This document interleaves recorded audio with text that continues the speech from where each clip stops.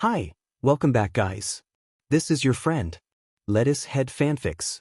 Back with amazing fanfiction.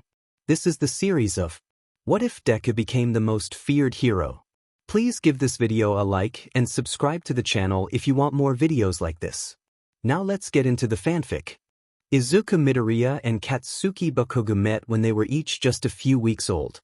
The meeting had gone as expected. Inko and Izuku had visited only 2 weeks after Izuku was born. Both mothers had cooed as Inko had placed Izuku in Katsuki's playpen. Both babies had rolled about for 5 minutes before seemingly becoming aware of each other. Red eyes met green as both boys froze upon discovering they were sharing the space. They stared at each other for a few minutes before Katsuki leaned forward slightly. Reaching out, he gave Izuku a slight pop on the face. It was little more than a flick, even for a baby. But of course Izuku was a Midoriya. His wails filled the room as Inko scooped him up. Bakugou giggled at the whole display as his mother desperately tried to apologize to her green-haired counterpart. Izuku and Katsuki had been best friends ever since. Multiple playdates and 18 months later saw the two boys sitting in high chairs at the Bakugous, the remnants of a pasta meal strewn about their faces. It wasn't unusual to find the two Midoriyas round for dinner. Inko's husband worked abroad, and so as a result she often found herself lonely at home. Mitsuki was all too happy to have her oldest friend visit as much as possible. She always felt outnumbered when with her husband and son. Masaru was just happy to take the time to nap and take a break from his overactive wife and son. Izuku and Katsuki were always happy when they saw each other, which was almost every day at this point. Said toddlers had also just started to form words and sentences. This had of course led them to try and pronounce each other's names. Easier said than done, or not in this case, as lips spluttered and spit shot out from their mouths as they both tried, their faces red with the effort. It was Izuku who had some success first. Kakadash, the child desperately started, unable to finish the name, Kakakaken. Izuku looked unashamedly proud of himself as he repeated the name again and again. Both parents started to giggle as Katsuki gave him a grumpy look before clenching his fists. Aize Zuzu, Zuzu. Katsuki shouted and held his hands up high, eyes gleaming. At this point Inko and Mitsuki were actively giggling like schoolgirls watching the pair. Izuku frowned at Katsuki's declaration and held up his hands. Kaken, he shouted louder. Katsuki locked eyes with Izuku. Zuzu. The blonde shouted so loud it woke his father from his nap upstairs. Izuku narrowed his eyes. Kaken. Zuzu. Kaken. Zuzu. Inko and Mitsuki howled with laughter as the latter tried to keep her phone steady as she recorded the entire situation. The boys were 2 when the hero obsession started. Inko and Mitsuki were spending some girl time together, and so Masaru had decided to take the boys out for some ice cream. Vanilla for Izuku and chocolate for Katsuki. Masaru smiled to himself as they walked through the park, the two boys happily talking away to each other. Suddenly Masaru came to a stop, almost dropping his own ice cream as he collided with a very small but stiff green-haired toddler. Katsuki had also noticed his friend was no longer next to him and had turned around with a confused expression. Izuku? Masaru asked. What's that? Izuku said, not looking at Masaru but pointing in the distance. Masaru and Katsuki followed Izuku's finger. Not far from them there seemed to have been a commotion. A police car was parked up, sirens flashing as one officer put a handcuffed man in the back and the other questioned a rather unhappy-looking man. Said man was wearing a wild costume with literal flames coming off it. Masaru smiled. That my boys is a hero endeavor, if I'm not mistaken. Whoa. Katsuki said, his mouth agape and equally fixated on the hero. Uncle Masaru, what do heroes do? Izuku asked, finally tearing his sight away from the flame hero. Masaru ruffled Izuku's hair. They use their quirks to protect people, both from natural disasters and villains, people who use their quirks to do bad things. As if pre-planned, both boys gave Masaru hopeful looks and spoke in perfect sync. Can I be a hero? Masaru chuckled. With the right quirks I have no doubt you could do it. Masaru would regret the way he phrased that sentence for years. And so began the pair's hero obsession. Katsuki became obsessed with how strong heroes were. Who had the most powerful quirks and how it made them the top heroes. Izuku, however, was more focused on the nuances and technicalities of the quirks. They all quickly discovered Izuku had a talent for analysis. The moment he could hold a crayon, he started the first versions of his infamous notebooks. It was only a few weeks after they first saw Endeavor the pair came across All Might. If their parents thought they had an obsession before, it was nothing compared to how they worshipped the new #1 hero. Katsuki loved to watch his fights, the most powerful hero of them all, while Izuku pondered over the man's mysterious quirk. By the time the boy turned 10, her had 3 notebooks worth of theories on what it might be. As the boys grew older, there were some concerns about their behavior. Katsuki almost became power-hungry, insisting he would have a powerful quirk and become the greatest hero of all time. It caused him to quickly develop a superiority complex, putting down all the other kids around him, even Izuku. The worse it became, the more Mitsuki wondered when it was time to have a firm talk with her son.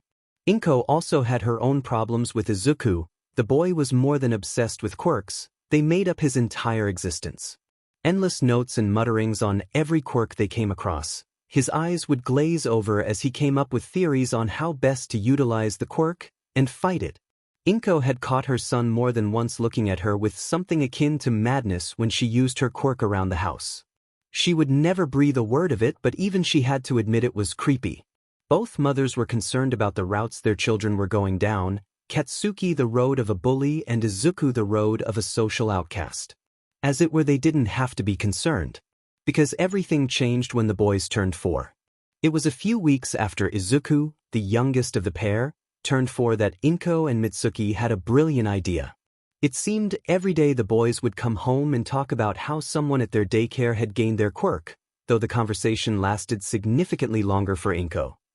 As a result, the mothers decided it would be fun to visit a quirk counselor together to see if they could discover the boys' quirks.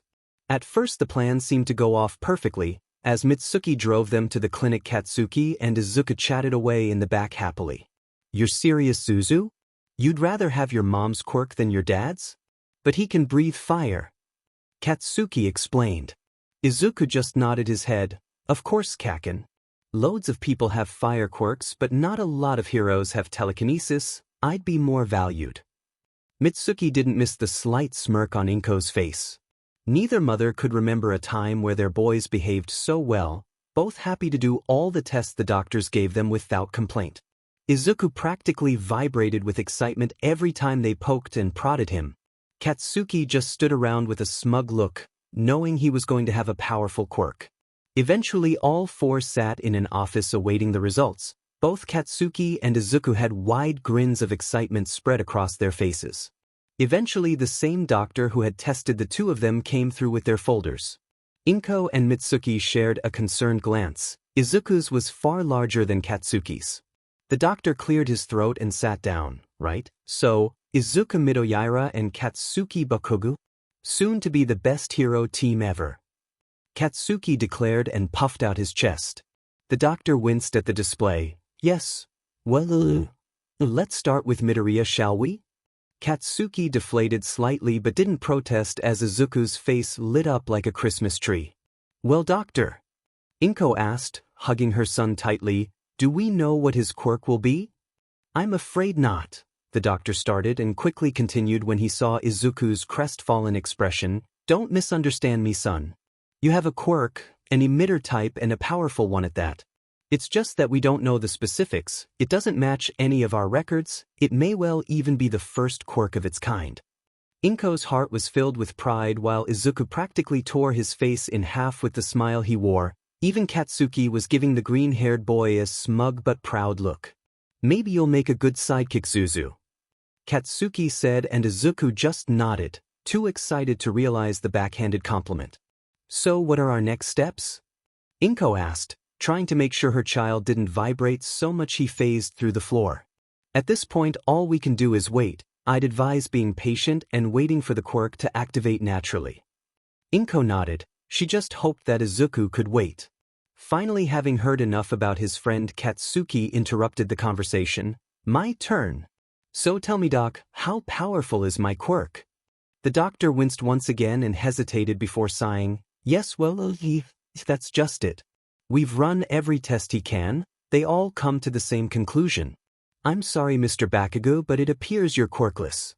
A deathly silence fell over the room. The excitement from a moment ago evaporated into the air. Katsuki had gone deathly pale as his eyes unfocused. He wasn't even able to finish the sentence. I'm sorry, son, really I am, but it's just not going to happen for you, the doctor said with a sympathetic smile.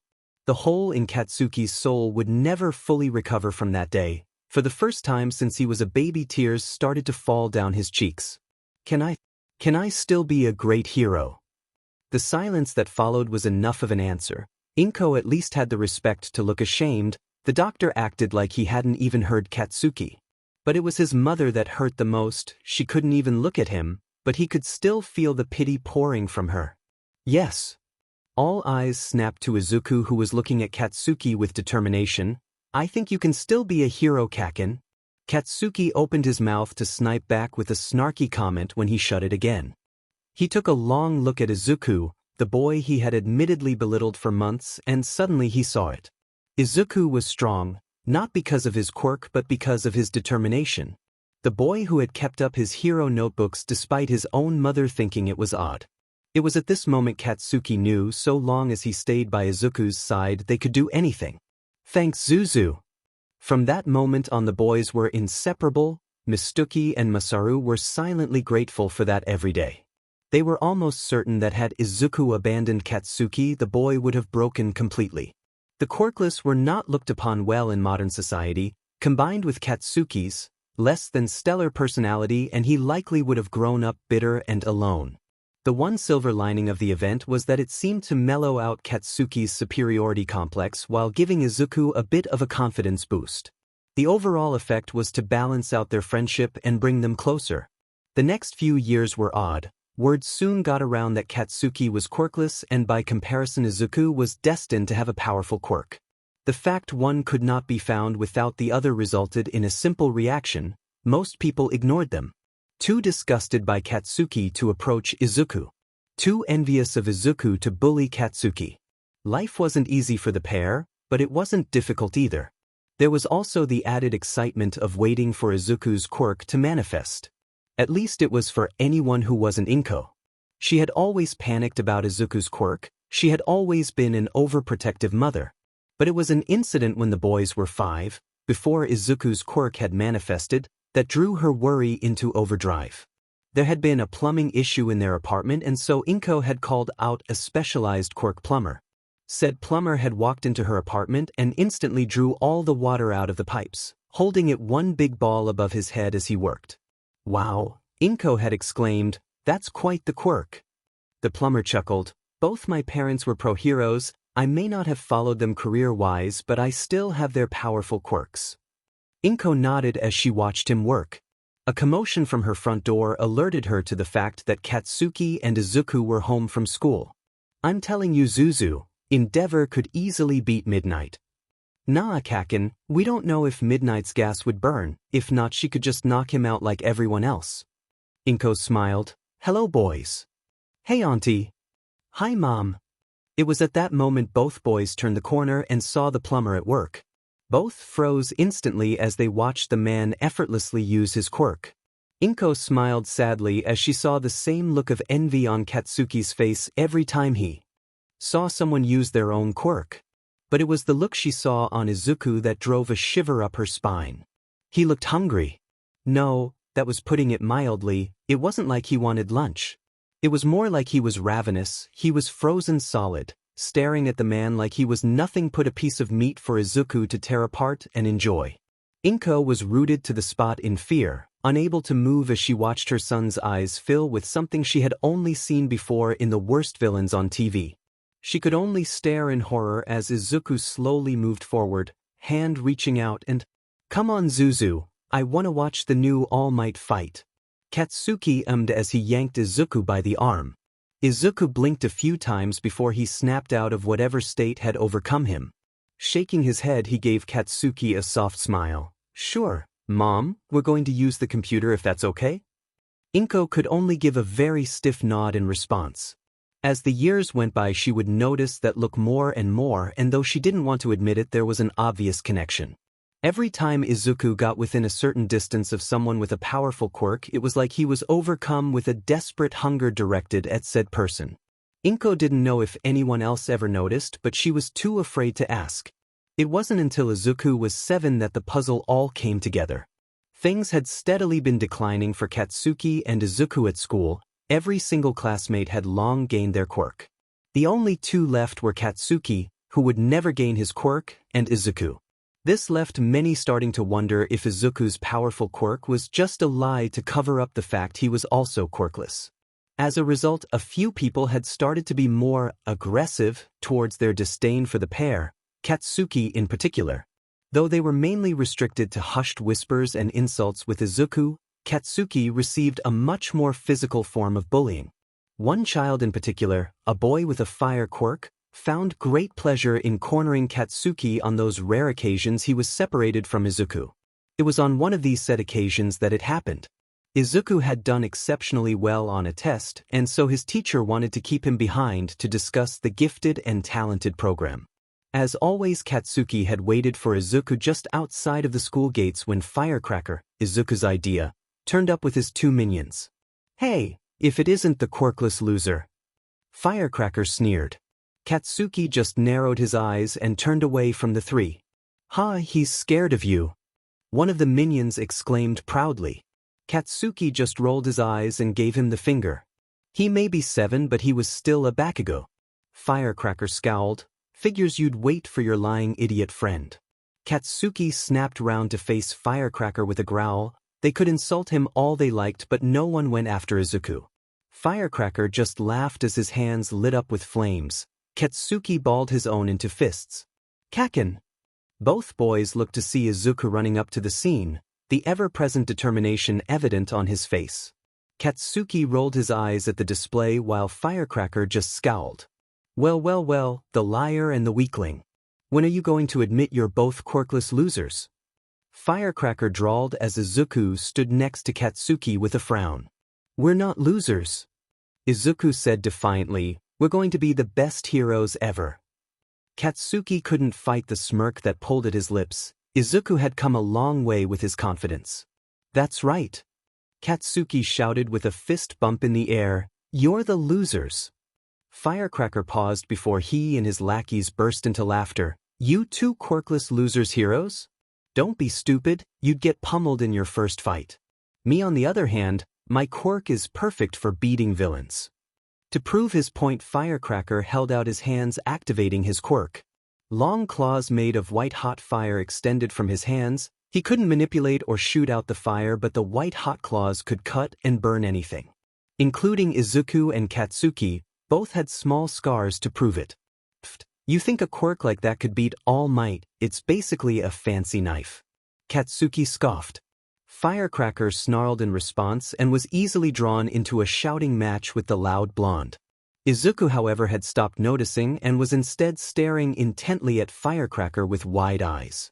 The moment the boy had activated his quirk, Izuku had noticed some type of energy surrounding the boy. It was white, much like the fire of his claws, and flowed rapidly around him. It was simultaneously bright and transparent. Izuku would describe it as blinding, except it was easy to stare at and almost completely transparent.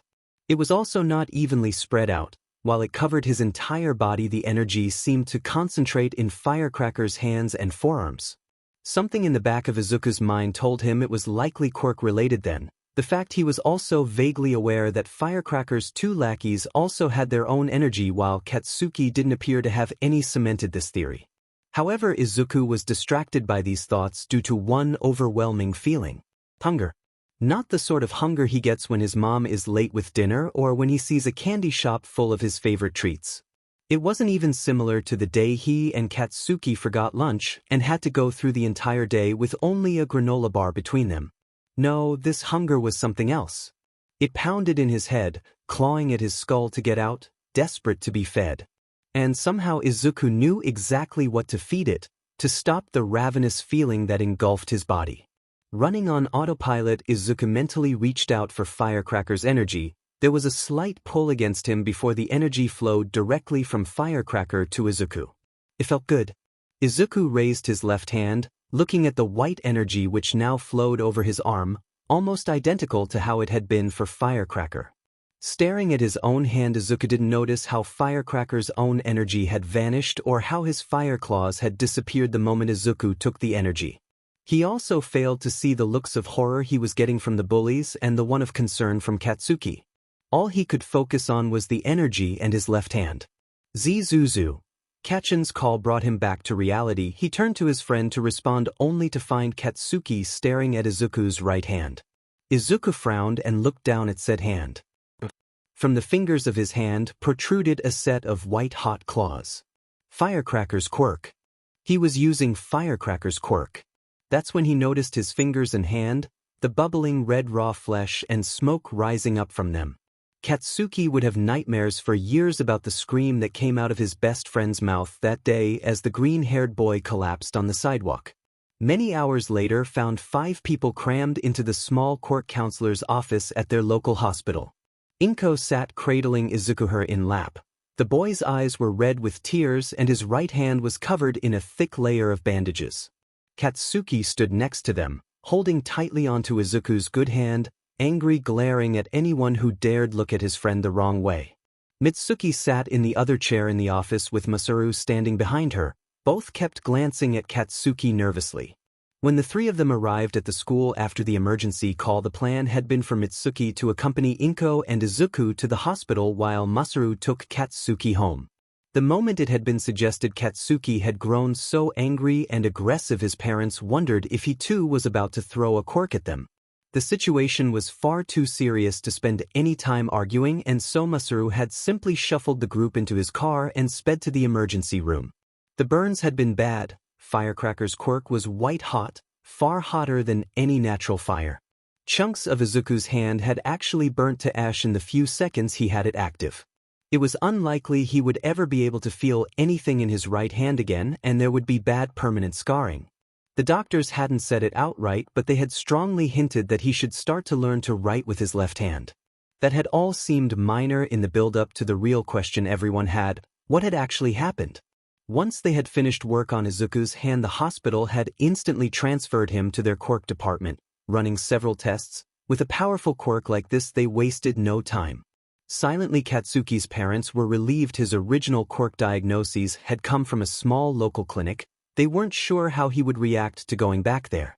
Though he had still refused Izuku's whispered suggestion of getting his own quirk status checked out with a better team of experts and equipment. Finally, they had been summoned into the small office they now sat at, the tension thick in the air. The only sounds were Izuku's sniffles and Katsuki's occasional growl. The door to the office swung open and 5 sets of eyes snapped to the doctor walking in with a rather large file. He stumbled in surprise slightly at the full room but quickly regained an air of professionalism. Izuku Midoriya and family? The doctor asked cautiously. Demonstrate. Mitsuki replied to an eye roll from her husband, though he noticed the small smiles that graced both Midoriyas. Right, I see. Well, I'll get right to it. You've had an eventful day after all. That was the understatement of the century. First of all, I'd like to reassure you all that Midoriya's classmate is okay, no harm done. Mitsuki's eyes widened in shock and she opened her mouth to respond. Her son beat her to it, however. Who gives a shit if he's okay? Look at Zuzu. He nearly lost a hand. Katsuki. Masaru scolded, though there was no real bite to it. Right, of course. Which brings me to Midoriya's quirk. Quite simply, it appears he has the ability to steal other people's quirks permanently. There was utter silence in the room. The 3 adults had wide eyes in surprise. Izuku had curled in on himself, not wanting the attention. Only Katsuki actually supported a proud smile. You mean he now has his classmate's quirk? Mitsuki asked. Oh no. It also appears he is able to return or even transfer the quirks he steals. Katsuki frowned at that word being said again. His body returned his classmate's quirk most likely as a reflex when he passed out. As of right now, your son is essentially quirkless.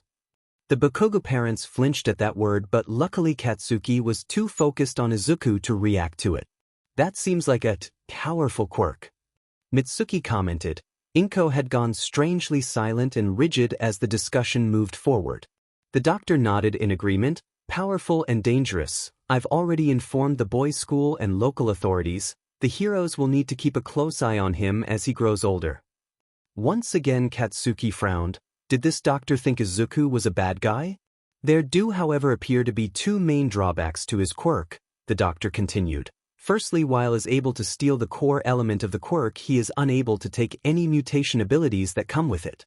Thus the incident today, while he took the fire ability of his classmate, he didn't have the fire-resistant skin to deal with it. Izuku flinched and drew his bandaged hand into his chest. The other dangerous drawback we were able to discover from your accounts of the past few years and today's incident. Your son's quirk also comes with a hunger, a desperate need to feed off and take powerful quirks.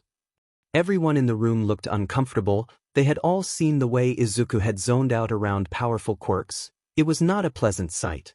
Masaru decided to quickly move the conversation onwards. Is this normal? I know people can have mutations of their parents' quirks, but this seems out there. The doctor flicked through a few pages of the file he had while Inko paled. It is odd. His ability to steal the quirks over a distance is obviously derived from Mrs. Midoriya here. The rest I have no idea about. You say his father has a fire quirk? All eyes turned to Inko who, much to the surprise of Mitsuki, had at some point started crying silently. Hisashi isn't Izuku's father. There was a brief moment of utter silent shock in the room before. He's what? Mitsuki cried, her chair falling behind her as she got to her feet. Inko started to openly sob. I'm sorry. It only happened once, but he was always working abroad and never home. I was so lonely that I went to a bar one night after he left for another trip. There was this lovely man there. We chatted and she didn't need to finish for everyone to understand the implications. Inko had been lonely, met a stranger in a bar, and 9 months later Izuku had popped out. You beach. Mitsuki had stalked over to Inko who cowered back at her friend's seething look. Why, Inko? Why didn't you tell me? God fng diamenit. Think of Izuku. Think of Hisashi. They've spent 7 years thinking dash. Enough. It was rare for Masaru to raise his voice, so much so that both Inko and Mitsuki looked at him in shock. His wife's voice died in her throat as she looked at the fire in her husband's eyes. This is not the time nor the place. Look at your sons, Masaru said with barley-contained anger. Inko hadn't even noticed Izuku slip from her lap. Katsuki's arms wrapped around him protectively as the blonde boy stood between him and the adults. Both boys were looking at their mothers with fear in their eyes, more so for Izuku who had started silently crying again. The doctor cleared his throat, the tension in the room dipping slightly though still rampart between everyone. If I may, there's not much more to discuss. It's possible that his real father had a copy quirk, though even by those standards this is an extreme mutation. I've labeled the quirk theft on all your son's files. Apart from that, my suggestion is to watch him closely. Many villains start out like this. Excuse me? Both women in the room said in unison, their argument long forgotten. Izuku himself flinched at the doctor's words. How dare you? Izuku is anything but a villain. Inko cried, her tears now gone and replaced with anger. Who the F are you to decide that? Mitsuki agreed, both women on their feet.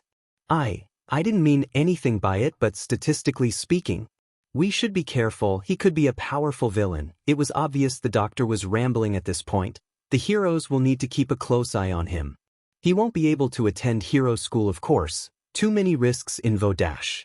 There was a slam from behind everyone, causing them all to turn and see a shaking door and raging Katsuki. It was obvious Izuku had just fled the office and his best friend was not happy about it. Izuku! Inko cried. F***a idiot! Katsuki cried, running forward and kicking the doctor in the shin before anyone could react. That's my boy! Mitsuki cheered as the doctor cried out in pain. Mitsuki! Masaru shouted with exasperation as Katsuki ran out the room to follow Izuku. He had to run down a few corridors before he found his friend sat in a corner sobbing into his hands. Katsuki slowly approached him before sitting down and silently bringing him in for a hug. Izuku didn't even look up as he spoke. Kaken, I'm a villain, you should run dash. Katsuki merely hit Izuku in the back of the head.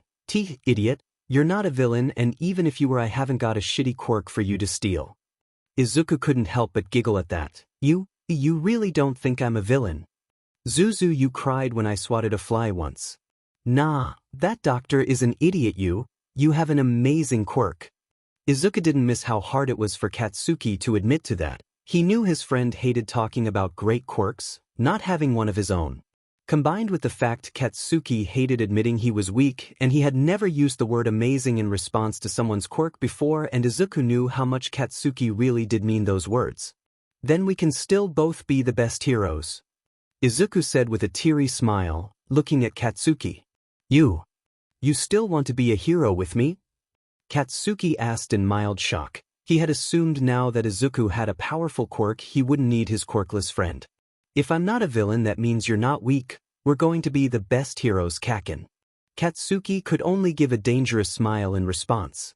The next week of Izuku's life would go down as one of, if not the worst week of his life. Despite the Bakugous showing support of the situation, the air between Mitsuki and Inko was tense. The moment they arrived at the Bakugou's home, Masaru had shepherded Katsuki and Izuku into Katsuki's room, though that did little to muffle the shouting from down below. Mitsuki had demanded Inko call Hisashi the same day and tell him everything. Masaru had come into Katsuki's room 2 hours later to explain what a divorce was to the two boys. It had made Izuku feel sick. In one day he had gained a villain's quirk and lost his father. Once Inko had made the call and calmed down, however, Mitsuki seemed to mellow out slightly, offering her support to Inko. Financially, Inko wouldn't be able to keep going with the lifestyle she and Izuku had. So it was quickly decided that the Midoriyas would move in with the Bakugous, albeit on a temporary basis for now. Katsuki had returned to school a few days later, but Izuku took another 2 weeks off, partly to let his hand heal and for him and his mother to move, but also to get used to the effects of his new quirk. The main change was the energy that now surrounded every person he met, bar Katsuki. Each person was different. His mother had a bright green energy which concentrated in pulsing ball in her hand. Mitsuki had a brown energy which looked like it had soaked her body. She had threatened to stop making katsudon if Izuku ever told anyone. Masaru was similar to his mother. He had bright yellow energy which sparked in his hands. Izuku also found he could sense when the energy was being used, in other words, when people used their quirks. He felt his mother pull a file for work towards her while she was downstairs while he sat reading in his new room. He realized Masaru was lighting a fire in the kitchen while he and Katsuki played in the backyard. Mitsuki was different, however. Her quirk didn't turn on and off, and so while he had a much harder time sensing her as clearly, he was almost always aware of her presence within the house. The hunger was also something he had to get under control. Luckily, it only really flared up when people used their quirks around him, and generally it was little more than a pang in the back of his head. It seemed he only really struggled with powerful quirks. It would be a problem if he really did end up in hero school, but not so much for a 7-year-old. Eventually, once Izuku had some semblance of movement in his bandaged hand and he was used to his new quirk, his mother made him return to school. If he thought the previous week had been bad, he wasn't prepared for Monday morning. He had a meeting with the principal first thing, so he had arrived early before Katsuki. The meeting itself was odd in his mind. Though the principal had congratulated him on his quirk, he had insisted Izuku remain standing by the office door away from his desk. He had also stumbled over words, telling Izuku like many other quirks they would have to make some unique changes for Izuku. At first Izuku hadn't understood what he meant, but then as he walked to class he started to gain an uneasy understanding. First the school nurse had started walking his way in the halls, only to spot Izuku and quickly turn the other way. It was only when he arrived at his classroom he realized the full effect of what was happening. Every set of eyes turned to him, some looked terrified while others were full of hate. But Izuku wasn't paying attention, he was staring at what was written on the blackboard behind the teacher. Quirk theft, how to protect ourselves. Izuku could only stare as bile raised in his throat. They had been discussing him, his quirk, without his permission. Midoriya. I didn't realize you were here. his teacher said awkwardly. We were, just making sure everyone knew about your quirk and its dangers. Can't be too careful now? His teacher said with a slight chuckle which almost made Izuku vomit. We've also made some changes to the seating arrangement, all just precaution of course. Izuku followed his teacher's gesturing hand to a desk that had been stuffed into the furthest corner at the back of the room. The entire room had been reorganized to make sure every other desk was as far apart from it as possible. Right? Izuku croaked out, tears brimming in his eyes. Head down, Izuku walked over to his desk and sat down, never feeling so alone as every eye in the room bored into him. He was about to break when there was a scraping to his right followed by a huff and a thud. Opening his eyes, Izuku saw that Katsuki had dragged his desk over and planted it right next to Izuku's, glaring at anyone who dared to question his decision. Their teacher seemed to debate it for a moment before seemingly deciding it would be easier not to challenge the two. At Izuku's wide-eyed look, Katsuki just shrugged, "Can't be hero partners unless we get used to working together." Izuku gave him a wide smile. He would later find out Katsuki had a week's worth of detention for swearing multiple times throughout the presentation on Izuku's quirk. Mitsuki bought them a cake to celebrate the detention. Izuku sighed as he finished another page of his notebook, his entry on death arms now 4 pages long. Honestly, it was a rather boring entry. There wasn't much to his quirk. His arms were strong. That was it. There were literally hundreds of heroes with strength quirks out there, some of them far better than a simple set of strong arms. Of course, Izuku knew the exact reason death arms had soared in the ranks. It was written about halfway down the 3rd page of his entry. Almost always uses excessive force to end his fights, breaks bones and limbs, more of a show for the media.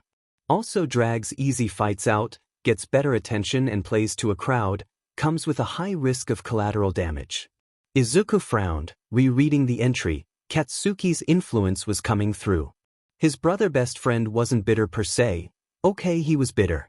Growing up together, Katsuki had been forced to take part in Izuku's quirk analysis, watching hero fights and making notes about them. As time had gone on though, Katsuki had started to notice the less desirable heroes who operated. The likes of Death Arms and others who were it for fame, glory or money and not for the very basic motivation of helping people. Combined with Katsuki being quirkless himself, and he had grown in utter hatred for those who he said abused their quirks. Izuku had to admit once he started to look closer and got over his hero obsession, he had to agree. They didn't hate all heroes. There were of course those who were genuine, Miruko, Present Mike and Edshot just to name a few. But equally there were those who Izuku and Katsuki believed should have their licenses revoked. They weren't bad people per se, but they weren't good heroes either. Izuku couldn't help but chuckle at some of the notes Katsuki had made next to his own in the notebook. Kaken wasn't as good at hero analysis as Izuku, but he wasn't bad either. Though his red notes stood out all over Izuku's notebook, mainly because they weren't as well thought out as Izuku's own. Idiot will break his effendi back if he only has strength in his arms. His costume isn't even fireproof, the dickhead is literally made of wood. He's a glorified FNG hosepipe, I wouldn't even need support equipment to take him down. Katsuki hated analysis, though he would never admit the real reason, but Izuku knew it was because he hated taking apart quirks without being able to do the same for his own. But he also realized that if he really wanted to be a quirkless hero, he needed to be smart, and knowing how to take apart your opponent's quirk was a key element of that. Izuku didn't have an excuse as to why his own quirk wasn't in one of his notebooks. It wasn't that he hadn't analyzed it, he could probably fill an entire notebook with it. But he had quickly learned that he should never discuss his quirk in public or have any reference to it on his person. He had even rubbed it out with a marker on his school ID. Why his school insisted on putting them on their IDs in the first place was an entire can of worms in of itself. That didn't mean he knew nothing. He had done experimentation in private, even away from Katsuki. Theoretically, he could hold multiple quirks at once, however, he only took the core element of the quirk in its very basic form. For instance, he could take his classmate's bull quirk and he would gain a hardened skull and strength, but he wouldn't grow horns. He had a rough range of about 10 meters for which he could steal a quirk. It didn't matter if he couldn't see the person or even if there were physical objects in the way. As long as he could sense the quirk, he could take it. Well, at least he could with most. People with weak, untrained quirks he could take with ease. He knew if he wanted he could take antis quick without even really thinking about it. But powerful quirks, or people who had trained with them, were harder to take. Their energy was more resistant to his pull. Uncle's quirk was the most used and most powerful of the three adults at home, and Izuku knew it was the hardest to pull on and take. Surprisingly, the easiest had been the first quirk he had taken during the incident.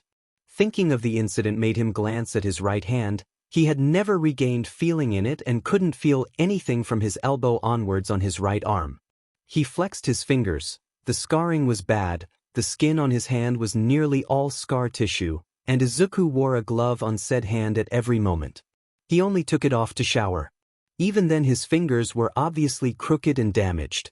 It had taken him years to get used to using his left hand for everything, and tasks that needed two hands were still difficult. Without any feeling, combined with his crooked fingers and the fact that sometimes his hand didn't respond to commands, it often led to accidents at home.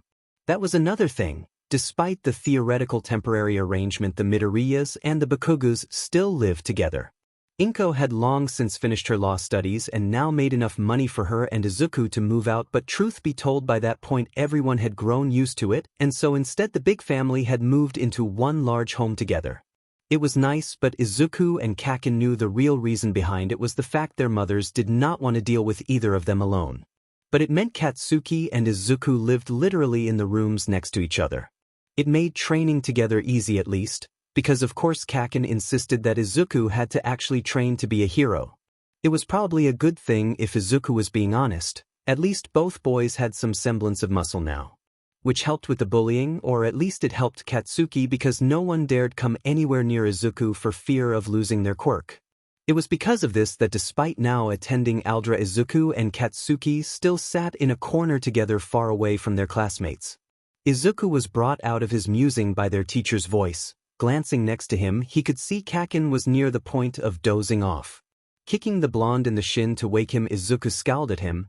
He did not need Katsuki getting detention for falling asleep, and he definitely didn't need to get dragged along too, just because to their teachers, if one of them was out of line, they both were.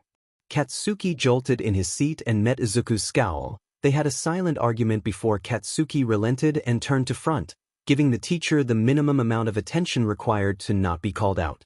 Izuku too listened in on his teacher's drawl. "I'd ask what you all want to do, but let's be honest, you all want to be heroes." "Crap," Katsuki muttered before the room exploded into a variety of quirks. People cheered and shouted as they displayed their quirks, while their teacher chuckled along at the widely illegal quirk usage. Izuku gritted his teeth as his body tensed, and he grabbed onto his desk with a near enough force to crack it. The energy surrounding his classmates flared around him as he felt the hunger in the back of mind rear its ugly head. None of them had the powerful type of quirks which pushed his limit, but with this many people in one room it was still a lot to deal with. Their energy was a mix and match of colors. Izuku found himself facing them all, the pang increasing as he liked his lips. "Hungry."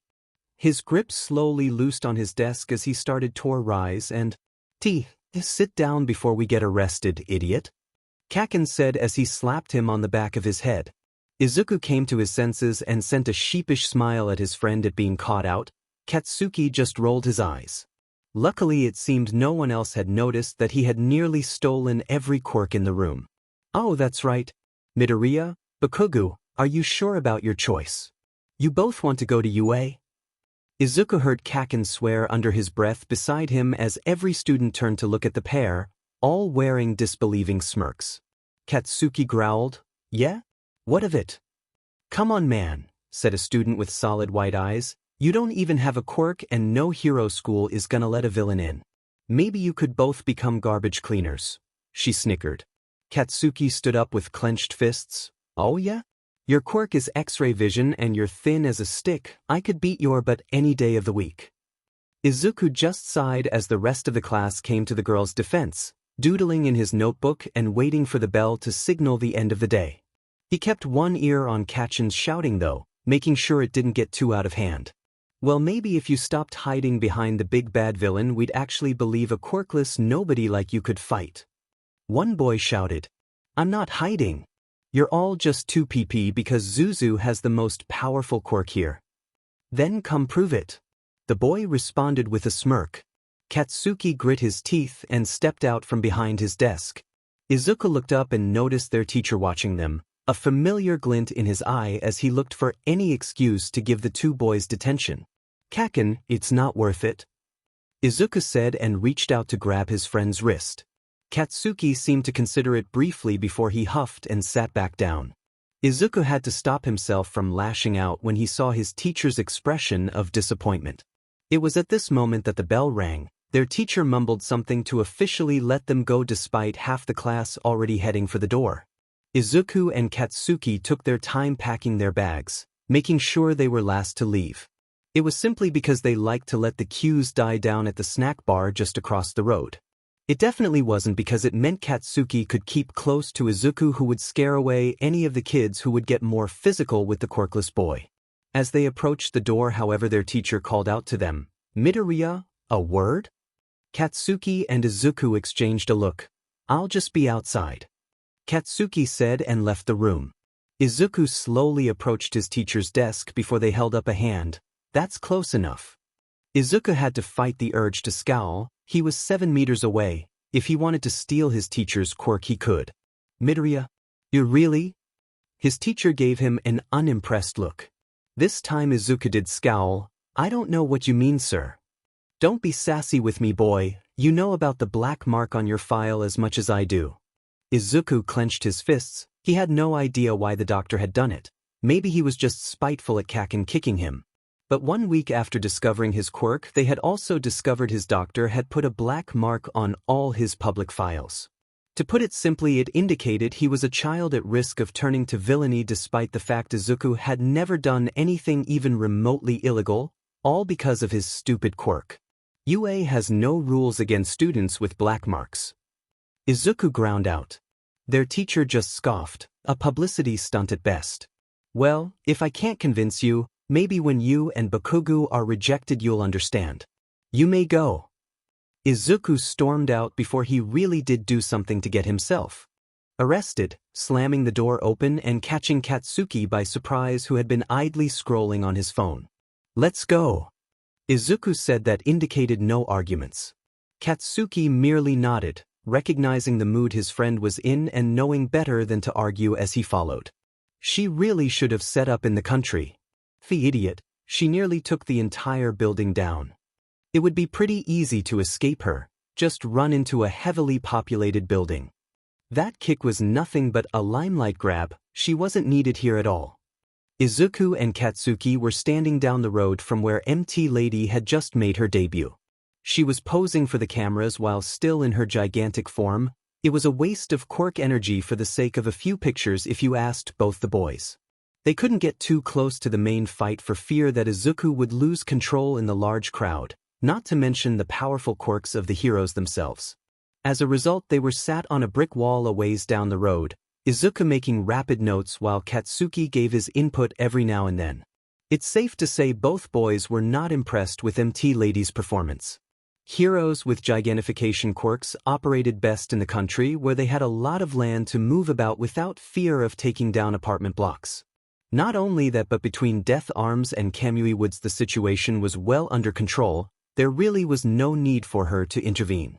But she had taken the villain down effectively and quickly, albeit the kick had been risky with a lot of people around, so Izuku had to admit she at least knew what she was doing. As he mused, Katsuki reached over and scribbled something in the margin of the notebook. Izuku just tilted his head as he read it. "Suit doesn't offer protection, just get her stand on some sharp metal pipes in some rubble."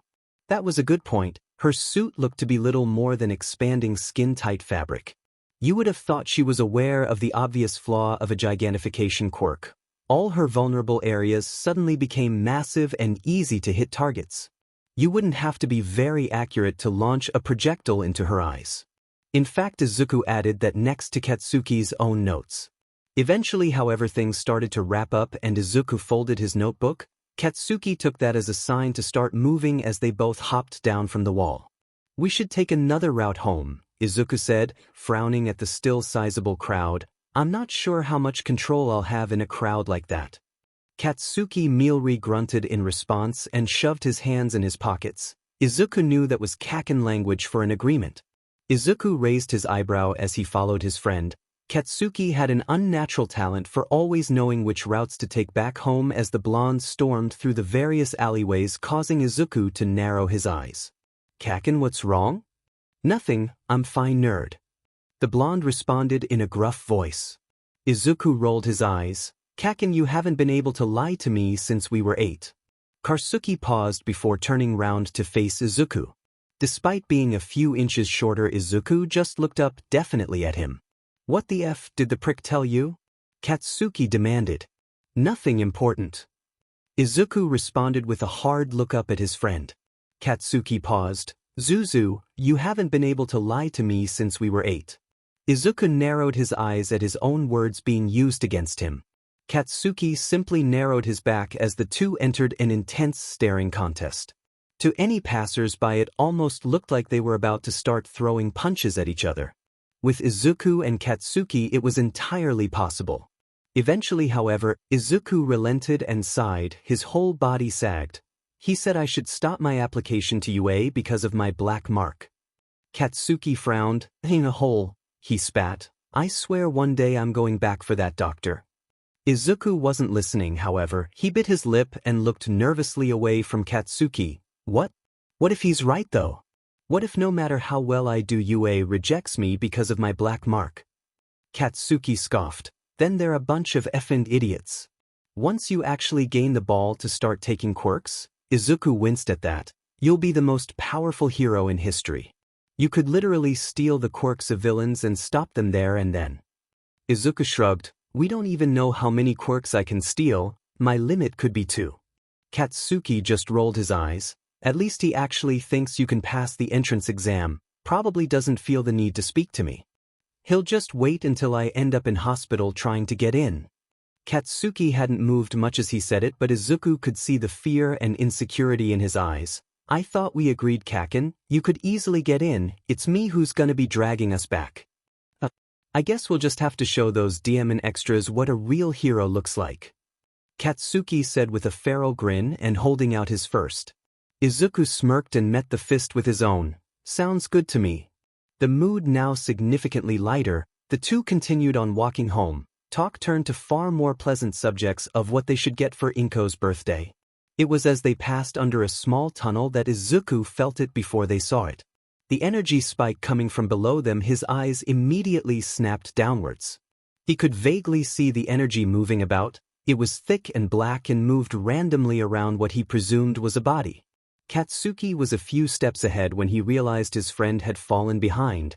Turning round with a confused expression, he called out to him, Zuzu? Izuku's head snapped to Katsuki, the pang of the hunger hitting him as the energy drew closer. Glancing to his right, Izuku saw it approach the manhole cover next to Kaken. Izuku's eyes widened. Kaken, look out!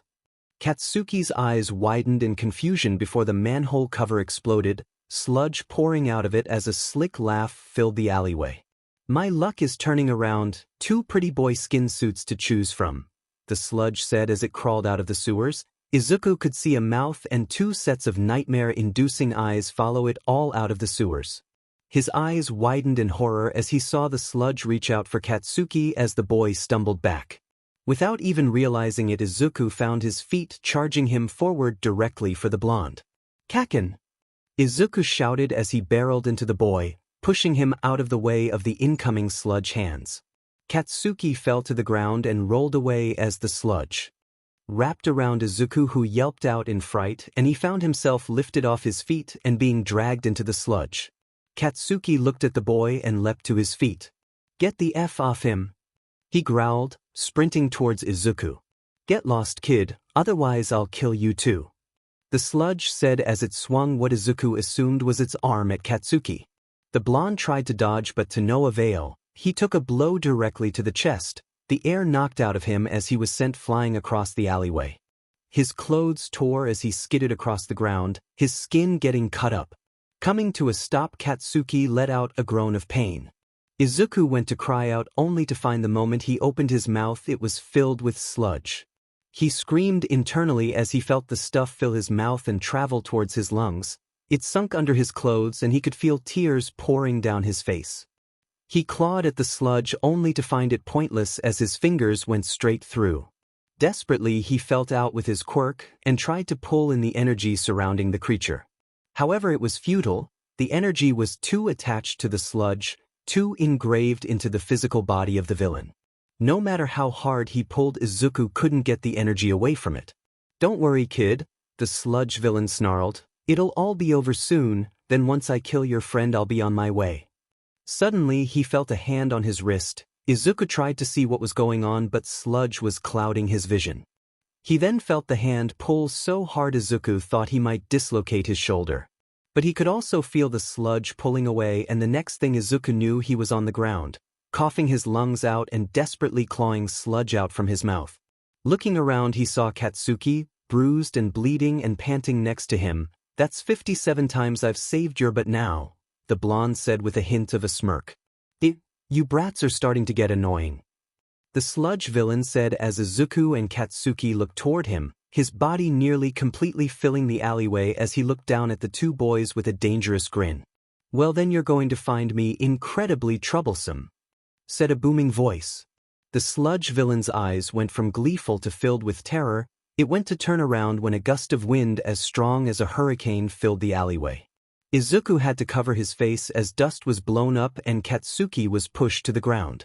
That was mild compared to how the sludge villain exploded with a strained cry into nothing more than a puddle with two closed eyes at the center, the being seemingly knocked out. "Sorry about the delay, boys. These sewers really are a maze." Izuku had gone silent, staring at the new person on the scene. Katsuki, however, was still rubbing the dust out of his eyes and getting up.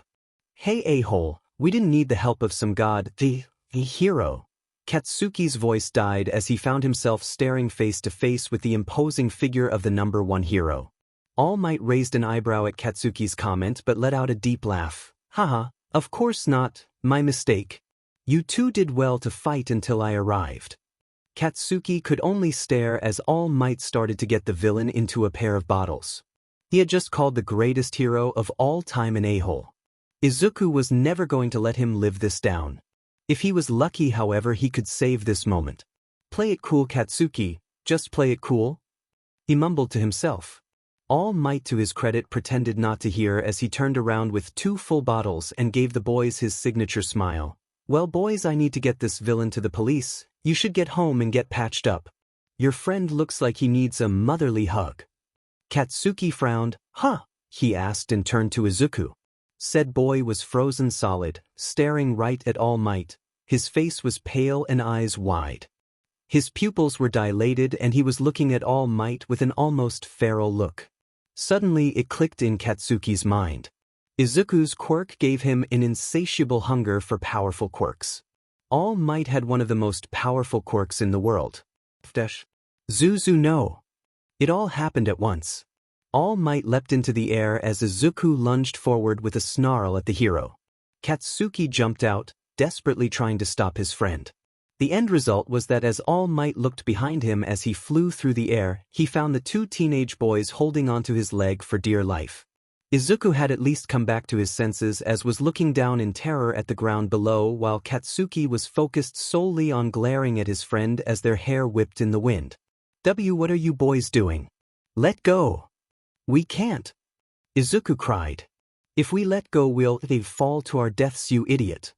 Katsuki shouted, though he was still glaring at Izuku. All right. All Might made sure they all landed safely on a nearby rooftop as Izuku and Katsuki scrambled off. Katsuki already mid-rant at his friend, despite knowing full well there was no way Izuku could have controlled his hunger next to All Might. Izuku ignored his friend as he bowed down low, facing the hero. I'm so sorry, All Might. My quirk has a drawback and dash. All Might, however, wasn't paying attention as steam poured off his body and he cursed under his breath. Katsuki and Izuku both looked up as, with a puff of steam, All Might was replaced with a stick man who looked like he had died several years ago. What the F dash? I'm imposter? All Might raised his hands at the panicked pair. Boys, please calm down. I'm not an imposter, I'm still All Might. Katsuki and Izuku jaws dropped at that. But, how's? Izuku asked. You know how you get those guys at the pool who puff their chests out? That's essentially how my quirk works, but I can only hold it for about 3 hours every day. As he spoke, All Might lifted up his shirt. Both boys grimaced at the gaping wound on his left side. About 5 years ago I nearly died fighting a villain. I lost a lung and most of my stomach. Ever since then the amount I can use my quirk had slowly been going down. Izuku frowned. 5 years ago? Your only big fight back then was with Toxic Chainsaw. Katsuki said, no way that 2-bit villain could have done this. His chainsaw couldn't even penetrate All Might's skin. All Might raised an eyebrow. That's an impressive level of knowledge. But you're right, this battle wasn't shown by the media and I'd like to keep it that way. That includes my injury and time limit. You boys understand, of course. Izuku nodded so hard All Might was concerned he might get it. Concussion? Of course, All Might, sir. And again, I'm so sorry. My quirk it well? All Might just waved the boy off. Don't worry about it, young man. Quirks come in all shapes and sizes. They all have drawbacks we struggle with. Izuku nearly burst into tears at those words. Katsuki, however, spoke softly next to him. All Might, sir? Izuku turned around so fast he almost got whiplash. Katsuki never spoke like that, and he definitely never called anyone sir. What is it, my boy? All Might said with a kind smile. Can someone without a quirk become a hero? Izuku's mouth made a wide O shape. Of course that's what was going through Kaken's mind. It was no secret that every person he had ever asked that question to had responded in the negative. Bar Izuku, of course. All Might's smile dropped as his attention focused on Katsuki. You know, I have one of, if not the, most powerful strength enhancement quirk in the world. Yet even with that I still received an injury that nearly killed me. So to answer your question, can you become a hero without a quirk? No, I don't think you can. Izuku's jaw tightened and his fists clenched. Had All Might really just said that? Had he really just crushed Katsuki's dreams in front of the boy?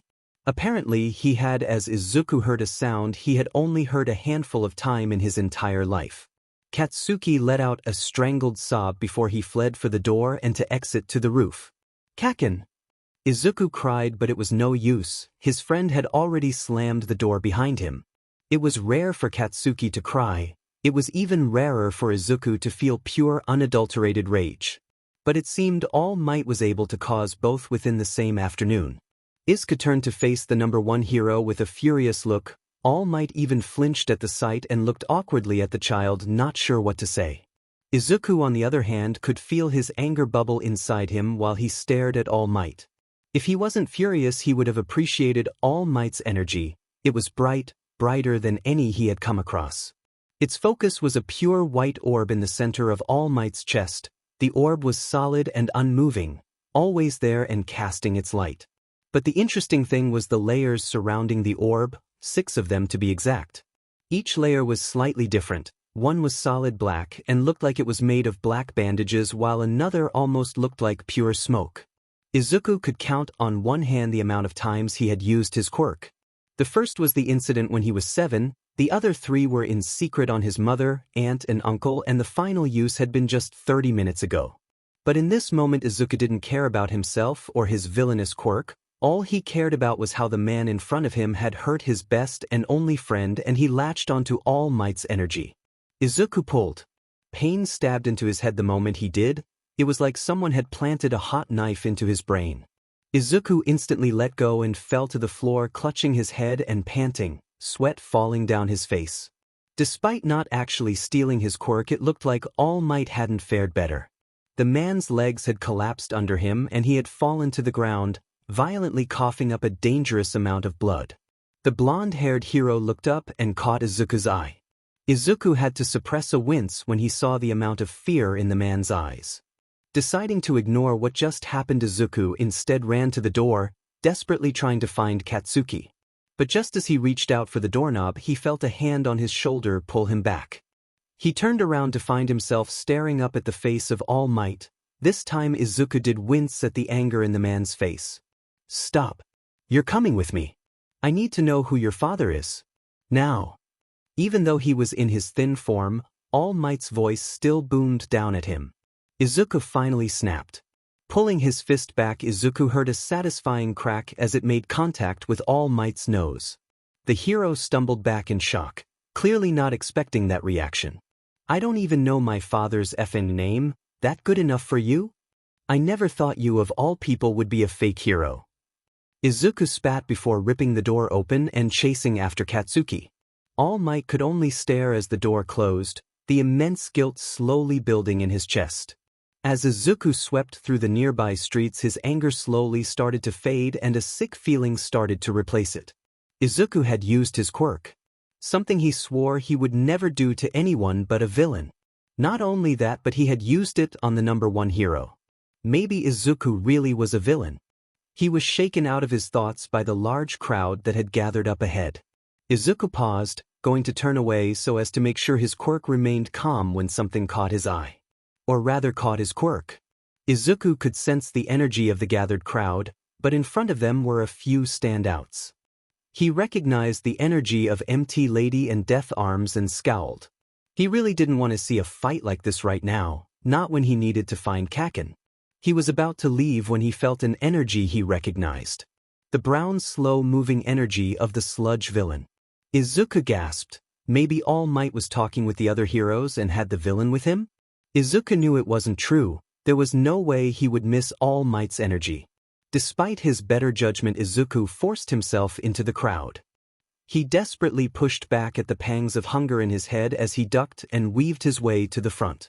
When he finally did arrive, his heart dropped. There in full view was the sludge villain, surrounded by rubble. "Stay back, heroes. I'm warning you."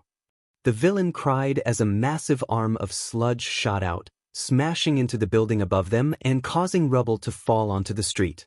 "Everyone please stay back." Backdraft ordered as he pushed against the crowd. "Damn it, none of our quirks are compatible, we can't get close." Death Arms swore as he watched the carnage. Izuku gave the man a disgusted look. What did he mean his quirk wasn't compatible? It was a strength quirk. It didn't have compatibility.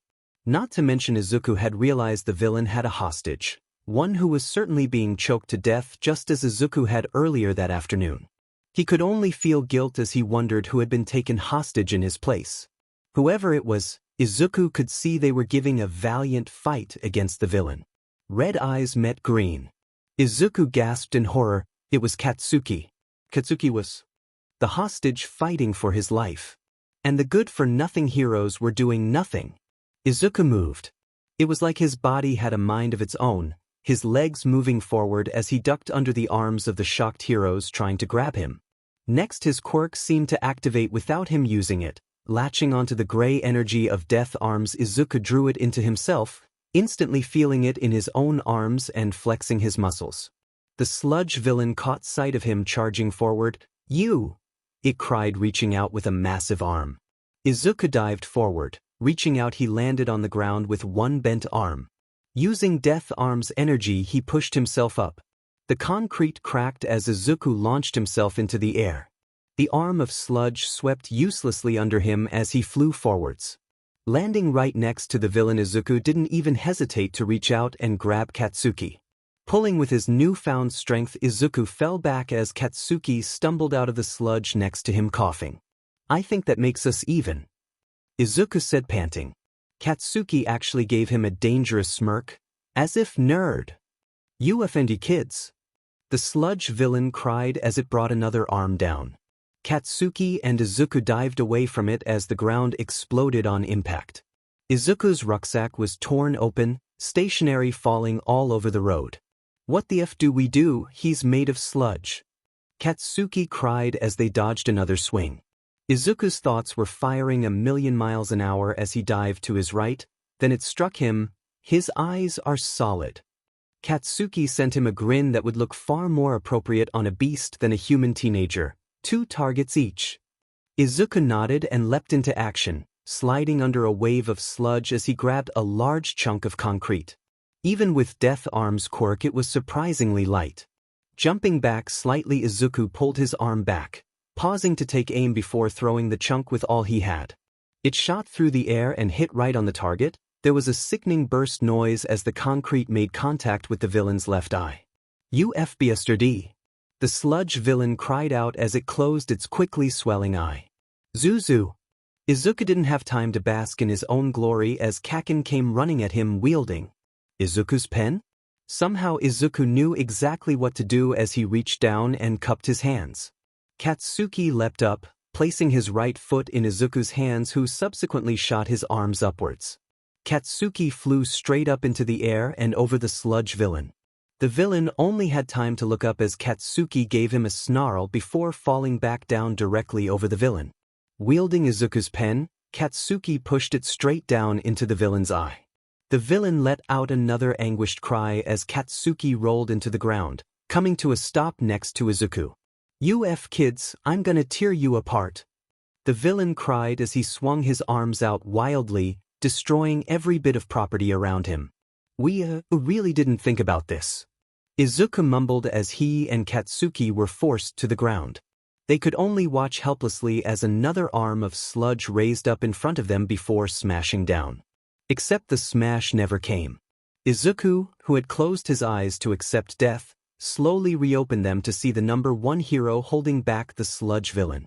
"I really am pathetic," All Might said as he held the sludge villain in place. "How dare I tell you you couldn't be a hero when all we heroes did was stand by and watch as two teenage boys risked their lives for each other. Well boys, let me try to make it up to you." Smash. Izuku and Katsuki sat side by side in the back of the ambulance as they were checked out by paramedics. By some miracle neither had any serious injuries other than few cuts and bruises. Izuku was incredibly tired, but that could have been from the fact it was the first time he had ever really used his quirk. He had of course returned Death Arm's quirk the moment All Might had stopped the villain. Speaking of All Might, it had initially looked like he had wanted to speak to Katsuki and Izuku, but he had instantly been swarmed by reporters before disappearing. Katsuki and Izuku had quickly been swept up by the other pros. Said pros had not been happy. They had ripped into Izuku, telling him how despite having a strength quirk, what he did was incredibly dangerous. But they had been even worse to Katsuki, questioning why a quirkless school kid had not gone straight home after school. It made Izuku's blood boil while Katsuki just frowned and took the verbal beating. It looked like things were just calming down when a loud voice caused the paramedic and officer looking after the boys to jump. "Arrest that boy." Izuku pulled in on himself as he recognized the voice. He should have guessed this would happen. Suddenly Death Arms appeared in front of the two boys, seething and looking at Izuku. Katsuki raised his eyebrow at the display. "Excuse me?" the officer said, looking a little out of his depth.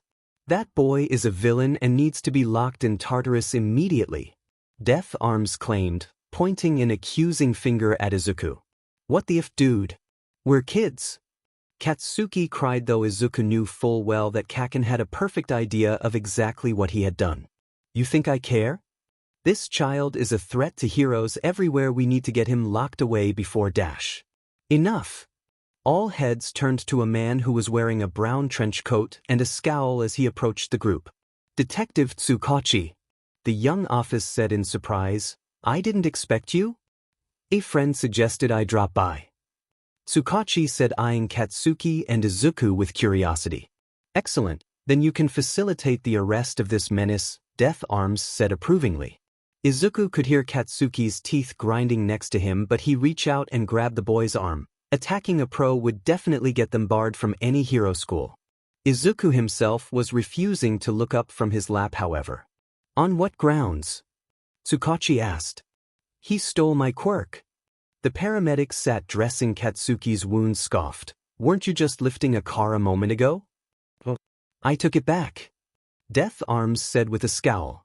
Tsukachi actually rolled his eyes. "Death Arms, do you actually have any evidence?" "Of course." Izuku actually looked up at the detective when he asked his question. He hadn't really noticed his quirk, but it seemed to have activated when he asked the question.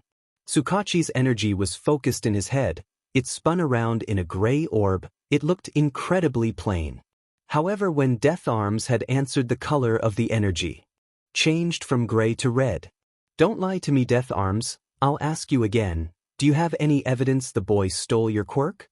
Death Arms clenched his jaw and stared at Tsukachi for a moment before replying through gritted teeth, "No." This time Tsukachi's energy changed from gray to green. So it could have easily been caused by someone in the crowd accidentally activating an erasure quirk? Death Arms seemed to want to argue back before the paramedic cut in. Wouldn't it be bad press to be caught arguing with the police and a child? Death Arms narrowed his eyes at her but huffed and moved on, instantly morphing his face into a smile and waving at the crowd, reassuring them that Katsuki and Izuku were fine. It made the boys sick. With the hero gone, Tsukachi turned to Izuku. I won't press for details, but I need to advise you despite everything that was still illegal quirk usage out there. Izuku shrunk in on himself. He knew this would come up, and with his black mark there was no way they weren't going to arrest him. At least he'd still be able to watch Katsuki in the UA Sports Festival. Calm down, kid. Izuku's eyes opened to find Katsuki had stood up protectively in front of Izuku and was practically glaring at Tsukachi. We're not going to arrest your friend. You're not? Izuku asked, surprised. Tsukachi shook his head. No, you're lucky. You have a powerful friend who vouched for you. We'll overlook it this time, but I suggest you don't let me see you again. My friend's word will only go so far. And with that the detective turned around and left, leaving a very confused Katsuki and Izuku in his wake. Do you boys need help getting home? The other police officer asked. We'll be fine, Katsuki said as he jumped out of the ambulance, Izuku quietly following. It was only as they walked up their drive Izuku realized something. Oh my god, Kaken. I punched All Might. Yagi hadn't had a single drop of alcohol for nearly 3 years. The reason was obvious, his body could barely handle the stuff these days. But after the day he'd had the moment he walked into his apartment, he had grabbed his emergency bottle of whiskey and had poured himself a glass. He now lay on his sofa, nursing said glass as the weight of the guilt from the day crushed him underneath it all. He'd had worse days as a hero, sure, but he could honestly say today he had failed at every turn. First he had let the sludge villain get away from him into the sewers. Then he let the villain get away again and gain a teenage hostage. And of course when Yagi caught up to the situation his excuse had been his lack of time. How FING pathetic. 2 teenage boys, one of which was quirkless, had given a better fight than he, the #1 goddamn hero, had. Of course that brought him to his other failings of the day. The 2 boys he had met, who he was certain were no longer fans of his. Not only had been late to save them, meaning both would most likely be traumatized from their fight with the villain, he had then handled their questions with about as much tact as Endeavor had during an interrogation. Yagi was supposed to be better than this. All Might was supposed to be more than this. Could a quirkless person become a hero? No, they couldn't. It was an undeniable truth that Yagi wished he could change. In his early years as All Might he had desperately done research into it, hoping that other quirkless people like he had once been could pursue their dreams. But the truth was quirkless people would be hopelessly outmatched. Sure, they could use support equipment, but so could those with quirks. Just because someone had a strength quirk didn't mean they couldn't use a grappling hook and weapons. So perhaps they could become a master martial artist. But it was the same issue, nothing was stopping people with quirks doing the same. Yagi remembered a villain from his early days who had a fire quirk. Yagi had gotten in close hoping to finish them off quickly only to find the villain was black belt in karate. Even heroes who focused on investigation had quirks to help them. His old sidekick Sir Night Eye went on roughly 6 active missions a year.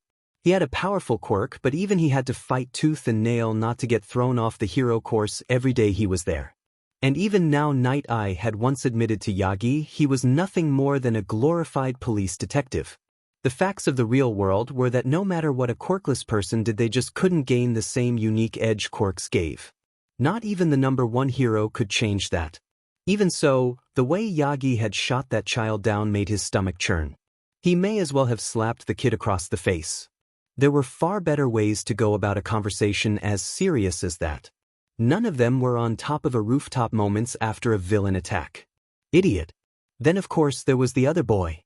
And wasn't that the most shocking thing to happen to Yagi in 5 years? He had felt the way the boy tried to rip his quirk from him. Of course one for all couldn't be stolen and so it hadn't worked, but Yagi knew that quirk. The child. For a moment all he had seen was the man who killed his mentor. The fear that ran through to his bones had shaken him to his core. But it was obvious even if that boy really did have all for one that he didn't truly know it. There was no way the greatest villain of all time would have had his heir apparent attending a standard elementary school in a local district with his quirkless best friend. Of course Yagi hadn't considered this. He had just seen the boy's quirk. And how had he responded? He had forcibly grabbed a young child. He was ashamed. Those were the actions of an uncaring soul, not the actions of the symbol of peace. It was obvious the boy didn't know the truth of his quirk, but Yagi had acted like he was the second coming of the Antichrist. Before he could wallow in his self-pity any longer, Yagi's phone went off. Squinting at the contact, he sighed. "Tsukachi." He greeted. "Sheet Yagi, you sound awful. It's been a rather trying day." Yagi confessed as he fell back in his sofa. "So I hear that sludge villain turned out to be more trouble than he was worth," Tsukachi said, sounding exasperated.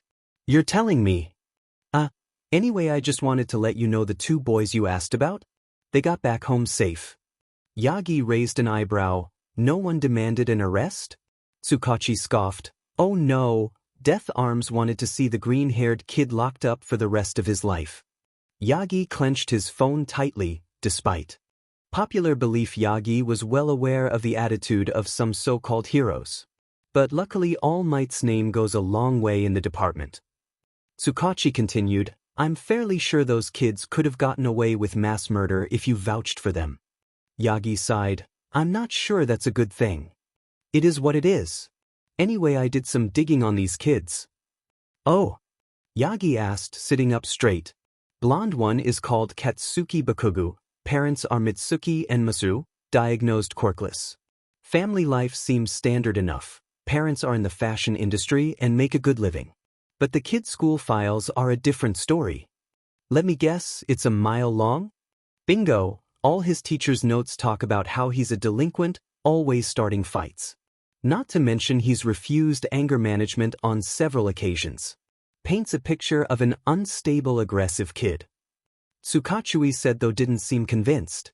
"You disagree?" Yagi asked. Tsukachi seemed to pause in thought. "When I spoke to his friend earlier, the moment he suspected I might try to do something with the kid, he was on his feet protecting him. Sure, the kid has a hell of a mouth on him and looks like he enjoys punching things a little too much, but he doesn't have the eyes of a lunatic, just someone who's taken too much shit. Well, he is quirkless, we know what that's like. Interesting kid." Tsukachi actually laughed. "I thought he was interesting too until I looked into the other kid. Name's Izuku Midoriya.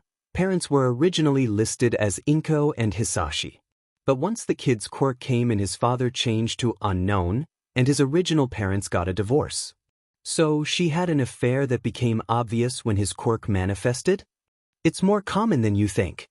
Mutations happen, but it's pretty obvious when you and your husband have water quirks and the neighbor has a fire quirk the same as your son's." Yagi just shook his head. He'd never reality settled down, so had never really dealt with these sorts of issues, so no idea who the boy's father really is? Not a clue. Apparently when asked, all his mother can say is the man went by Ren. She spent one night with him and never saw him again. But that's not even the interesting part. The boy's quirk, it's one of the most powerful I've ever seen. Yagi felt a sense of dread come over him, knowing exactly what was coming. It was labeled as quirk theft. Yagi frowned. That was a pretty controversial name for a quirk. The kid can permanently steal and transfer quirks. Which pretty much confirms he was using Death Arm's quirk today, though he did give back. Apparently the quirk has some drawbacks though. He's unable to effectively copy quirks completely. He discovered the quirk when he stole his classmate's fire quirk, except he didn't gain the fire resistance with it. Yagi winced. He had noticed the gloved, crooked hand of the boy. That can't have been an easy quirk awakening. "Do you think he's dangerous?" Yagi couldn't help but ask. "On paper? Absolutely. This kid doesn't even need to touch you to take your quirk. He could walk into a hero convention and steal half of the top 10 quirks before anyone noticed. Imagine a villain with that amount of power. I don't have to," Yagi internally thought. "But?" Yagi asked. He could tell Tsukachi was getting onto something. "The kid seems to have a heart of gold. We've had a few officers called into his school when his teachers became fearful of his quirk. Each and every time the kid would burst into tears and apologize profusely. Apparently one of the new recruits was there just last month, got the kid talking. He wants to be a hero just like All Might. Yagi couldn't help but chuckle at the irony of that. Quite frankly, it's all bullshit. Tsukachi said with a hint of venom. Bullshit? The kid has a black mark on his record. Yagi's eyebrows rose in surprise. You said he was a good kid though? He's had the mark since he was 7, 3 days after he registered his quirk. Yagi gasped. You mean they took one look at his quirk and decided he was a villain? Yagi went very pale, the guilt coming back like a freight train. This child had been told nothing but his whole life he was a villain unfairly. Judged purely for his quirk. And then All Might himself, the kid's hero, had done exactly the same.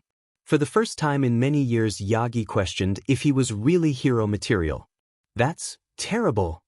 Tsukachi let out a long sigh. It's becoming more and more common. Sad truth is heroes these days all have flashy quirks.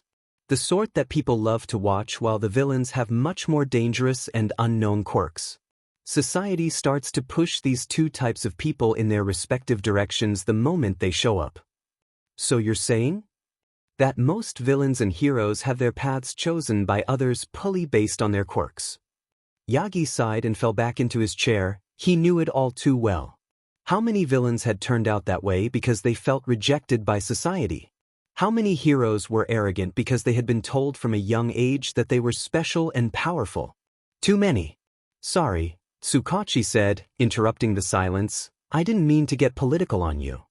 It's fine, thank you for the information, but it's late and I won't keep you.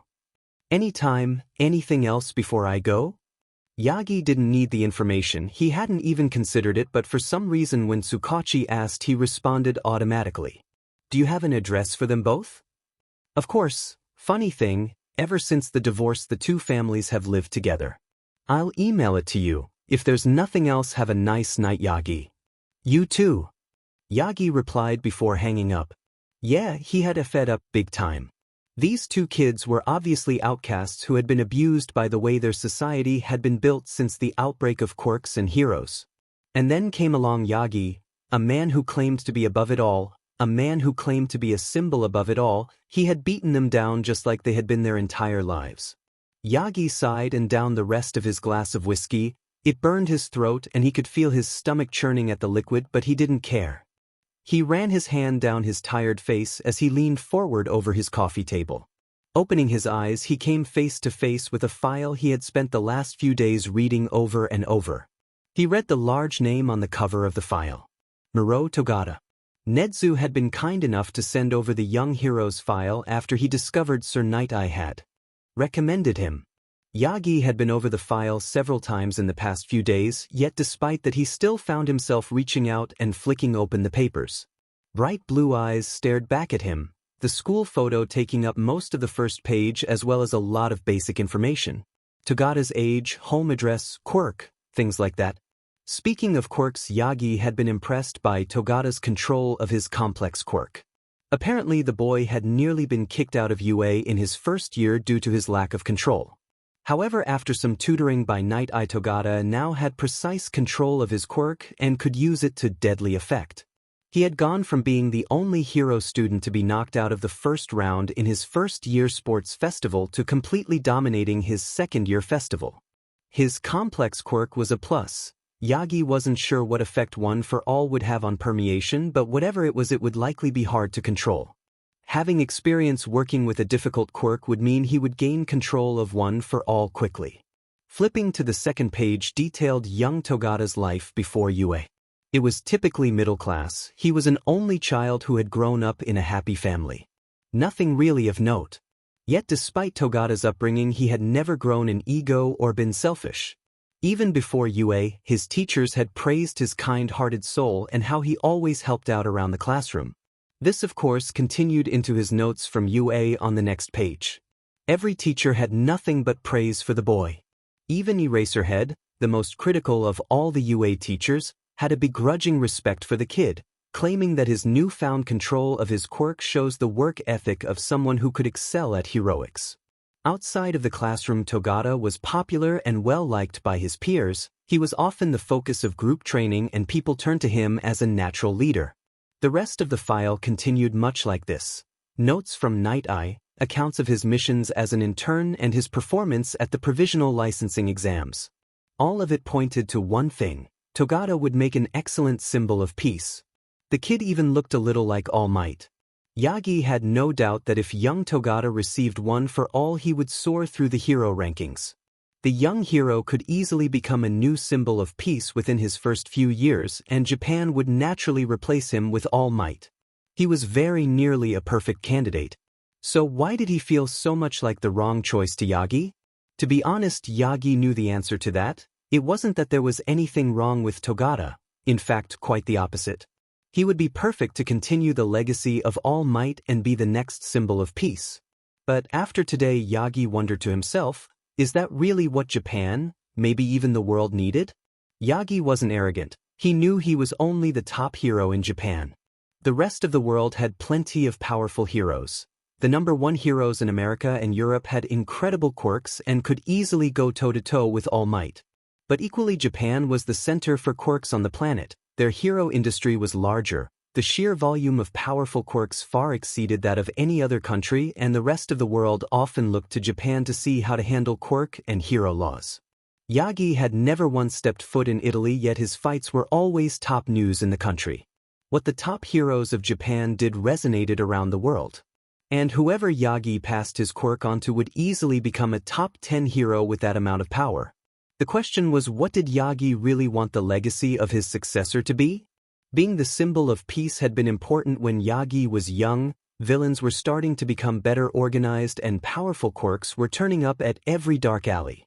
Not to mention the hero industry had stagnated. New hero licenses given out every year had been on the decline. Society had needed a hero to rally around, to look up to and hope when there was no hope left. That's what All Might had been. But now? There were more heroes than ever. Sure, All Might still came at the top and was still a symbol. When Yagi had moved into the area, UA crime had dropped by 50%. But he wasn't the only one in the game. When Endeavor had moved cities a few years ago, villains had run for the hills and there had been no crime within 50 miles of his new agency for a month. When Miruko had made her debut, it had been so impressive criminals had actually come forth and handed themselves over to avoid her wrath. So did Japan still need a symbol of peace? The truth was probably in the negative. It needed heroes, but the symbol All Might had been was from another era. So what did society need? Yagi found his thoughts drifting back to the two boys he had met today, Izuku Midoriya and Katsuki Bakugou. Did the two of them really care what sort of symbol he was? To them it didn't matter how many villains he took down, they were still bullied, still outcasts that people looked down upon with disgust. The two were eerily similar yet totally different. Bakugou was foul-mouthed, aggressive, and cocky. He wanted to prove he was the best, and his competitive streak ran perhaps deeper than even Endeavor's. But he was quirkless, constantly told he was weak would amount to nothing. Yet despite that, Yagi saw how the child had bit back, defied those who claimed otherwise. It reminded him of Nana. Then there was Midoriya. The child was shy, nervous, and unsure of himself. He wanted to help people, yet never had the confidence to stand up for himself. But on the flip side, he had arguably one of, if not the most powerful quirk in history. But he was more afraid of it than any real-life villain, only using it when his friend was in danger. That was something they both had in common. They were fiercely loyal to each other. Yagi had seen how the loud, boisterous Bakugou had spoken softly to Midoriya when the boy was overwhelmed after the second incident with the sludge villain. And how could he forget how the normally quiet Midoriya had reacted when he saw how Yagi had hurt his friend? He thought back to the way he had watched them fight the sludge villain together. They had been in perfect sync, even pros who trained together for years couldn't match it. Bakugou had moved and fought despite being quirkless, while Midoriya had utilized Death Arm's quirk perfectly despite having only taken it moments before. And these two kids wanted to be heroes? Yagi wondered just how powerful a hero with all for one could. Not to mention they had both grown up knowing the downside of their hero-obsessed society. Neither of them could become symbols of peace. They had seen too much pain for that. But perhaps the pair could become something else altogether. Symbols for change instead of peace. It was just a shame that for all Midoriya's power Bakugou would struggle to keep up with his lack of quirk. Yagi smiled to himself. It was a mad idea. Bakugou was the complete opposite of Togata. He was brash, had a mouth like a sailor, and his main goal in life was to prove how much better he was than anyone. The boy would terrify any opposition he had into SBMSN and beat down anyone he felt was even remotely morally ambitious. Yagi gained a smile that would cause even the most seasoned pros to sweat as his mind cemented on his decision. One for all and all for one working together, they would be unstoppable. Man, night I was gonna be said. Things had been odd after the sludge villain incident for Izuku and Katsuki. Their parents of course had swept them into tight hugs the moment they walked through the door back home. Inko had nearly flooded the kitchen with how much she had cried when she held them both. Mitsuki had given them both hard slaps on the back of the head, ranting and raving about how they needed to be careful and look out for each other more. Though despite her rant the tears falling down her face and the relief in her eyes spoke of another story. It had been Masaru who had surprised the boys though later that night, after they had both had long showers and sat in Katsuki's room scrolling through their phones. Masaru had knocked quietly before shutting the door behind him and kneeling down to the boys' level. He had put hand on both their shoulders and simply told them if they ever needed to talk he would always be there for them both. Both boys had agreed not to talk about the way they had both cried into Masaru's arms after that. Unfortunately, on the other side, school had become even worse, if that were possible. The moment the boys had walked into the classroom, their classmates had hounded them. Man, I assumed you guys wouldn't come back after that embarrassing display. I'm surprised the villain didn't recognize one of his own Midoriya. Maybe it was a secret plan to kill Bakugou, I wouldn't blame them. The FU extras talking about? That sludge villain was nothing compared to use. Katsuki's shout just made the class laugh harder as their teacher half-heartedly tried to calm them down. To the casual observer it looked like nothing had changed, but Izuku could tell. Katsuki didn't have the normal bite behind his words. His pride had been wounded and not by the sludge villain. It was his childhood hero telling him that he couldn't achieve his dream. It made Midoriya clench his fists. If he ever saw All Might again he wasn't sure he could stop himself from punching the man. Again. Ironically, it was only 3 days later the boys saw the hero again. For the first time in a while there had been no hold-ups on their way home, no villain fights to observe and luckily no classmates to fight with. It was Katsuki who spied him first at the end of the road from their house. What the F dash? Izuku, who had been quietly mumbling to himself, jumped in surprise. Kaken? Katsuki didn't respond verbally, but only pointed down the road. Following his outstretched arm, Izuku came face to face with All Might in his deflated form, standing just down the road from their house and looking incredibly awkward. Oh, hello boys. Hi. The coldness in Izuku's reply caused All Might to look away in shame and Katsuki to raise an eyebrow slightly. It was a very un-Izuku-like response. What are you doing here? Don't you have villains to take down? Katsuki said as he crossed his arms and narrowed his eyes at the hero. All Might sighed, suddenly looking much weaker than they had ever seen him, even in his skeleton. I came to apologize to you both and talk. Izuku and Katsuki turned to each other, having a silent conversation with their eyes as they made various facial expressions at each other. All Might withheld a chuckle. They really were perfectly in sync. After a few tense minutes the boys both turned back to him. All right, we'll hear you out. Katsuki said as Izuku nodded in agreement. There's a park down the road with a few benches, it should be quiet. Izuku said and waved for All Might to follow. Considering the man was the #1 hero, he was fairly timid as he followed the boys to the park. True to their word, the park was all but abandoned, not surprising considering the torn-up ground and rusty equipment, much of it broken. There was a small-time villain fight here a few years ago, but they never did rebuild the park. Izuku explained as they all sat at one of the few remaining benches, Izuku and Katsuki facing All Might. Right? All Might said as he sat down, more evidence of how damaging their hero-obsessed society had become. So, Katsuki said, leaning back and staring at the man, you said you wanted to talk. Yes, I did, All Might said and scratched the back of his head. First of all I wanted to apologize to you both. My actions on the day we met were not what All Might is supposed to be. Not only did I not intervene when the two of you were under attack by that villain, the way I treated you both, what I said to you. Suddenly All Might had stood up from the bench and bowed low in front of them. I offer you my deepest apologies. I am truly ashamed of my actions. Katsuki and Izuku blinked. Out of everything that had been expecting, that was not it. Izuku was the first to recover. It's okay, All Might.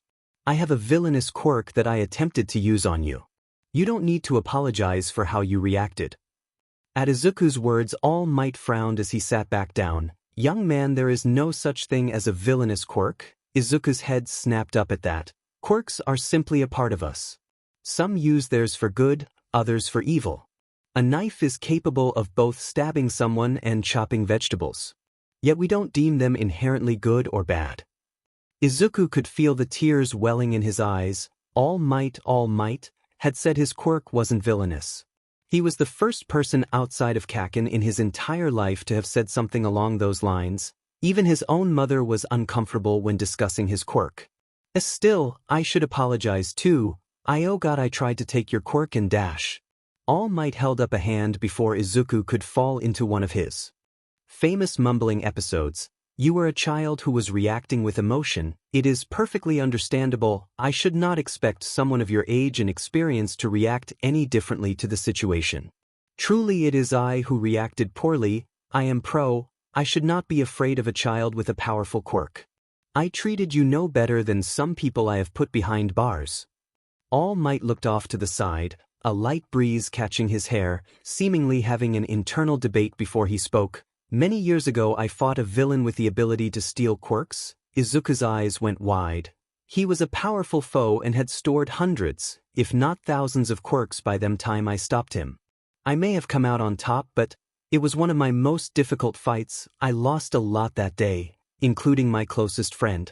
When I felt you pull on my quirk, all I could think about was how he killed her. I was weak. I allowed my fear to overcome me and you paid the price. For that I am sorry. Izuku had gone very quiet, looking down into his lap where his fists were clenched. I don't know who my real father is. All Might realized where his line of thinking was going. Young man, I cannot tell you if the man I fought was your father. Is it possible? Yes, your quirks are very similar, with the exception that while you can take at range, he had to touch someone to steal their quirk. Yet it may also be coincidence. Perhaps your real father had a powerful copy quirk which mutated to become stealing as opposed to copying. All Might knew it was a long shot. All copy quirks came with a time limit and could only copy a few quirks at a time. Izuku was able to completely take someone's quirk and keep it indefinitely. But he was not ready to burden these boys with the truth about All for One just yet. Izuku merely nodded, lost in thought. On the one hand, this was the closest he had ever been to finding out who his real father was. On the other hand, if this man really was his father, then that meant Izuku's quirk really was villainous and that everything anyone had ever said to him was all true. It made Izuku feel sick. Were you wrong about quirkless heroes? The soft voice from his left startled Izuku. He had completely forgotten Kaken was also there, caught up in his thoughts about his quirk and possible familial connections to a villain able to take on All Might himself. Katsuki sat incredibly still, his fists clenched and knuckles white as he stared intently at All Might. His eyes were hard and on fire. The intensity of them almost made Izuku slide back away from him. It made Izuku shiver slightly. All Might, however, met his gaze unflinching. He didn't say anything at first, just stared directly into the boy's eyes with his own look of equal intensity. It was obvious to All Might whatever he said next would change the course of this boy's life. He had to be careful with his words. Truthfully, I don't know. The answer took both Katsuki and Izuku by surprise. Their eyes widened and Izuku's jaw dropped slightly. Katsuki quickly recovered, however, and slammed his fist on the table between the benches. What do you mean you don't FING know? It's a yes or no answer. Izuku could see the wetness of his eyes as tears started to form in them. The issue lies in that there has never been a quirkless hero. It is only in recent years that the quirkless have been allowed to apply for hero courses and exams. But no one has yet passed either. I have nothing to compare it to, so I cannot say for certain if it is possible. All Might explained. But what about heroes who fight quirkless? Izuku countered. Take the underground hero Eraserhead, he essentially fights quirkless. All Might raised an eyebrow. That was an impressive level of knowledge on the elusive underground hero. That is true, yes, but by his nature Eraserhead makes it so that everyone is fighting quirkless against him. He evens out the playing field. Izuku opened his mouth to argue, but it died in his throat. All Might was right. Most heroes who fought quirkless did so with an advantage their quirk supplied. Ms. Joke distracted her enemies to allow her an easy win. Ragdoll operated as a part of a team that essentially fought for her while she provided support. Support equipment exists. I'd like to see someone with a strength quirk stop a flamethrower. Katsuki cried, standing up. Izuku could hear the desperation creeping into his voice. All Might gave him a sad smile. No, but why could they not use their own flamethrower? Katsuki snapped his mouth shut as Izuku sighed. That was a good point they hadn't thought of. Most pros didn't use support equipment and utilized their quirks, but that didn't mean they couldn't. And once you were both using support equipment, it still came down to quirks. Katsuki sat back down, a defeated look on his face. So you're saying it's impossible? All Might paused. He clasped his hands together and looked at the two boys in front of him, young Midoriya, young Bakugou. That caught the boys' attention. They didn't realize All Might knew their names. Tell me, what sort of heroes do you want to be? Both boys paused and looked at each other. They both knew the answer to that question for themselves and each other off by heart. Izuku went first. I want to give people hope. Not the same hope you do. Not that I don't want to give everyone hope. Izuku corrected, waving his hands around, but I want people like me, people who hate their own quirks, who have villainous quirks. I want them to look at me and think, I can do that too. All Might gave Izuku a warm smile as Katsuki began to speak. I want to prove them all wrong. I want to be the best. I want to win it all. I want to show those fuckers what a real hero is. What a real hero should be. Not those diamond fakes and extras like Death Arms. All Might couldn't help but chuckle at Katsuki's mini-speech. At some point the boy had risen to his feet and looked very much like a hero, except for the scowl etched onto his face. I thought as much. Both fine reasons for being heroes. Perhaps better reasons than most of us. But tell me, with your own goals in mind, could you become the hero you want to be without a quirk? Katsuki scowled deeper and went to open his mouth, another rant on the tip of his tongue. However, said rant died when he actually paused to think about it. Could he really become the best without a quirk? Would support equipment, luck and quirkless skills really take to the same level as the top 10? Katsuki sagged and sat back down, letting out a long sigh that caused Izuku's face to morph into concern. No, I couldn't. Even if I passed all the exams and became the first quirkless hero, I'd most likely be an underground or investigatory hero. All Might nodded in agreement. Yes, I'm afraid that is the most likely scenario. Izuku turned to All Might with a frown. So we're just supposed to give up? All Might gave Izuku a hard look that nearly made the boy cower back, but he just steeled himself and stared right back. All Might smiled. Did I say you should give up? Tell me, what do you know about my quirk? Izuku tilted his head in surprise but answered the question anyway. No one really knows what your quirk is. Every time you're asked about you dodge the question. Katsuki nodded in agreement. It's obviously some kind of strength enhancement. Me and Zuzu have always suspected it's something more. You two really are bright, All Might said with a chuckle. My quirk is called One for All. At its core my quirk is power. It's why it takes the form of strength for me. But more than that, it is a quirk that is passed down from generation to generation. You see, I was given One for All by my sensei, who was given it to herself by her sensei, and so on. Izuku's eyes widened and his jaw dropped. You can pass on your quirk? That's amazing. How's that possible? It defies all known quirk laws. How does the power even transfer? Hodo es the nuha stadup toidecidal weja strength dash. Nerd! Katsuki shouted as he slapped Izuku on the back of his head. Don't get into a muttering storm. Sorry, Izuku mumbled. Katsuki turned to All Might. Why the hell are you telling us about your transferable quirk anyway? All Might gave Katsuki a deadpanned look. Katsuki suddenly paled as all the pieces clicked into place and he gave All Might an astonished look. You want me to? All Might just nodded. That's right, young Bakugou, I would like to offer you my power.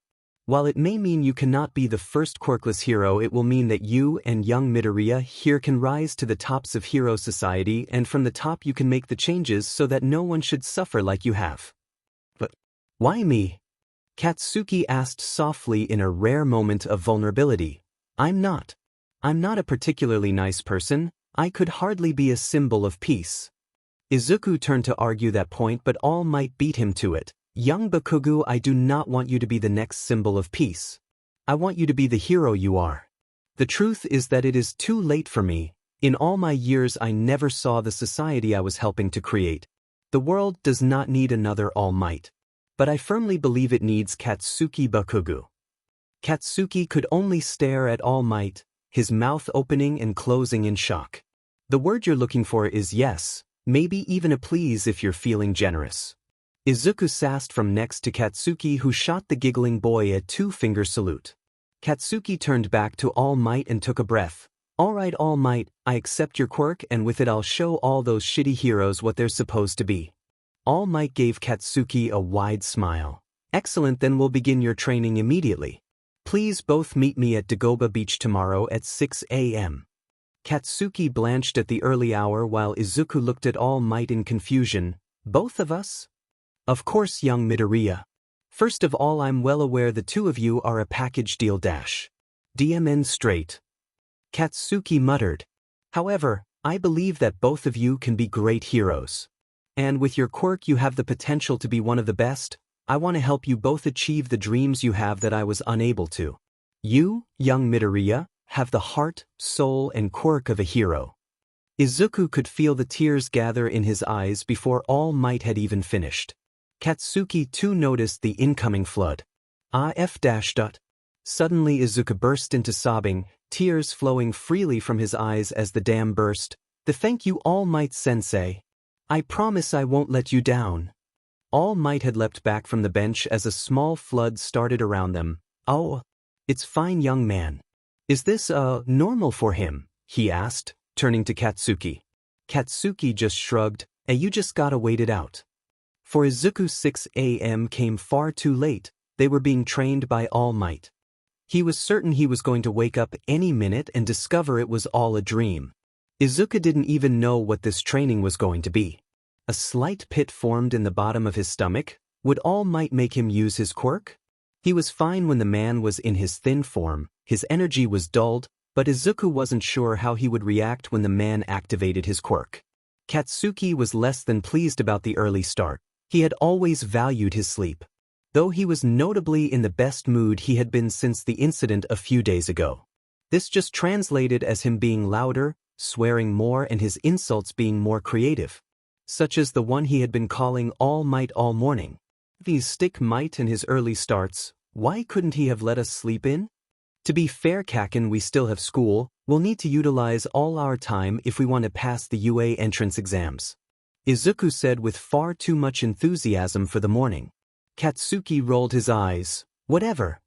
As they walked, Katsuki mellowed out slightly and gave Izuku a concerned glance. Zuzu? Izuku hummed. Yes, Kaken? You know you're going to have to get used to stealing quirks and gain control of the hunger. Izuku didn't respond at first. As if on cue, the familiar pang in his head flared up slightly. He wrung his hands together nervously and looked away from Katsuki. I know. The stealing quirks, I think I can handle that part. I just need to get used to it, but the hunger, there's going to be a lot of powerful quirks if we get into UA. Izuku didn't need to finish for them both to understand the consequences if Izuku lost control in the middle of a hero school. When we get into UA, not if. Katsuki corrected, though he didn't push the topic further. The hunger was something Izuku rarely discussed, even with him. Not long later they came to the beach. One look had Katsuki scrunching his nose in disgust. This is our training ground? This place if FNG filthy. Language, said a deep voice from behind them. Turning round they found a small mite walking towards them with a smile on his face. A pickup truck parked not far behind him. All Might. Izuku greeted him with a bow. First of all, young Midoriya, there is no need to bow. Secondly, in this form, please call me by my civilian name Tashinori Yagi. Izuku nodded his head vigorously while Katsuki just huffed in agreement. Come on then, hand your quirk over. Kaken. Izuku reprimanded, though Katsuki ignored him, instead glaring at Yagi. Yagi chuckled at the display. It's quite alright, young Midoriya. Bakugou here I expect is just excited. But I'm afraid I can't give you my quirk just yet. Katsuki's eyes widened in annoyance. Huh? But you said?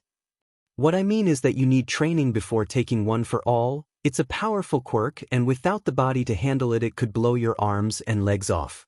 Izuku stumbled at those words while Katsuki's rage dropped significantly. Maybe he could wait a few more months to gain a quirk. So is that why we're at this junkyard? Katsuki said, indicating to the massive piles of trash behind him. Yagi nodded. Yes, but not just that. This beach used to be beautiful, a real romantic spot for people to come visit. But then people started using it to dump their trash, and slowly it became the junkyard you see today. So, you want us to clean it? Katsuki said, sounding unimpressed. Don't look so down, young Bakugou. Community service is an important part of hero work, regardless of the kind of hero you want to be.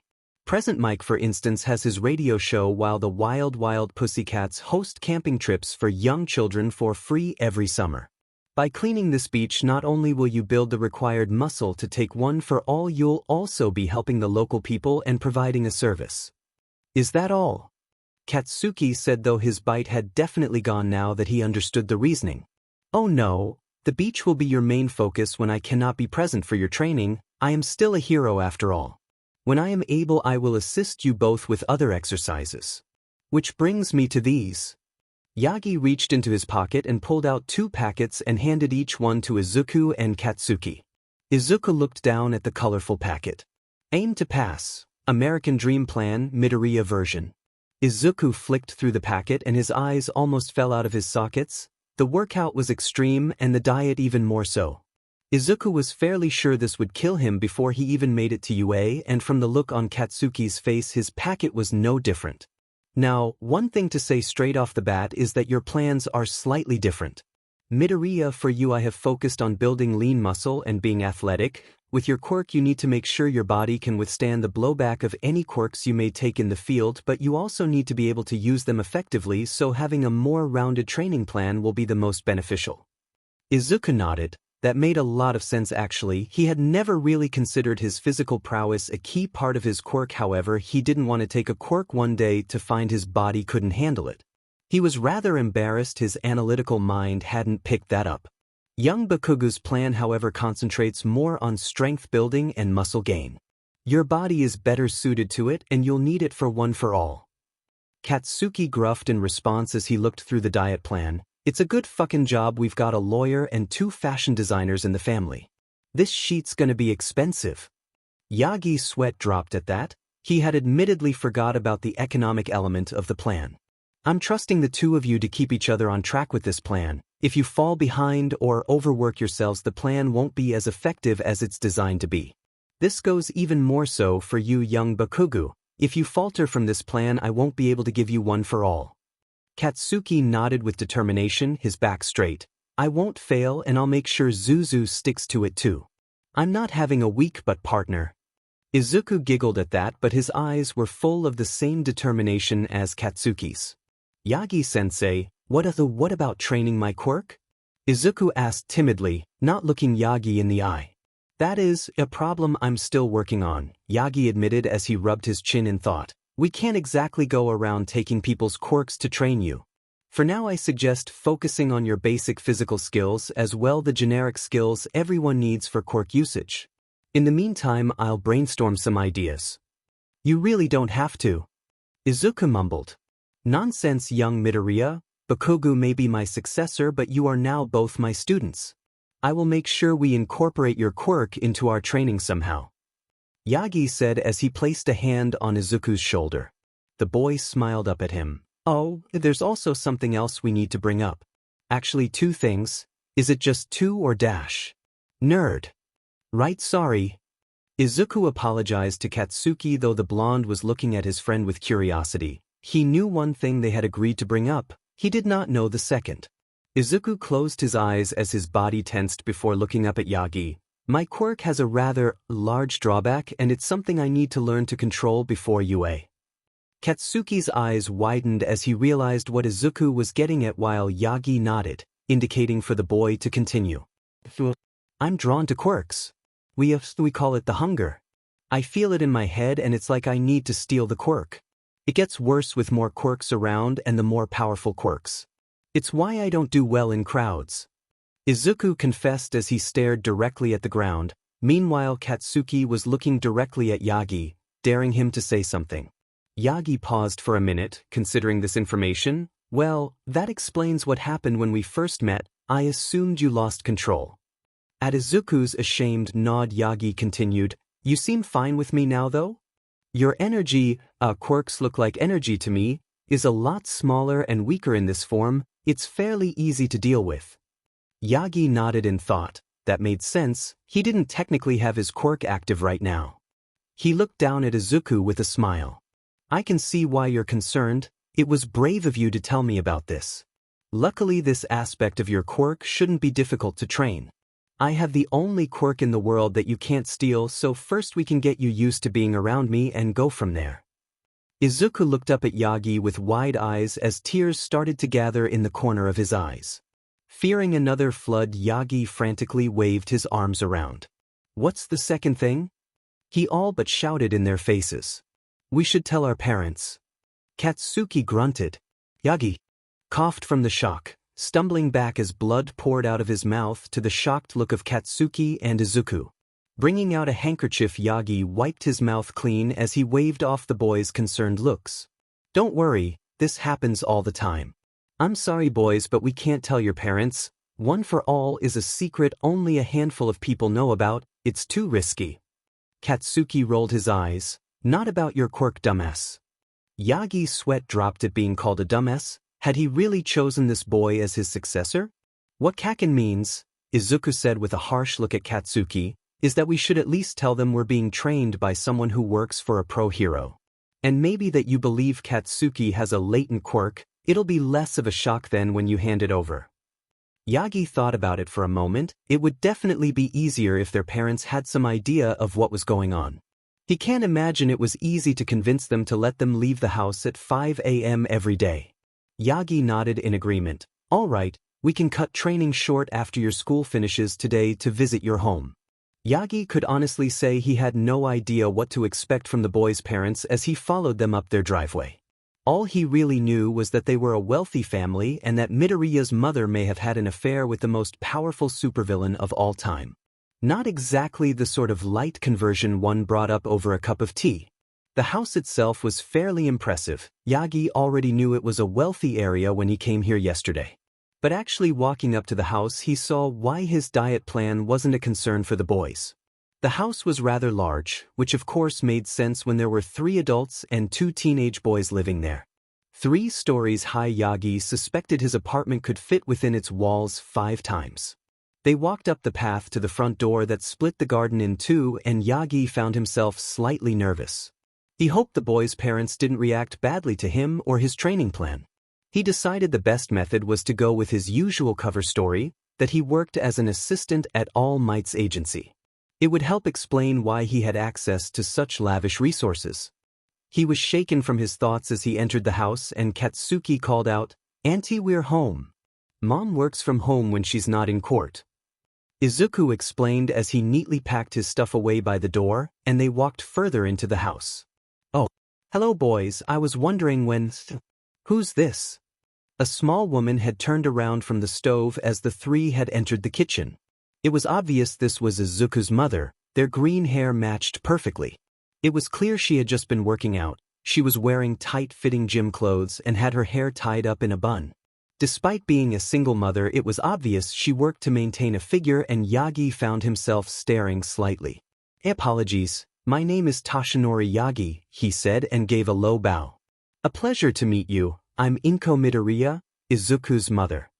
Inko supplied with a warm smile that made Yagi's mouth dry. "Pull it together, you old fool." I apologize for the intrusion, Ms. Midoriya. We would have called ahead, but this was a last-minute decision. Yagi explained. Inko's eyes widened in fear as something seemed to come over her. You're not with the police, are you? Is this about Izuku? Did Katsuki start a fight?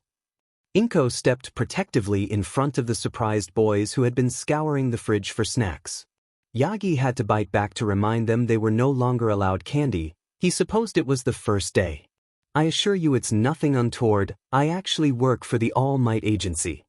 Yagi said with a chuckle. Inko's jaw dropped. All Might? There's a lot to discuss. Perhaps we should wait until young Bakugou's parents are also present? Yagi suggested. They just pulled up, Izuku said as he and Katsuki fought over a bar of chocolate. It appeared it was down to a thumb war. I can sense their energy. Inko gave Izuku a surprised look. He never casually spoke about his quirk to strangers.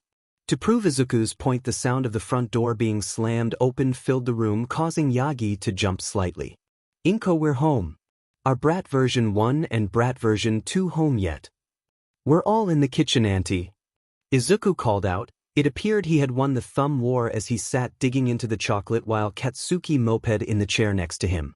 Man, what a day. I could really do with, who the F is this? Yagi's sweat dropped as the Bakugou mother entered the kitchen. Suddenly his successor's behavior made a lot more sense. Like Inko and Izuku, Katsuki and his mother had near-identical hair. She had her hand on her hip and was giving Yagi a scowl that he had seen many a time on Katsuki's face. Yagi guessed the timid-looking man behind her was Katsuki's father. Oi hag, he's our guest. Katsuki shouted. His mother just scoffed. Shut up, brat one, he's in my house, I'll ask the questions. This is Toshinori Yagi, he works for the All Might Agency. Inko supplied and sent a reassuring smile to Yagi, who couldn't help but smile back. All Might Agency, huh? The elder Bakugou said and shot a smirk at Izuku. Hey brat 2, you didn't steal the #1 hero's quirk, did you? Izuku spluttered in shock, nearly choking on his chocolate. Auntie. Of course not. In his panic he dropped the rest of the bar, which was quickly swiped by Katsuki with a smug look. I'm kidding, you Midoriyas with your nerves. Names, Mitsuki Bakugou. The moron behind me is the man I tricked into marrying me, Masaru. Mitsuki said and pointed a thumb at her husband, who gave Yagi an apologetic look and a slight wave. A pleasure, I can assure you, however, they boys are not in any sort of trouble, in fact quite the opposite. Perhaps we should discuss this in a more comfortable setting. Yagi suggested. I'll make tea. Inko said and clapped her hands together. Soon Yagi found himself sitting in the living room in a comfortable chair, steaming cup of tea in his hands, facing the entire family. Izuku and Katsuki were sitting together on a sofa, nervously looking at the 4 adults in the room. Mitsuki and Masaru shared the other sofa in the room, while Inko had plopped herself on the armrest of said sofa. It didn't go amiss to Yagi that it was set up very much like an interrogation. So, Mr. Yagi, what does All Might have to do with our boys? Inko asked, her gaze kept flickering to Izuku in concern. Yagi cleared his throat. I'm sure you're aware of the sludge villain incident earlier in the week. All 3 adults nodded as their eyes briefly snapped to Izuku and Katsuki, who were pointedly not looking at anyone. Well, truth be told, All Might felt guilty about the whole event. Your sons were put in danger by his delay and he wanted to apologize. Demonstrate. If he were here, I'd give him a piece of my mind. Mitsuki claimed with a slight frown. Izuku, Katsuki and Yagi all exchanged a look at her comment. Yes, well, Yagi stumbled a bit, not used to dealing with someone so abrasive. As you know, I work for the All Might Agency, nothing fancy, just as an assistant. All Might asked the police for your address and asked me to check in on the boys. Upon meeting the 2 of them, we started to chat and I learned of their goals to be heroes and go to UA. Yagi did not miss the looks that crossed the faces of the adults, if only for a second. He sighed internally. He couldn't blame them, but he couldn't imagine how much that would hurt Katsuki and Izuku if they ever caught it. Upon discussing this with All Might, we both saw the potential in the boys and were eager to offer to train them together. Well, mainly me, with a little input from All Might. That's where they were today, meeting with me to discuss their regimes. You? You really think they could be heroes? Inko asked, her voice wavering slightly at the end. Mitsuki and Masaru were also looking intently at Yagi. Yagi gave a firm nod. Absolutely, with the right training we believe they are shoe-ins for UA. Inko gave a happy sob though Mitsuki seemed torn at this. Masaru looked thoughtful as he spoke. You mentioned a training regime. Yagi nodded. Boys? In perfect sync, Katsuki and Izuku pulled out their dream plan packets and handed it to their parents. Masaru took both packets and opened them up, flipping through the pages. Inko and Mitsuki leaned in, both reading over his shoulder. These look intense. Inko said with a frown as she prepared Izuku's workout regime for week 8. I assure you they are safe. They were created by experts with specific goals in mind while taking into account the boys' ages and body types. So long as they follow these to the letter, there will be no negative effects. Mitsuki scowled as her eyes flicked over the 2 packets. Why is Brat 1's regime more intense than Brat 2's? Yagi chuckled slightly, then instantly regretted it when Mitsuki gave him a look that indicated one wrong move and he'd be dead. Oh, well. Yagi cleared his throat to regain control of his voice. First of all, they are as intense as each other. It's just that young Bakugou's concentrates more on muscle mass while young Midoriya's is more about overall athleticism. There is, however, a very good reason for this and the main reason I came here today. All 3 adults gave Yagi a confused look. Once Bakugou told me he was quirkless, we did some tests at the agency. As it turns out, this is an incorrect diagnosis. 3 jaws immediately dropped to the floor in shock. It seems young Bakugou has a dormant argumentation quirk. It seems to be incredibly strong, so much so that his body is not currently able to hold the power and so had automatically shut the quirk down, so to speak. This plan should get his body ready for the quirk in roughly 8 months. Mitsuki paused before a wide smile spread across her face. I knew my brat was special, a quirk so strong he needs to train to be able to even use it. Masaru, however, had a grim look on his face. A strength quirk? From ours? He said as his eyes looked at Inko, who had gone incredibly pale. The realization hit Yagi at 100 miles an hour. He had just informed the Bakugous that their son had a strength quirk. A quirk completely different from either of his known parents' quirks. Just like they had found when Izuku gained his quirk. Yagi desperately had to save the situation before he tore his successor's family apart. It's not completely unheard of. Tell me, has there ever been a strength quirk in your family? Masaru seemed to think it over before his eyes widened. Yes. Of course, my great-aunt's family all had them. To think it lasted all the way to Katsuki. Yagi let out a breath of relief. He was starting to think he needed to stop speaking all the time before he really did ruin someone's life. Mr. Yagi, the small voice of Inko caught his attention and he turned to look at her, her face etched on worry. I'm not sure how much Izuku has told of his quirk, but there are drawbacks. He knows about my hunger, Mom. Izuku said, looking firmly in his lap. Yagi nodded. Izuku has given me the full details of his quirk. I assure you I meant what I said earlier. Your son has the potential to be a great hero, Ms. Midoriya. Inko smiled. Please call me Inko. Ms. Midoriya was my mother. I'm sorry to worry, it's just I've never seen another quirk like Izuku's and I don't want my baby to get hurt. Please then, Inko, call me Toshi. I promise you myself and All Might are working hard to make sure that by the time the UA entrance exams come around in 10 months, young Midoriya will have firm control of his quirk, including being able to be near powerful quirks without giving in to his hunger. Yagi said as he stood up and bowed low. Inko smiled. Thank you, Toshi. All Might is lucky to have you. Yagi sputtered while Mitsuki watched the display, a smug grin slowly making its way to her face. Well, I'm convinced. I'm not sure it would make a difference even if I said no. So you hear that, Brat 1, you better be the best hero I know you can be. Katsuki actually gave his mother a small smile at her words. Thanks, Hag. I agree as well. Masaru said with a smile at his son. Inko looked away briefly as Yagi turned his attention to her, biting her lip. I don't see an issue with it so long as Izuku. Izuku nodded at the silent question. I want to, Mom. I want to use my quirk for good and prove it's not just for evil. Inko looked at her son for a moment before nodding and turning back to Yagi. Then you have my permission, we will help in any way we can. Yagi smiled. I shall look after them both with all I have. Now I'm afraid I must be on my way. Mitsuki latched onto the opportunity. Hey Inko, why don't you show Toshi out? Just make sure it is to the front door and not your bedroom. Both Inko and Yagi spluttered as Masaru rolled his eyes and his wife cackled. See, come on Toshi, I'll show you the door. Inko said as she and Yagi fled the room both with colored cheeks while Mitsuki cackled harder. Izuku frowned at the display and narrowed his eyes. Did that seem weird to you, Kaken? Katsuki just grunted in response. A month later and Yagi had to admit he was quietly impressed with his successors and Izuku's progress. They had cleared a decent chunk of the beach working together, far quicker than Yagi was expecting. He was going to have to change their plans towards the end of their schedule. They would run out of trash to clear at the beach before they finished.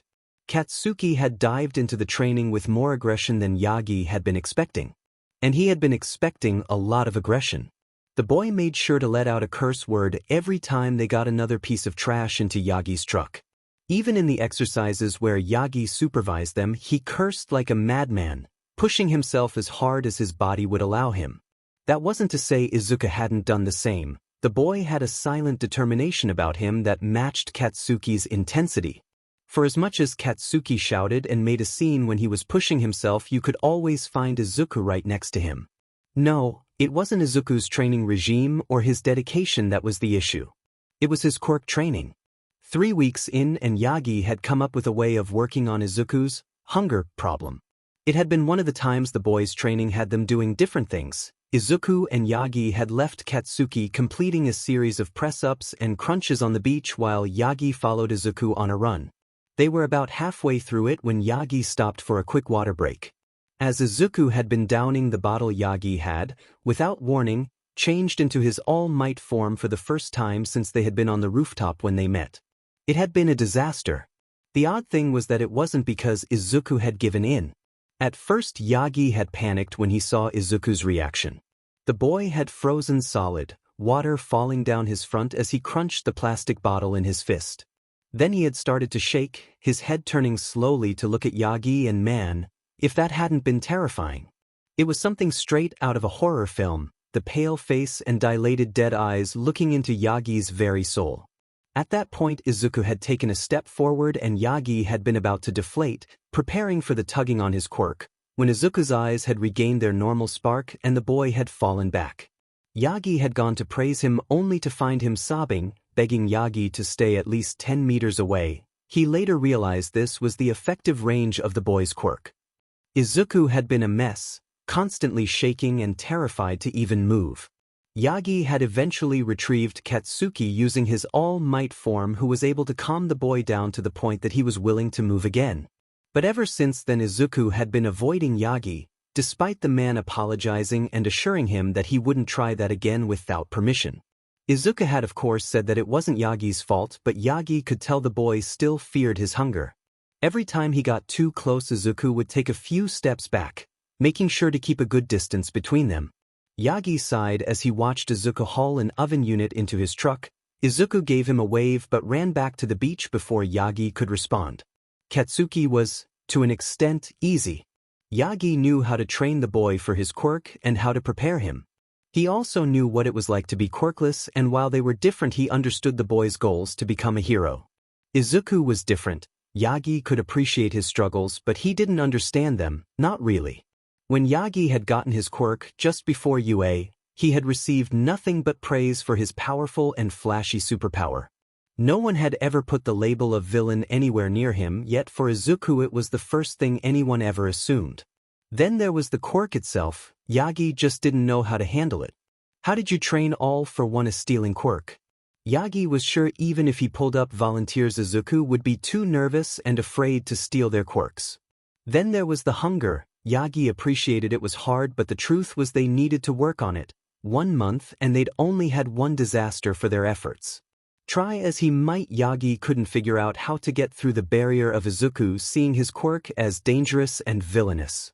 In the back of his mind Yagi wondered if this is how he started, if society had been cruel to him and pushed him into the life he led. He shook his head of those thoughts. Izuku was not all for one, even it seemed like he really did have the quirk. Loath as he was to admit it, Yagi couldn't help Izuku with this problem. But maybe he knew someone who could.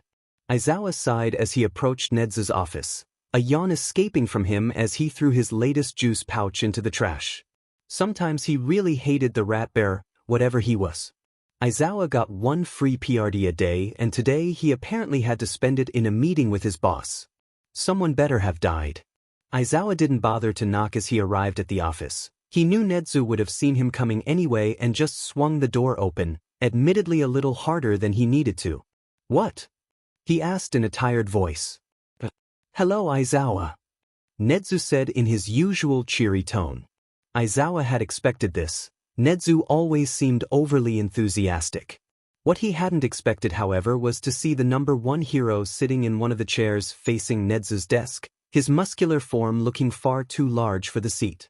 All Might gave Aizawa one of his signature smiles that was much too large for Aizawa to be perfectly comfortable with. Eraserhead. "It's a pleasure to formally meet you. We've never had the pleasure of working together," All Might said and held out a hand. Aizawa raised an eyebrow. He had of course been informed just a couple of weeks ago by Nedzu that All Might would be taking a teaching position, but he hadn't expected to meet the man so soon. "Yes," Aizawa said slowly, "we've never had such a pleasure." All Might winced at Aizawa's words. It was no secret he was not loved completely by the underground community. His method of fighting was the literal opposite to how they operated. A polite cough from Aizawa's left reminded him that he was still technically a teacher and that his boss was sat right there. Sighing, he reached out and shook All Might's hand. "I'm interested to see what you can bring to the Hero Foundation course." Nedzu glared at Aizawa briefly for the underhanded compliment.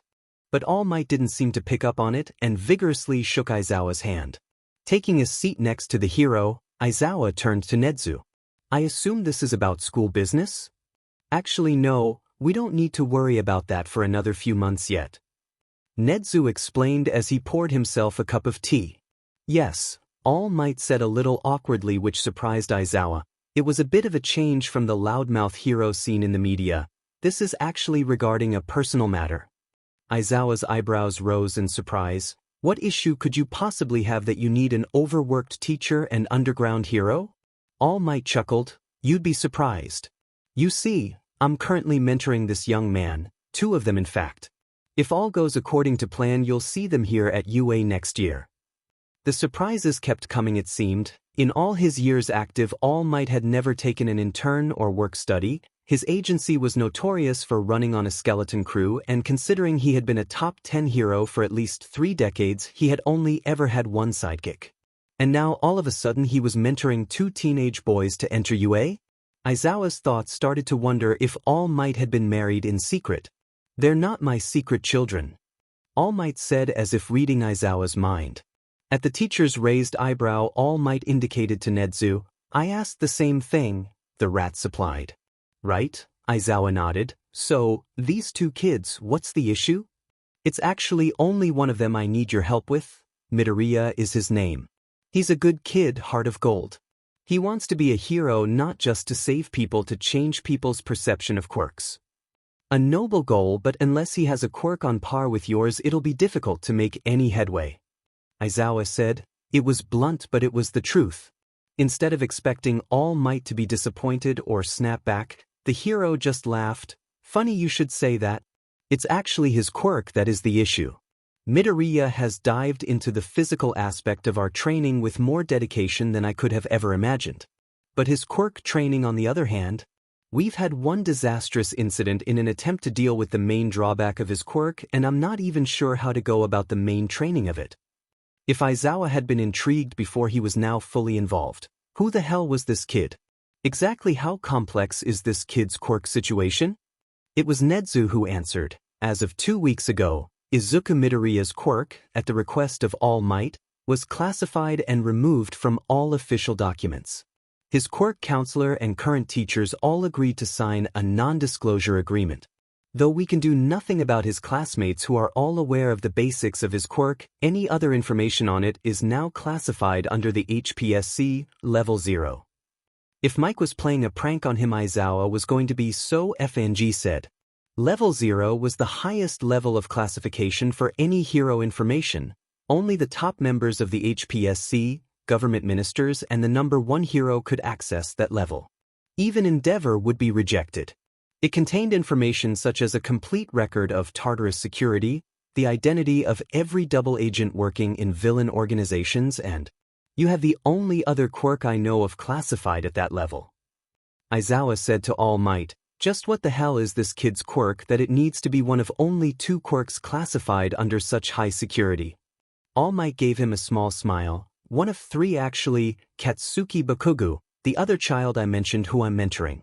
His quirk is also classified under that level. Fuff.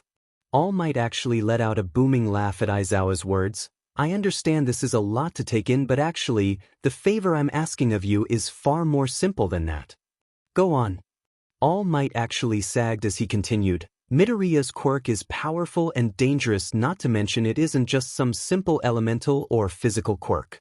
I admit even I was afraid of it at first. So you can imagine how most people react. They think he's a villain in the waiting, Aizawa said, realization coming over him, and you want to help him, but the truth is you never experienced quirk discrimination and don't how to handle it. Bingo! All Might said, looking defeated. Perhaps Aizawa had misjudged his character. It was obvious he cared about these boys.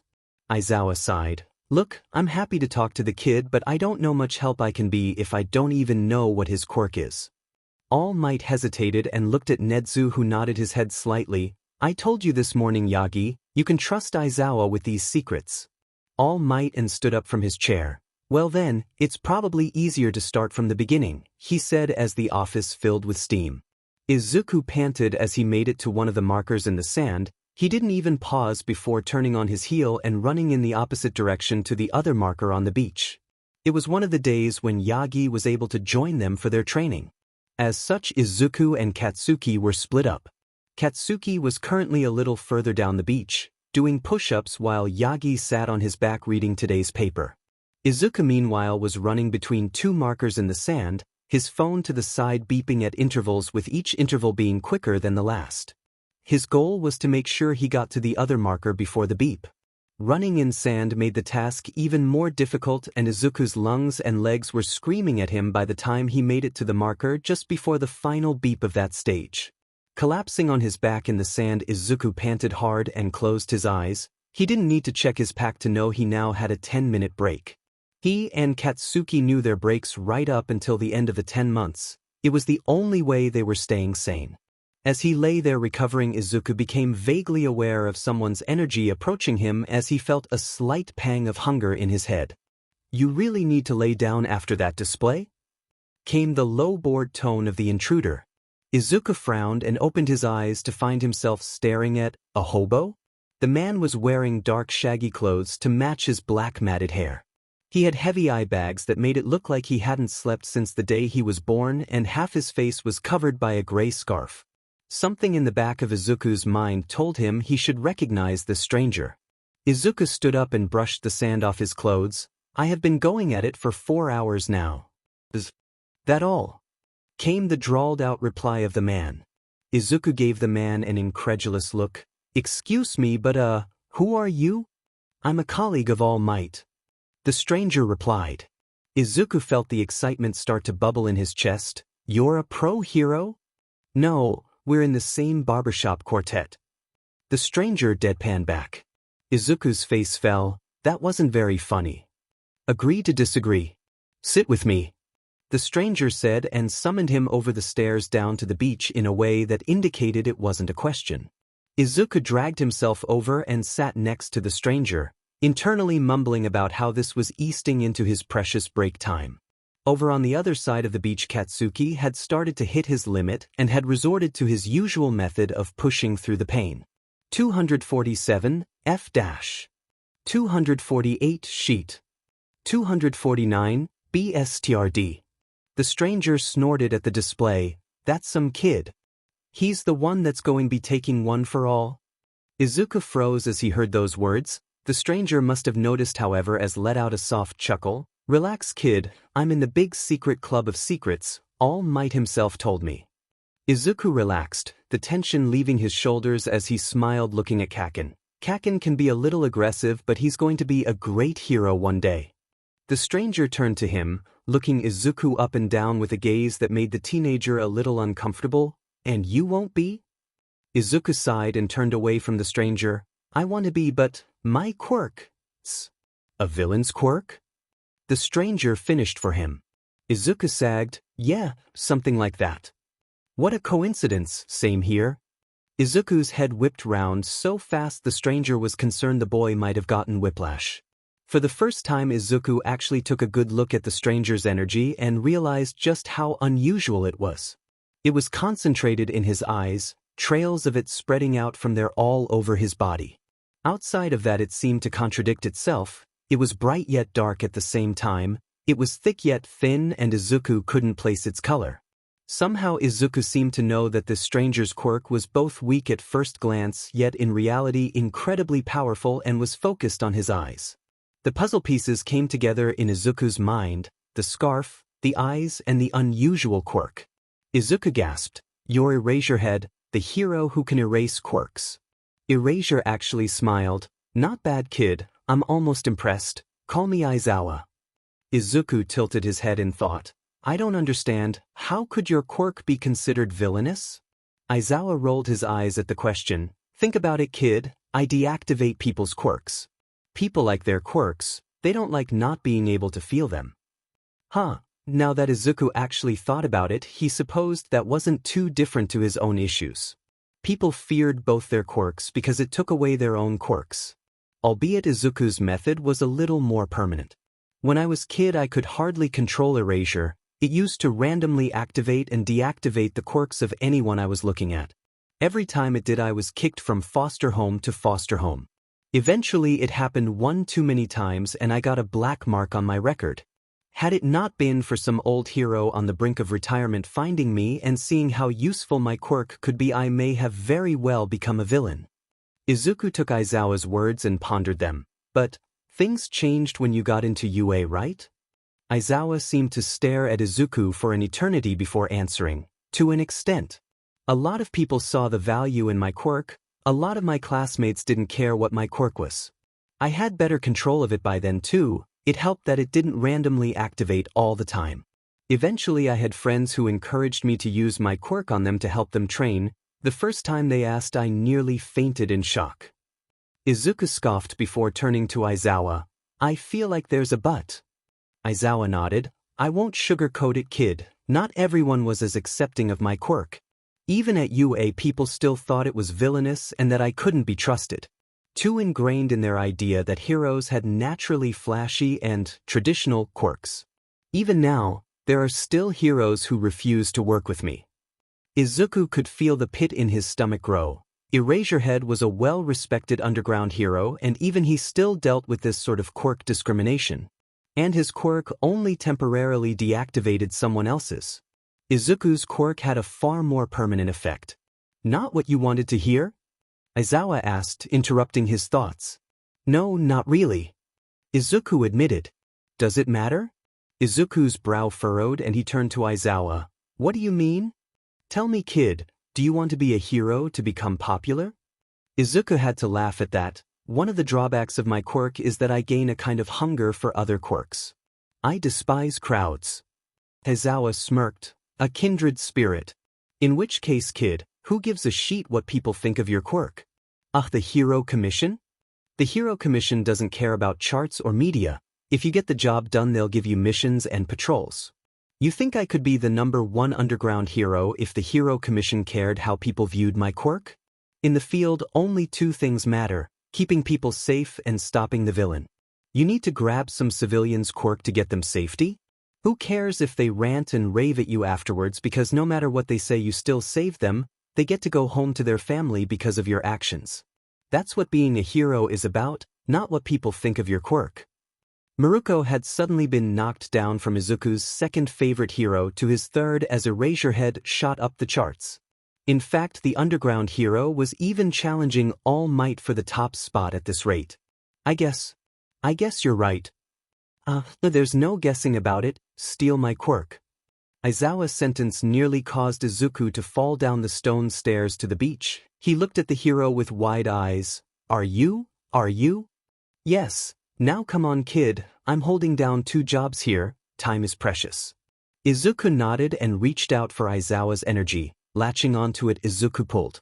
It put up a bit of resistance and was more difficult to take than Death Arm's quirk, but after a bit of tugging Izuku watched as the energy flowed from Aizawa into himself. Aizawa's slight twitching of his eyes was the only indication he had felt anything when his quirk left him. That felt at 43 seconds, Aizawa said, looking down at his watch. What? Izuku asked in confusion, half distracted watching Aizawa's quick energy morph over his body. It took you 43 seconds to steal my quirk. I'm guessing you don't have anything to compare that to? Izuku looked sheepish. No, I've only stolen a handful of quirks in my life. I don't remember how long it took to take Death Arm's quirk, and my mom, aunt and uncle are all pretty much instant but they're not pro-heroes. Aizawa nodded. We'll table that number for now then. Think you can use my quirk? Izuku frowned and concentrated on Aizawa's energy flowing through his body. It was more difficult compared to using Death Arm's quirk. He didn't have to actively do anything there, he just let the energy flow through him. But with erasure he had to figure out how to actually turn it on and control it. Focusing on the energy in his body, Izuku tried to feel how it moved, how it seemed to gather tendrils from within his body and lead them to his eyes. Feeling these tendrils, he tried to follow the flow of energy, feeling it moving upwards. He imagined reaching out and grabbing onto that energy, forcing out through his eyes. As he did, the energy responded to him and he felt it pour through his eye sockets. At the same time he felt a tingle on his head as his hair stood on all ends. Turning to Aizawa, he could see the man was giving him a rather deranged smile. That is kinda creepy. I get why it shuts Mike up now. Izuku let go of the energy, stopping it from leaving his eyes again, and felt his hair fall back down as Aizawa checked his watch again. 4 minutes 32 seconds. I suppose it's better than 10 years, but still not great.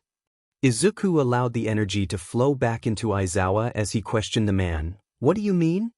That's how long it took for you to activate my quirk. Overall it took more than 5 minutes for you to steal and activate my quirk.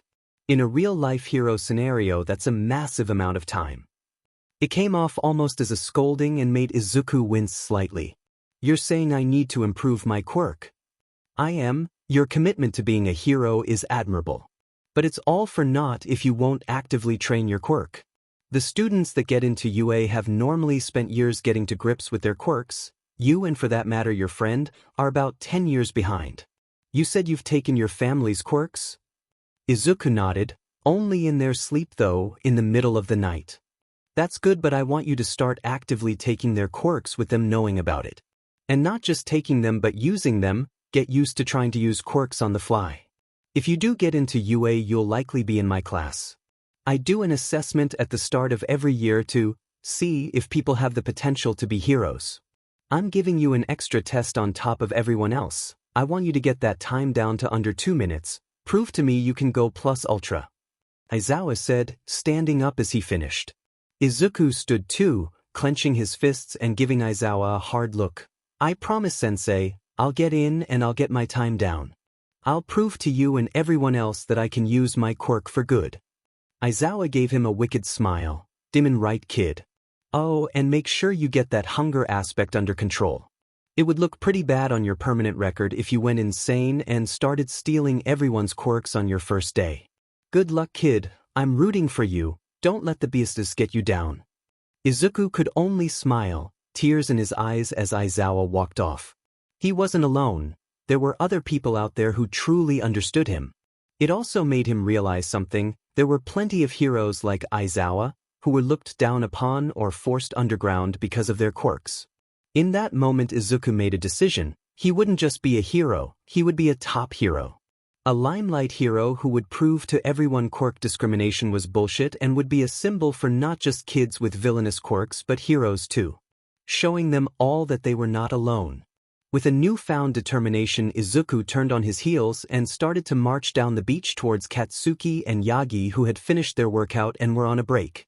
Katsuki caught sight of him first and raised an eyebrow at how Izuku was marching towards them as if he was about to take down the greatest villain of all time. Yagi too seemed surprised as he rose from his seat to greet the boy. Yagi-sensei, Izuku called out in a voice that made both Katsuki and Yagi raise their eyebrows in surprise. Please change into your muscle form, I want to train against my hunger. Izuku all but demanded of the number one hero, causing Yagi to give him a wide smile and Katsuki to smirk. God have mercy on the next kid to call Izuku's quirk villainous. 7 months. That's how long it took for Katsuki and Izuku to clear the beach of trash. Yagi had thought he was pushing them to complete it in 8, but once again he had underestimated the pair. Together they had pushed each other to their limits and further. When Katsuki had started to stop eating their lunches due to the mocking at school, Izuku had practically force-fed him. And when Izuku had slowed in his weightlifting caused by the uncomfortable feeling he had towards his damaged hand, Katsuki had all but zip-tied the dumbbells to Izuku. Not only did the pair push each other, they also watched each other like hawks and made sure they didn't push past what would be safe. Yagi had discovered that Katsuki had found Izuku was staying up into the early hours training and had spent 2 solid weeks sleeping on the boys' floor to make sure he went to sleep at a reasonable time. Meanwhile, Izuku had found that Katsuki worked through their allocated break times when he thought no one was watching. Since that day, Izuku made sure the blonde was always within his line of sight when training. It was strange, Yagi had often mused, the two didn't seem to care about their own well-being and both had crippling self-confidence issues. Despite his persona, it was obvious Katsuki saw himself as weak and useless. His loudmouth and aggression stemmed from a belief it was the only way anyone would notice a quirkless boy like himself. Meanwhile, since his talk with Aizawa, Izuku was more comfortable with his quirk, at least around his family. His hunger was still an issue, but he hadn't lunged at all might in weeks. Despite that, however, Yagi could tell the boy still saw himself as a villain and was just waiting for the number one hero to turn around and arrest him.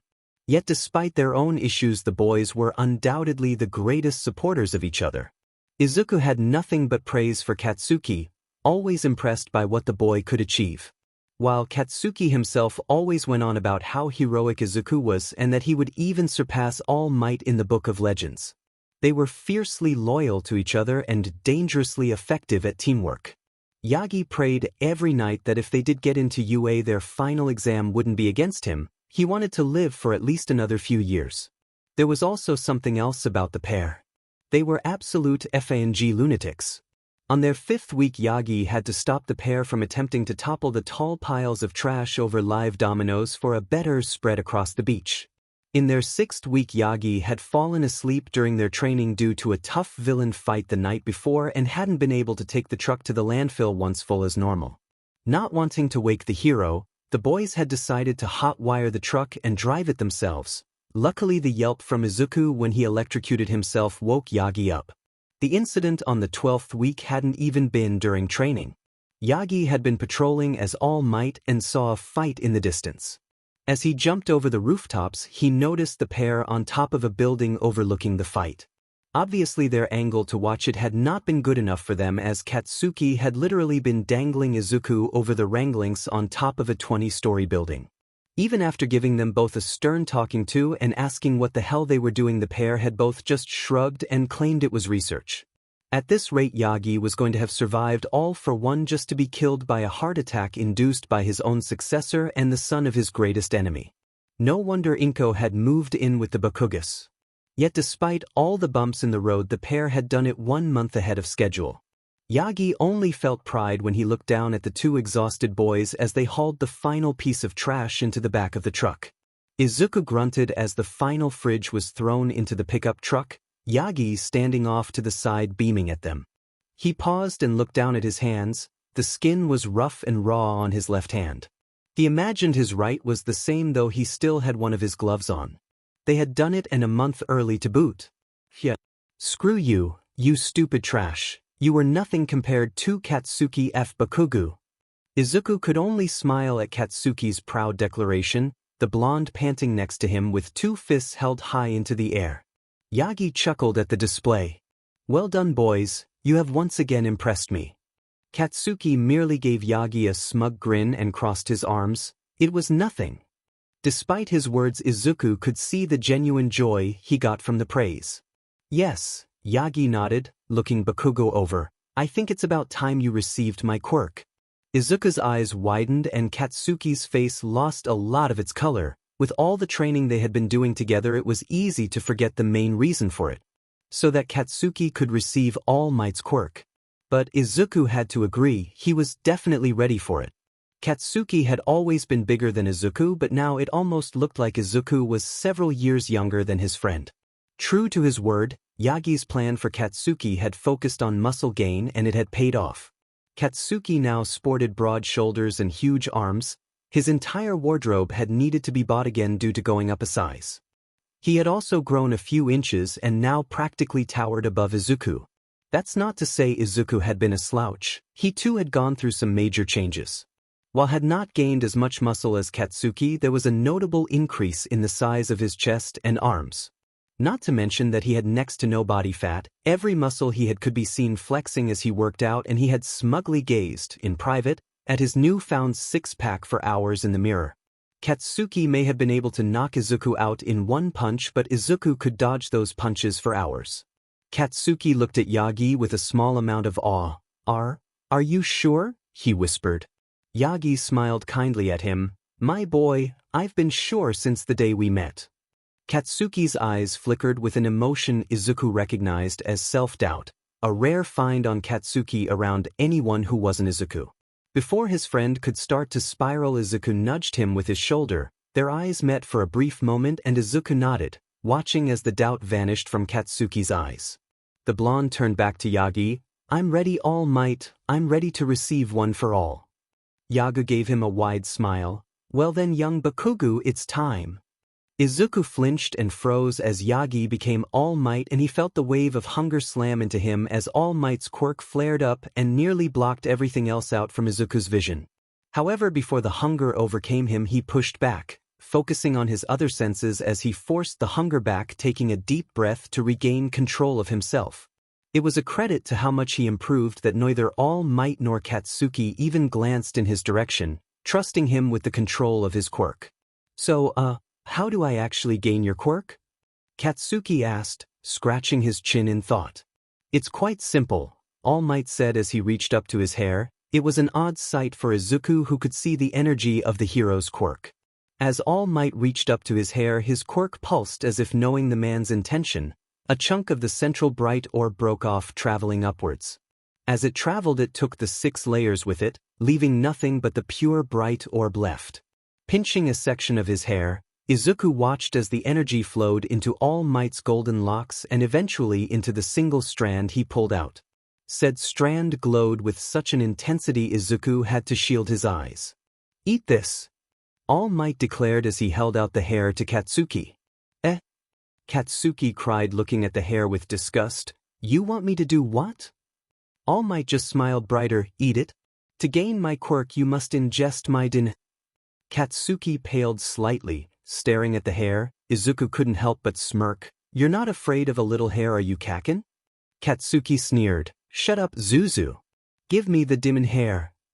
He swiped the hair from All Might and shoved it into his mouth, even making his swallow aggressive. Izuku tilted his head in fascination as the glow from the hair traveled to the center of Katsuki's chest, where it formed an orb similar to All Might's, except Katsuki's orb was far smaller yet far brighter than his predecessor. It seemed to pulse with energy for a few moments before exploding and slowly fading. Katsuki looked down at himself with a frown. Did it work? Izuku nodded. It's odd. I can't see any energy, but I know it's there. You've always been blank. But now I can sense something, I just can't see it. Give it time, my boy. You need to not only digest my DNA first, but allow the quirk to spread within your body. All Might reassured the blonde as Katsuki flexed his hand a few times, as if he was expecting it to suddenly explode. Now, we still have 3 months until the UA entrance exams. We can't stand around all day wasting time. I want at least 100 laps of the beach from young Bakugou and 150 from you, young Midoriya. Both boys jumped and scrambled down to the beach to complete the required laps. It wasn't for another 2 hours, both boys nearing exhaustion, that Izuku noticed the change in Katsuki's energy.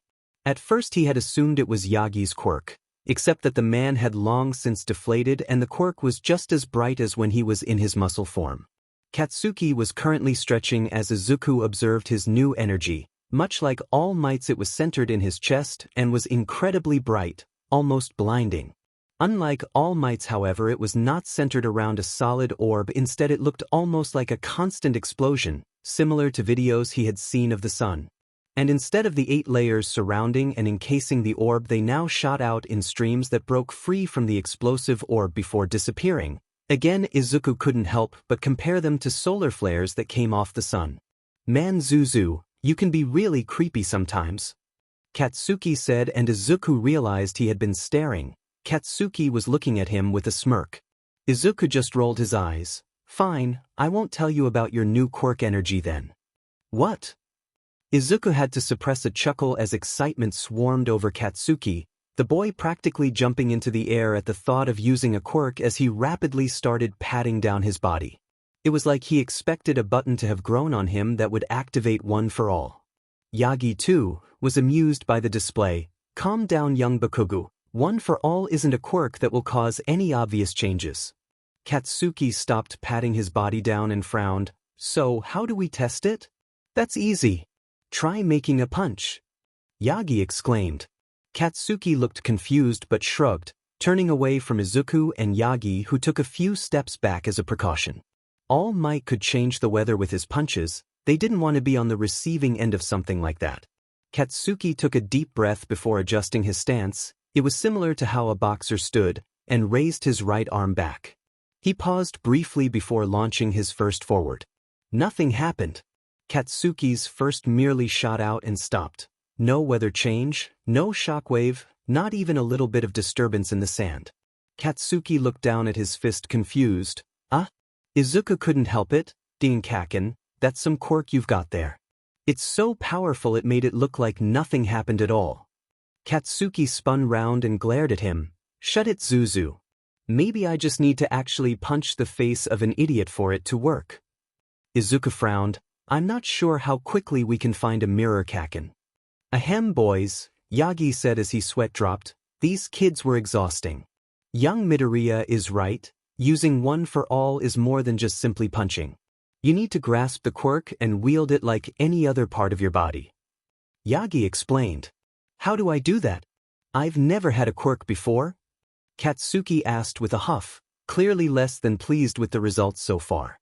"It's simple really," Yagi said before he puffed into All Might, causing Izuku to wince and take a step back from the energy. "You just clench your butt cheeks and yell from the depths of your heart." Izuku and Katsuki just deadpanned at All Might. "The hell does that mean?" Katsuki cried with a wave of his arms. All Might looked confused and tilted his head at his successor. "Well, my boy, it means, well, what it implies is that you have to, Are you seriously trying to tell me I need to use this quirk by essentially holding in a sheet?" Katsuki said as he crossed his arms and glared at All Might, who spluttered under the suggestion. All Might, I have some experience in welding new quirks," Izuku suggested. True, he had only actively used 4 quirks in his life. He didn't include the incident from when they were 7, but it was more quirks that most people had to use. All Might simply nodded, seemingly lost at what to do. Izuku nodded and turned to Katsuki, pointing at his chest. "Your energy is like All Might's but different." All Might had a solid bright orb at his center surrounded by 6 different layers. Both boys missed All Might's surprised look at this. "But yours is more volatile. It's like a never-ending explosion with the 6 layers now contained within. You need to think about how your quirk works. For Eraserhead, I had to manipulate his energy and push out of my eyes. Mom's energy naturally flows outward, so to use her quirk I had to reverse the flow of it. For Uncle, it's like his energy is fixed in a certain way, and if I change it in the right pattern it will create sparks." Katsuki seemed to understand as he nodded along with Izuku's explanation. "So what you're saying is that my energy is incredibly violent." Izuku rolled his eyes at that description. "And that I need to direct that violence with my punches?" Izuku shrugged. It was a very Kaken description, but it wasn't wrong. Think of it like this. For All Might, One for All is a lake he takes from, but for you it's more like a raging river. You can't take directly from it, but you can direct it. As Izuku finished, he felt a large, strong hand slap him on the back. almost pushing him over into the sand. "I was just thinking the same thing, young Midoriya. I see you really do have a knack for quirk analysis." Izuku looked up at All Might with narrowed eyes while the hero looked back at him with a desperation in his eyes that tried to convey a simple message. "Please let me have this." "Right," Izuku said with a slight eye roll while Katsuki took his place once more, ready to launch another punch. He closed his eyes and took a deep breath. His whole body sagged briefly before he tensed it again.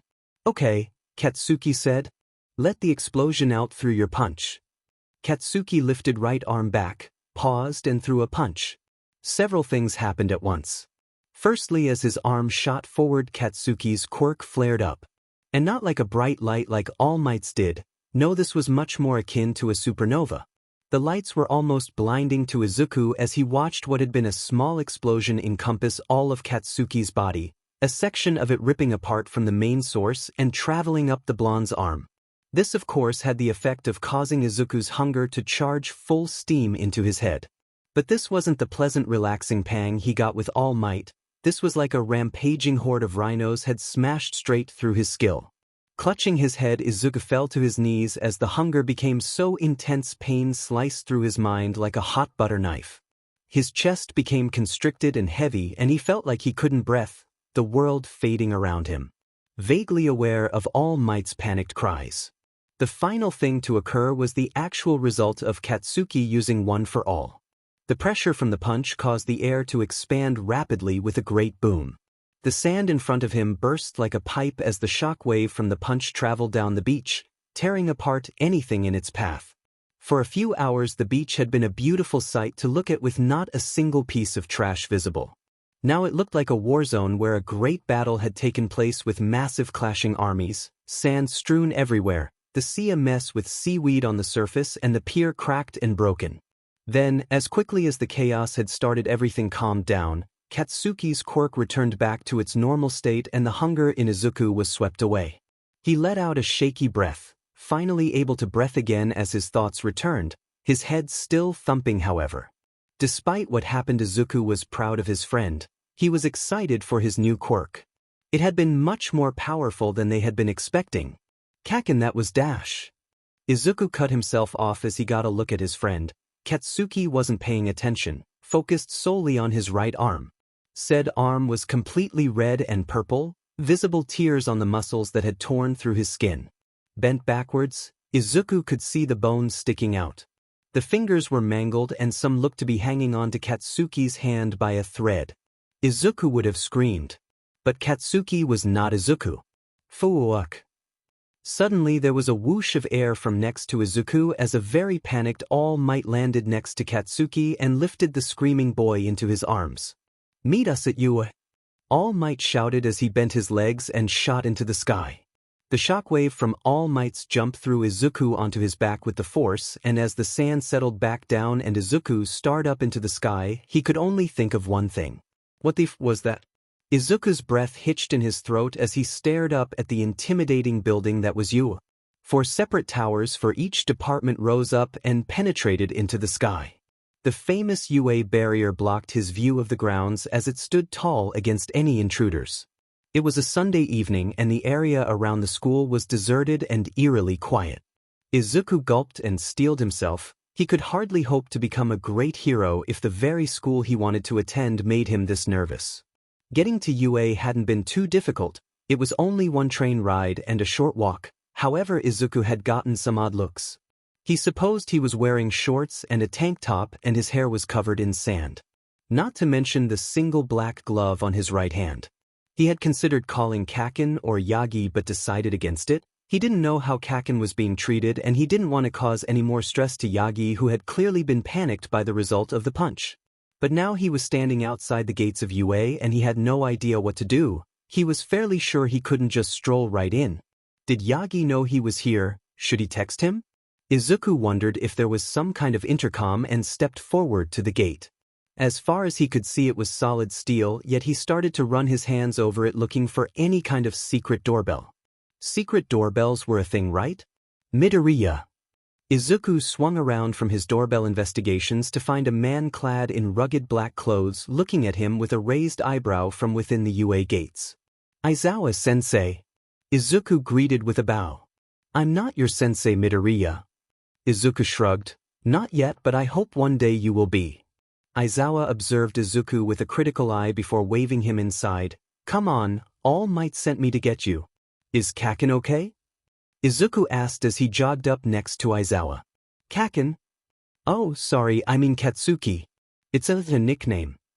Aizawa just gave a non-caring shrug at the explanation. He's fine.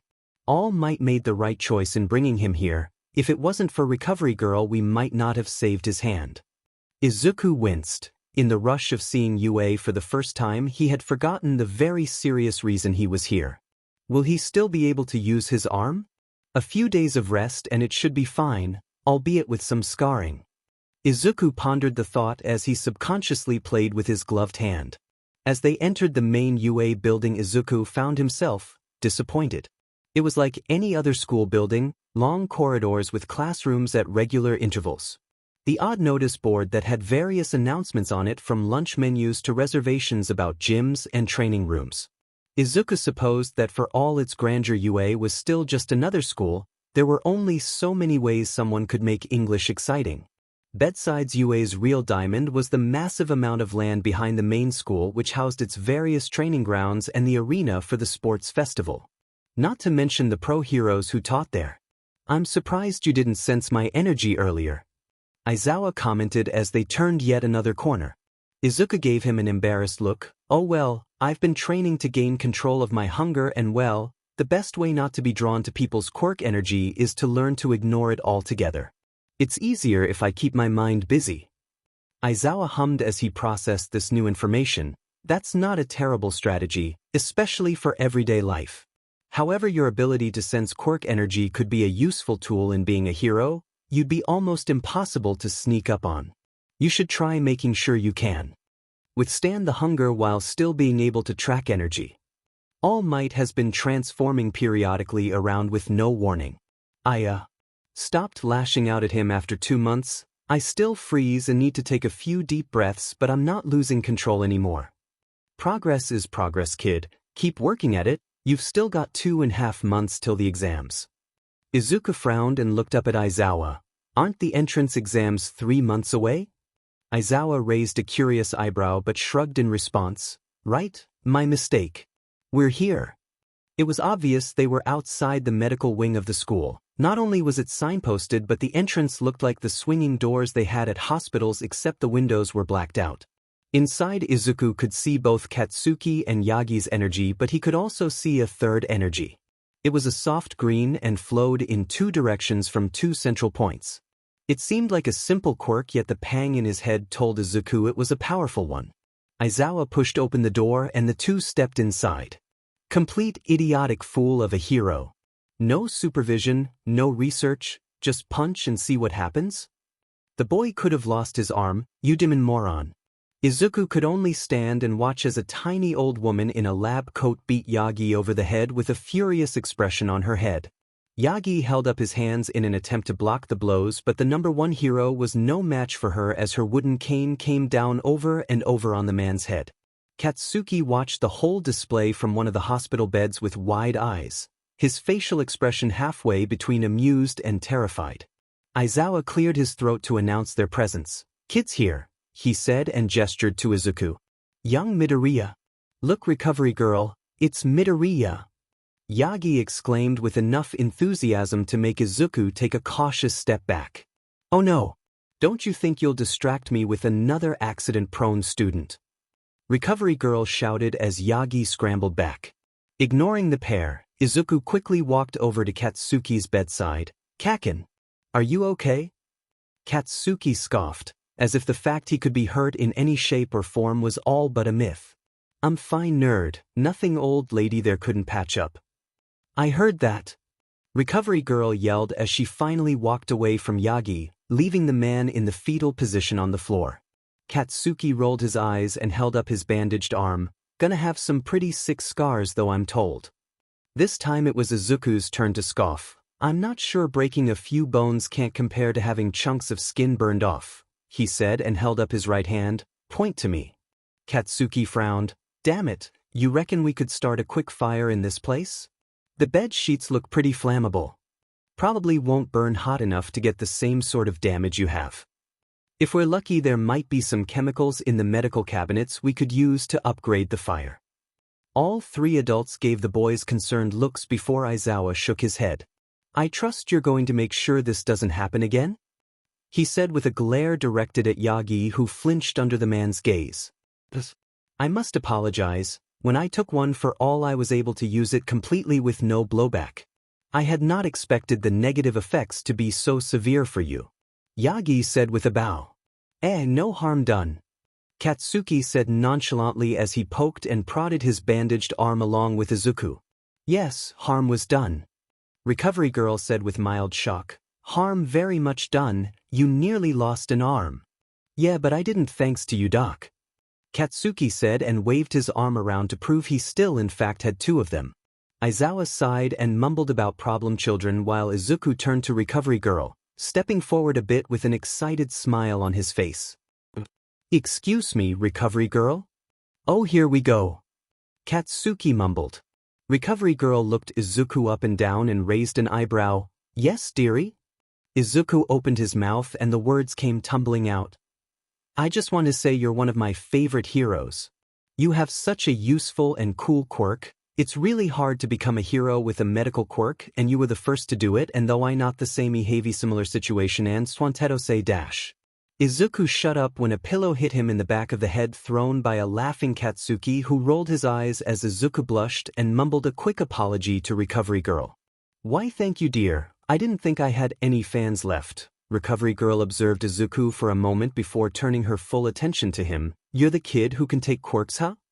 Izuku gulped and nodded nervously. Don't suppose you'd be willing to take mine and let me retire? Aizawa let out a snort of laughter as Izuku blushed slightly. I'm not sure my mother would approve. Recovery Girl sighed. Figures. Well, back to work, Demon Rat and his small print employment contracts. Izuku guessed the Dmed Rat was probably the principal, Nedzu if his knowledge served him right. Which it always did. With Recovery Girl placated somewhat, Aizawa took the opportunity to turn his ire to Yagi, who was finally scrambling up from the floor. I trust you actually have a plan to train your quirk within the kid and not just have him throw random punches? Yagi withered under the intense stare. Weiss, well.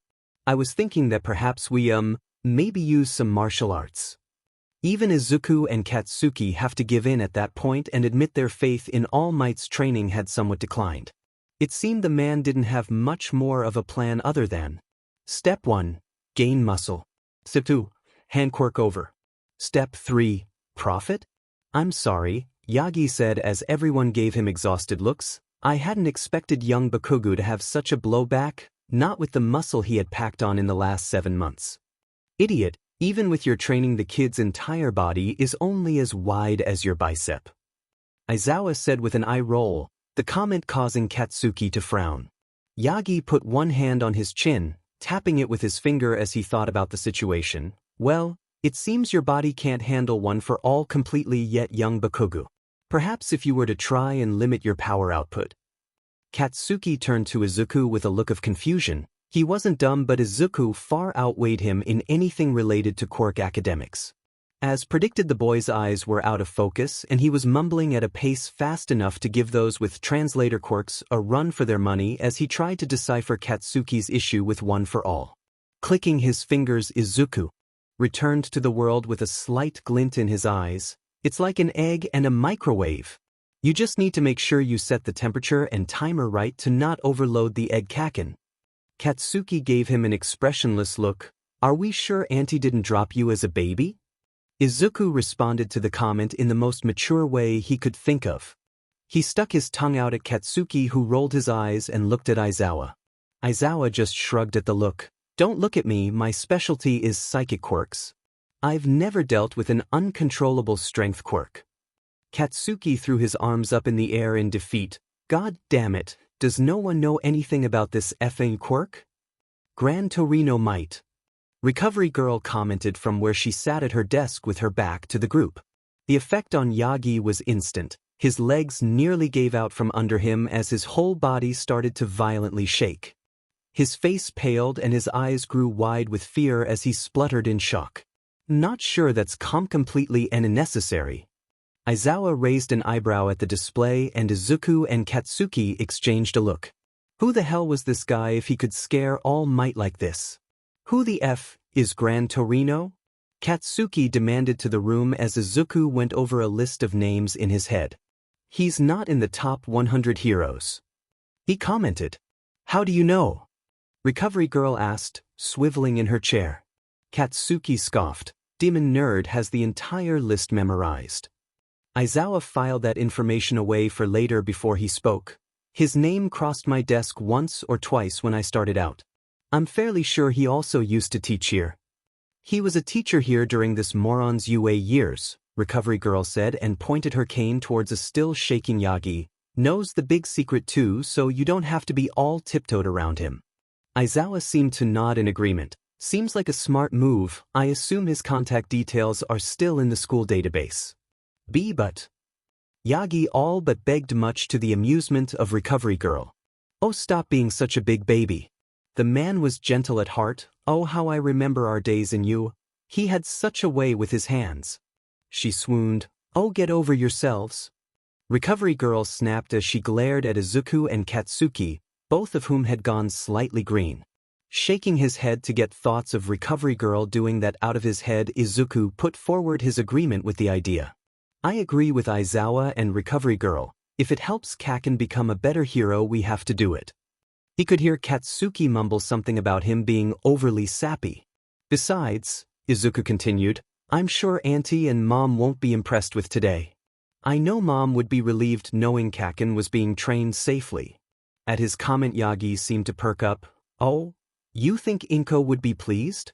Izuku gave him a confused look while Recovery Girl and Aizawa raised their eyebrows simultaneously. Well, Auntie will probably be more concerned, but yeah, I guess Mom would be pleased too.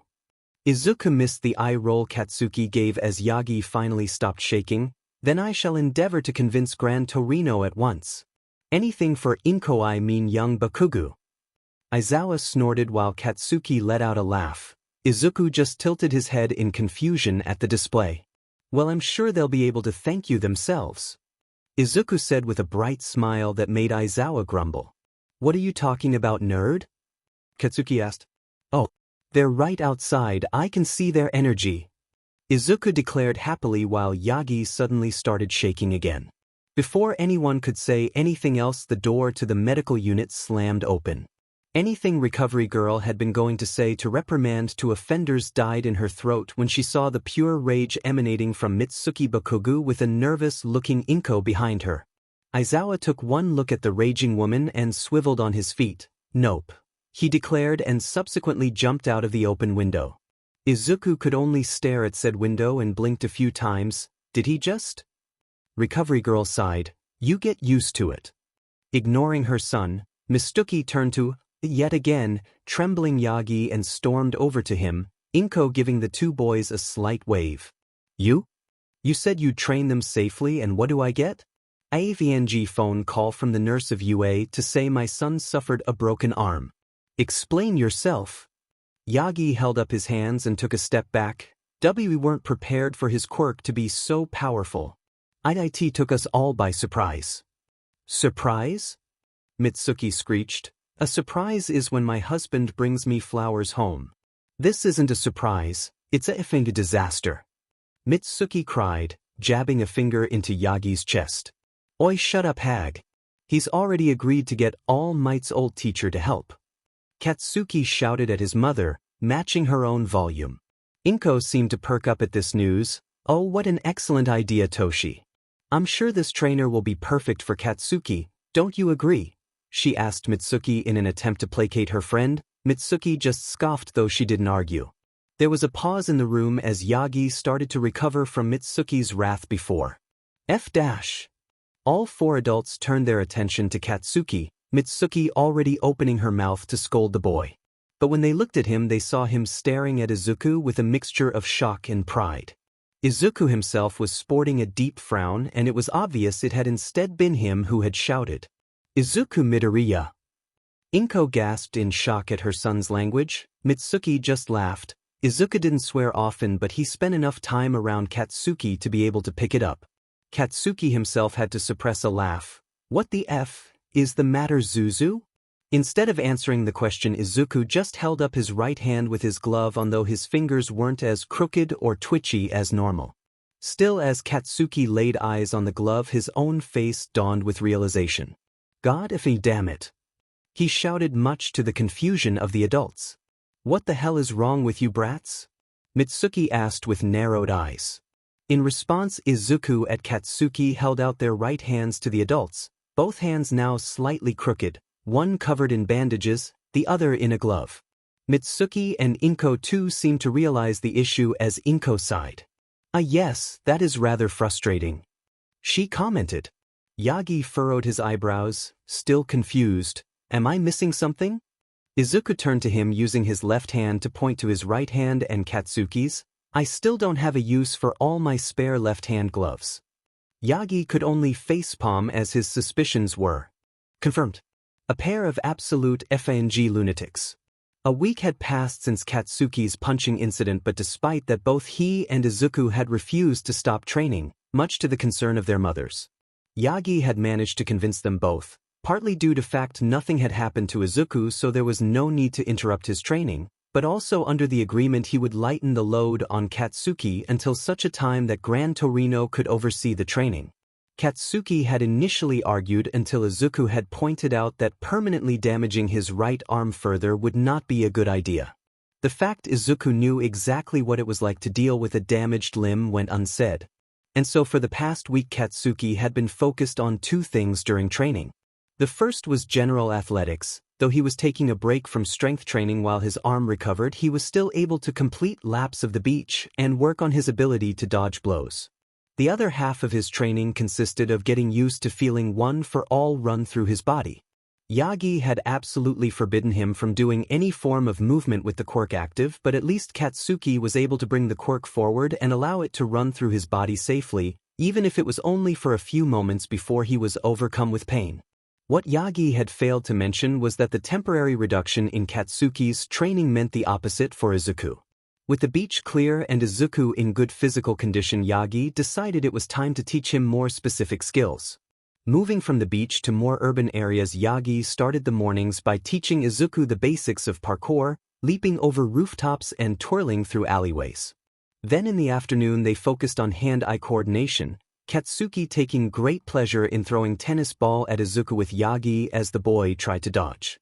At first Izuku had wondered if Yagi was just getting random training from the internet, but then Yagi explained his reasoning. Firstly, Izuku couldn't effectively take mutation quirks and replicate them, and so he would mainly be using emitter-type quirks, so hand-eye coordination was a must for those. But of course all that came assuming he would eventually start taking quirks, because as of right now he was effectively quirkless, which meant if he wanted to keep up with his classmates he needed skills that didn't require a quirk, parkour being a prime example, especially after Yagi had told him Aizawa had recommended the skill himself. It was a Saturday morning when Izuku and Katsuki finally met Gran Torino. Yagi had decided that with the beach clear they should start training in other areas to expand their skills. Today he had decided on a forest, mainly for Izuku, who was currently jumping from tree to tree. It was a good idea to make sure his parkour skills weren't limited to flat concrete buildings. Katsuki meanwhile was finally able to return to strength training and was on his 10th consecutive set of push-ups below the tree branches while Yagi stood off to the side watching them both. Katsuki finished up his current set and wiped the sweat off his brow.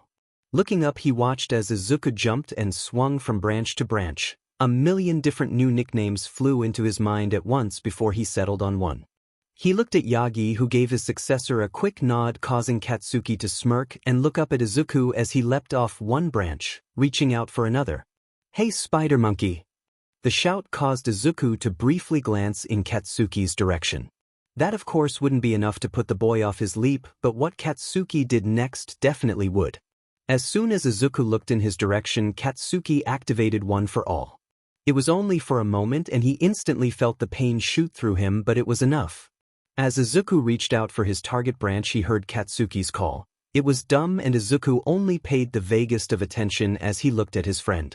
However, the moment his eyes met Katsuki's, he saw the familiar red lines cover the blonde's body. Despite being a good distance away, the effect was immediate. Izuku's mind was all but torn apart by the hunger. His entire focus was on pushing it back and regaining control of his body, so he didn't even notice as he started to fall through the air, his hands reaching out tirelessly. After what felt like an eternity but was probably only a few moments, Izuku felt himself push the hunger back. He became aware of his surroundings again and blinked a few times. He looked down and saw Katsuki still smirking at him while Yagi was giving him a thumbs up. That confused Izuku at first. Hadn't he just very nearly lost control to the hunger? That's when he realized he hadn't actually fallen to the floor. It was also when he realized the tugging on his right shoulder. Turning his head to look up, Izuku saw that his right hand was gripping tightly onto the branch he was aiming for. Well, it was progress. The first few times Katsuki had activated one for all around him, he had all but blacked out. "Hey Zuzu." Izuku turned to look at Katsuki, who had a glint in his eye and a wide, dangerous smile. Izuku sighed. "Kaken, please don't."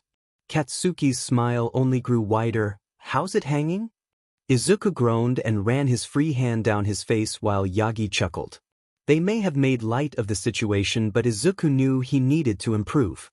Even if he could resist actively letting the hunger consume him, he still needed to work on dealing with it so it didn't completely take over his mind in the middle of a battle. As Izuku mused, he suddenly felt something from behind him. Frowning, he concentrated on what he quickly realized was someone's fast-approaching energy. Guys dash, Izuku didn't manage to say any more as he felt something make an impact from behind him.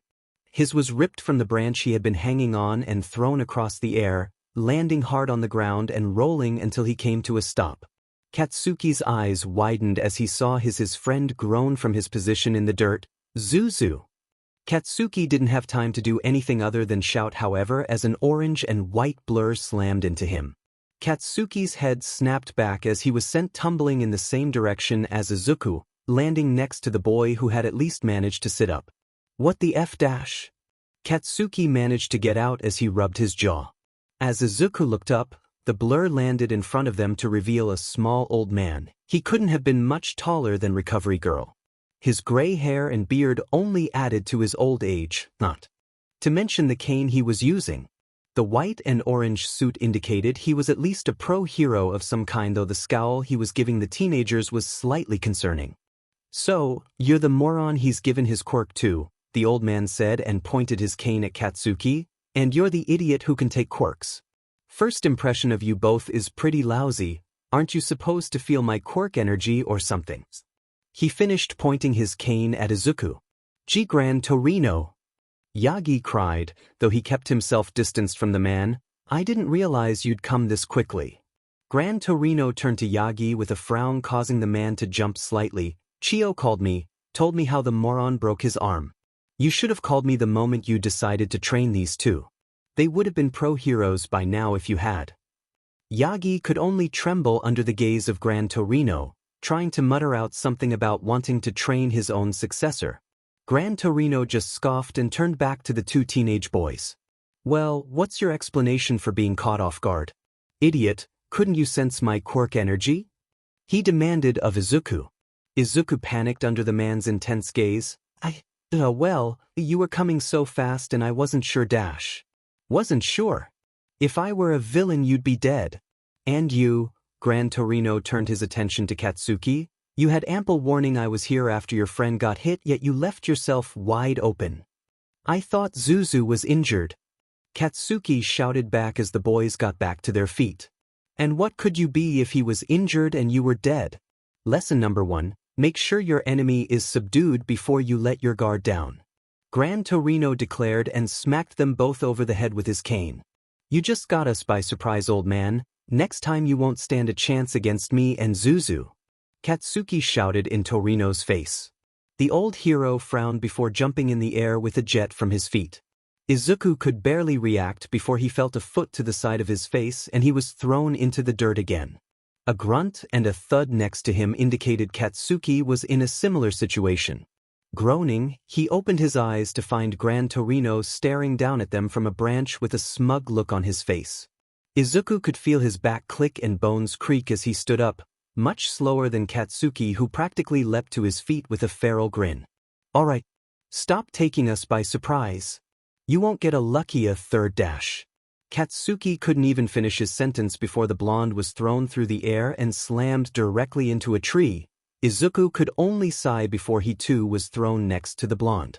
Both boys fell to the ground, clutching their chests. Kaken? Yeah. Shut the F up. Gran Torino snorted with amusement as he landed on the ground in front of both of them. Luckily Katsuki listened to Izuku's advice and the boy just scowled while he and Izuku helped each other up. So, who can tell me what their issue is? Gran Torino asked the two boys. Katsuki and Izuku shared a glance before nodding to each other. Kaken can't access one for all without breaking his body. He needs to figure out how to limit his power output so that he can still move with it activated. And Zuzu needs time and focus to activate and learn quirks. It's not practical in a real-life situation. He needs to work out how to cut that time down and do it on the fly with quirks he's never encountered before. Gran Torino blinked a few times and looked between the boys, his face morphing into one of slight surprise. Clearly he hadn't expected the boys to answer for each other. Torino raised a curious eyebrow to Yagi as he walked up behind his old teacher. Yagi just shrugged in response. They're better at analyzing each other than they are their own quirks. You get used to it. Gran Torino just shrugged and turned his attention back to the teenagers. Well, the solution to both your problems seem obvious to me. Sounds to me like the moron needs to stop thinking about reducing the power of his quirk and start thinking about how much he can access for his body. While the idiot needs to stop treating his quirk like a tool or a piece of equipment, start considering it an extension of yourself just like your arm or leg. Katsuki and Izuku glanced at each other, both taking in the advice with thoughtful expressions. Izuku supposed that Gran Torino was right. He had spent years dissociating his quirk from himself, considering it an aspect of him he never wanted to use. Most people grew up using their quirks, knowing completely how they felt and how to wield them. It was like Izuku was learning to walk in preparation for a marathon.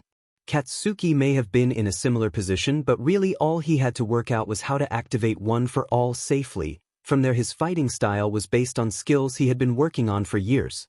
Izuku's quirk operated separately to the rest of his body. He was trying to play catch-up on years of experience everyone else had. And how exactly are we FING supposed to do that?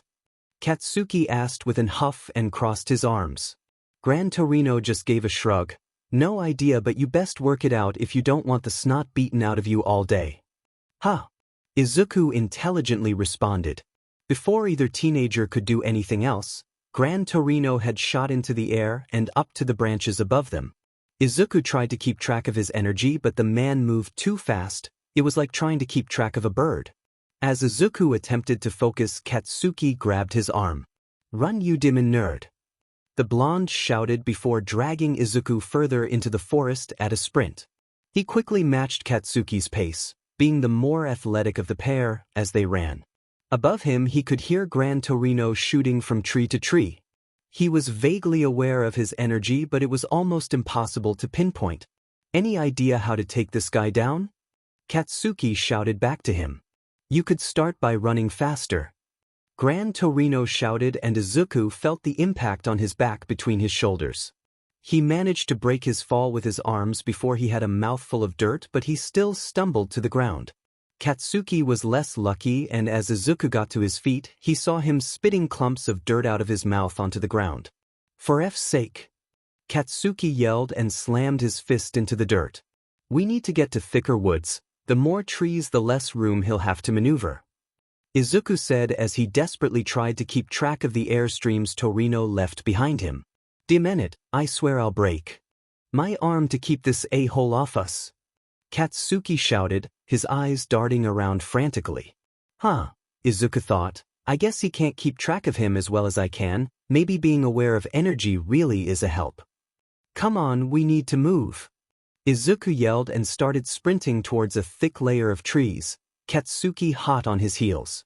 As they ran, Izuku tried to lock onto Torino's energy. Even if the man was keeping out of his range to take his quirk, his ability to detect someone's energy went on for nearly half a mile.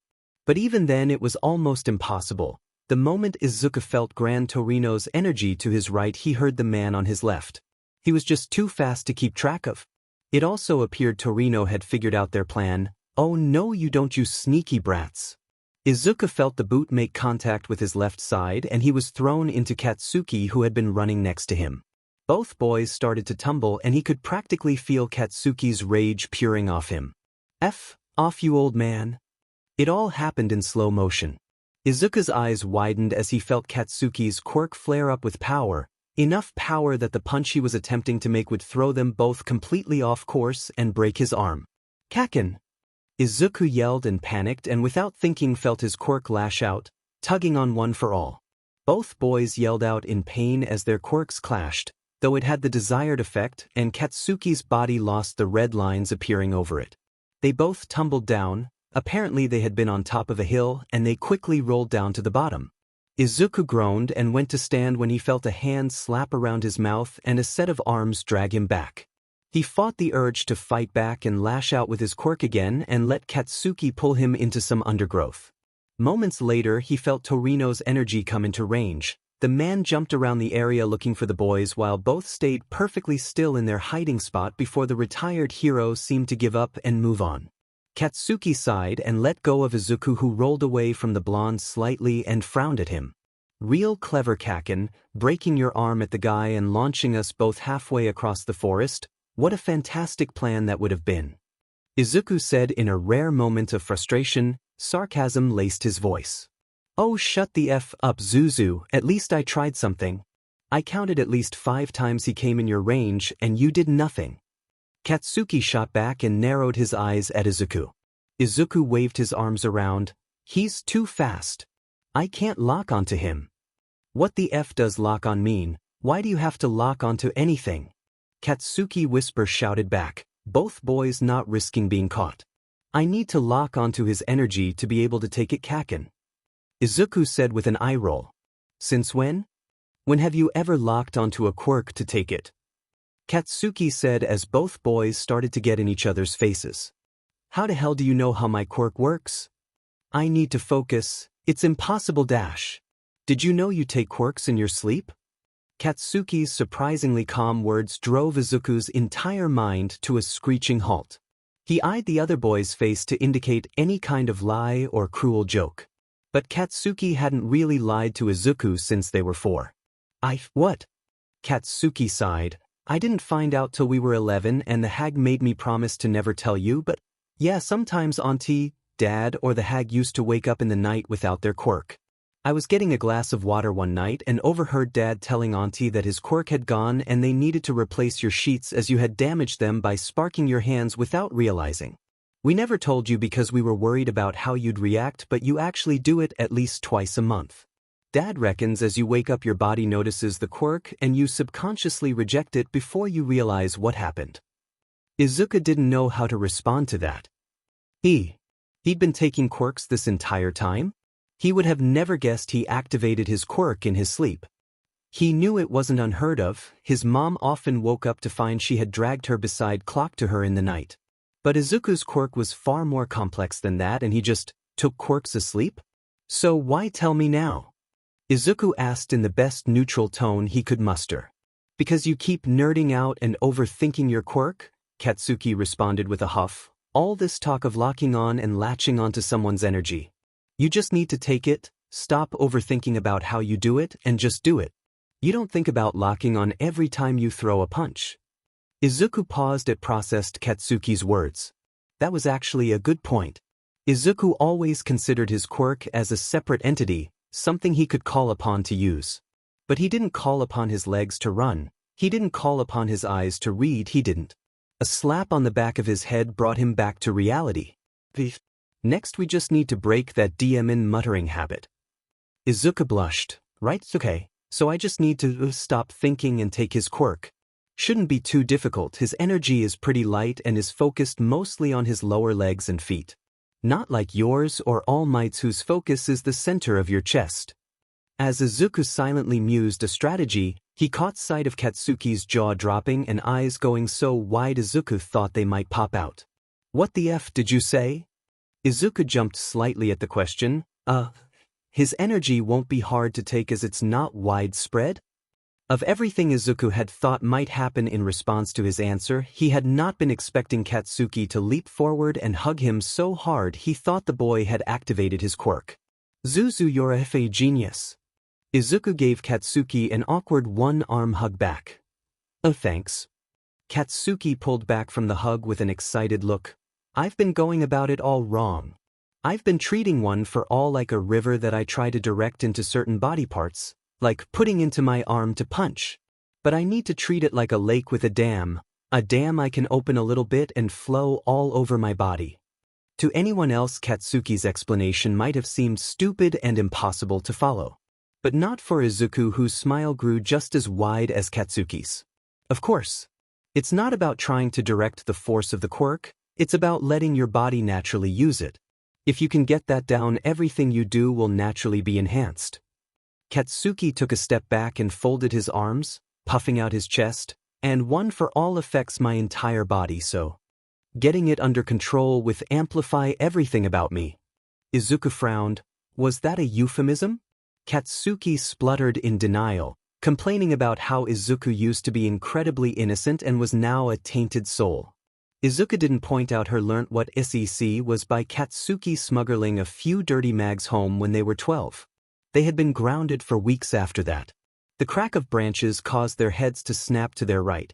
Apparently they had been too loud and Gran Torino was heading back to their position. The growing awareness of his energy confirmed the suspicion in Izuku's mind. I think I might have a plan, Katsuki said and turned to Izuku. Lead the way, O mighty one for all. Izuku said with a mock salute, causing Katsuki to roll his eyes. I'll distract him long enough for you to take his quirk. But I won't be able to hold him for long, so you better not F about with all that nerd shit and just do it. Izuku nodded. I'll do it. Katsuki gave him a feral smile. Good, he said and ran out into the open. Hey old man. Come fight like a real effing hero. In the distance, Izuku could hear the mad laughter of Gran Torino as his energy took on a more direct approach to them.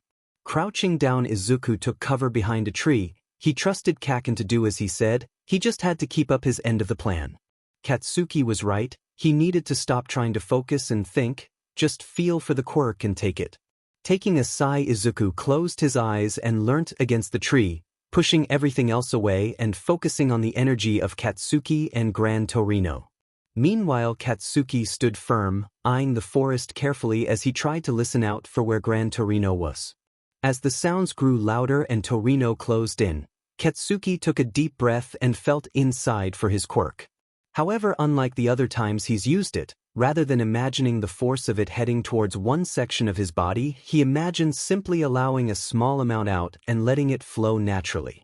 To his amazement, though he would never admit it, it worked.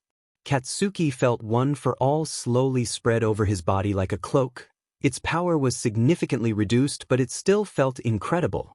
He instantly felt stronger, faster, and more capable. If he had to guess, he was currently allowing around 5% of the quirk to flow through him. On the outside, his body had lit up with red lines of power that had formed all over his skin. However, as he gained control, the lines disappeared and instead were replaced with what could only be described as a pure red and black fire that encased his body. But unlike the calm house fire people had in their homes, this fire crackled and sparked, almost like a small fireworks show surrounding him. As he focused his eyes, his bright red irises glowed with raw power.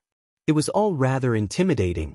Katsuki focused and put his second theory to the test. At its core, one for all was a power quirk that augmented and enhanced the natural abilities of the user. This is, of course, in essence meant their physical capabilities were enhanced. They gained strength, speed, and endurance. However, there was a lot more to the human body than muscles. Katsuki grasped a small amount of the power flowing through him and focused it in his eyes just as Gran Torino smashed through the foliage from above. He was moving slowly, at least more slowly than he had been before. Katsuki couldn't resist the urge to smirk. The nerd would be DMN proud. Using one for all in his eyes had allowed Katsuki to perceive time far slower than the average person. He wasn't sure how long he could hold it for, but he didn't need long. Planting his feet in the ground, he followed Gran Torino's outstretched leg heading straight for his chest. Making sure not to arouse suspicion and cause the old hero to change his trajectory, Katsuki tried not to respond too quickly. Not until Torino was in perfect range. Waiting until the last second, Katsuki simply sidestepped Torino's outstretched leg as his foot passed harmlessly through thin air. Torino only had time to widen his eyes in surprise briefly before Katsuki reached out, grabbing the man's arm and holding on with an iron grip enhanced by One for All. As predicted, Gran Torino reacted by using his own quirk to launch himself in the opposite direction. Katsuki threw the arm, not holding the retired pro hero out. It made a crunching noise as his hand slammed into the tree next to him, digging into the trunk. Using it as an anchor, Katsuki grunted and swung Gran Torino round, gritting his teeth as the force pulled at his shoulders, hoping he wouldn't dislocate his arm. Luckily though, Katsuki's arm stayed intact and he slammed Torino into the tree, using his body to pin the man down. All he had to do now was hope Izuku could take his quirk before the hero escaped. Izuku was doing just that. He had kept his eyes closed the entire time, focusing only on the quirk energy he could feel. He had to fight the hunger slightly when Katsuki activated his quirk, but it didn't put up much of a fight. He also felt Gran Torino's energy come into play, and he stopped trying to focus and locate both of them, concentrating purely on being aware of the energy. The moment Torino's energy came within range, he didn't even think, he pulled. Instantly the quirk put up a fight. It wasn't a particularly strong quirk, but Gran Torino was an experienced hero who knew their quirk inside and out. The energy was putting up a hell of a fight. He just needed to focus on it, think about how to tell. It was thinking which was letting him down. This was his quirk, his power. He didn't need to think, he just needed to pull. Izuku let out a cry as, with a burst of effort, he ripped Gran Torino's quirk from him and felt the old man's energy flow into his body. Izuku let out a sigh and collapsed to his knees, wiping the sweat off his brow. He had gotten used to easily taking known quirks. He wasn't prepared for such a battle. Walking out of his hiding spot, he saw Katsuki collapse. He also looked exhausted at really using his quirk for the first time.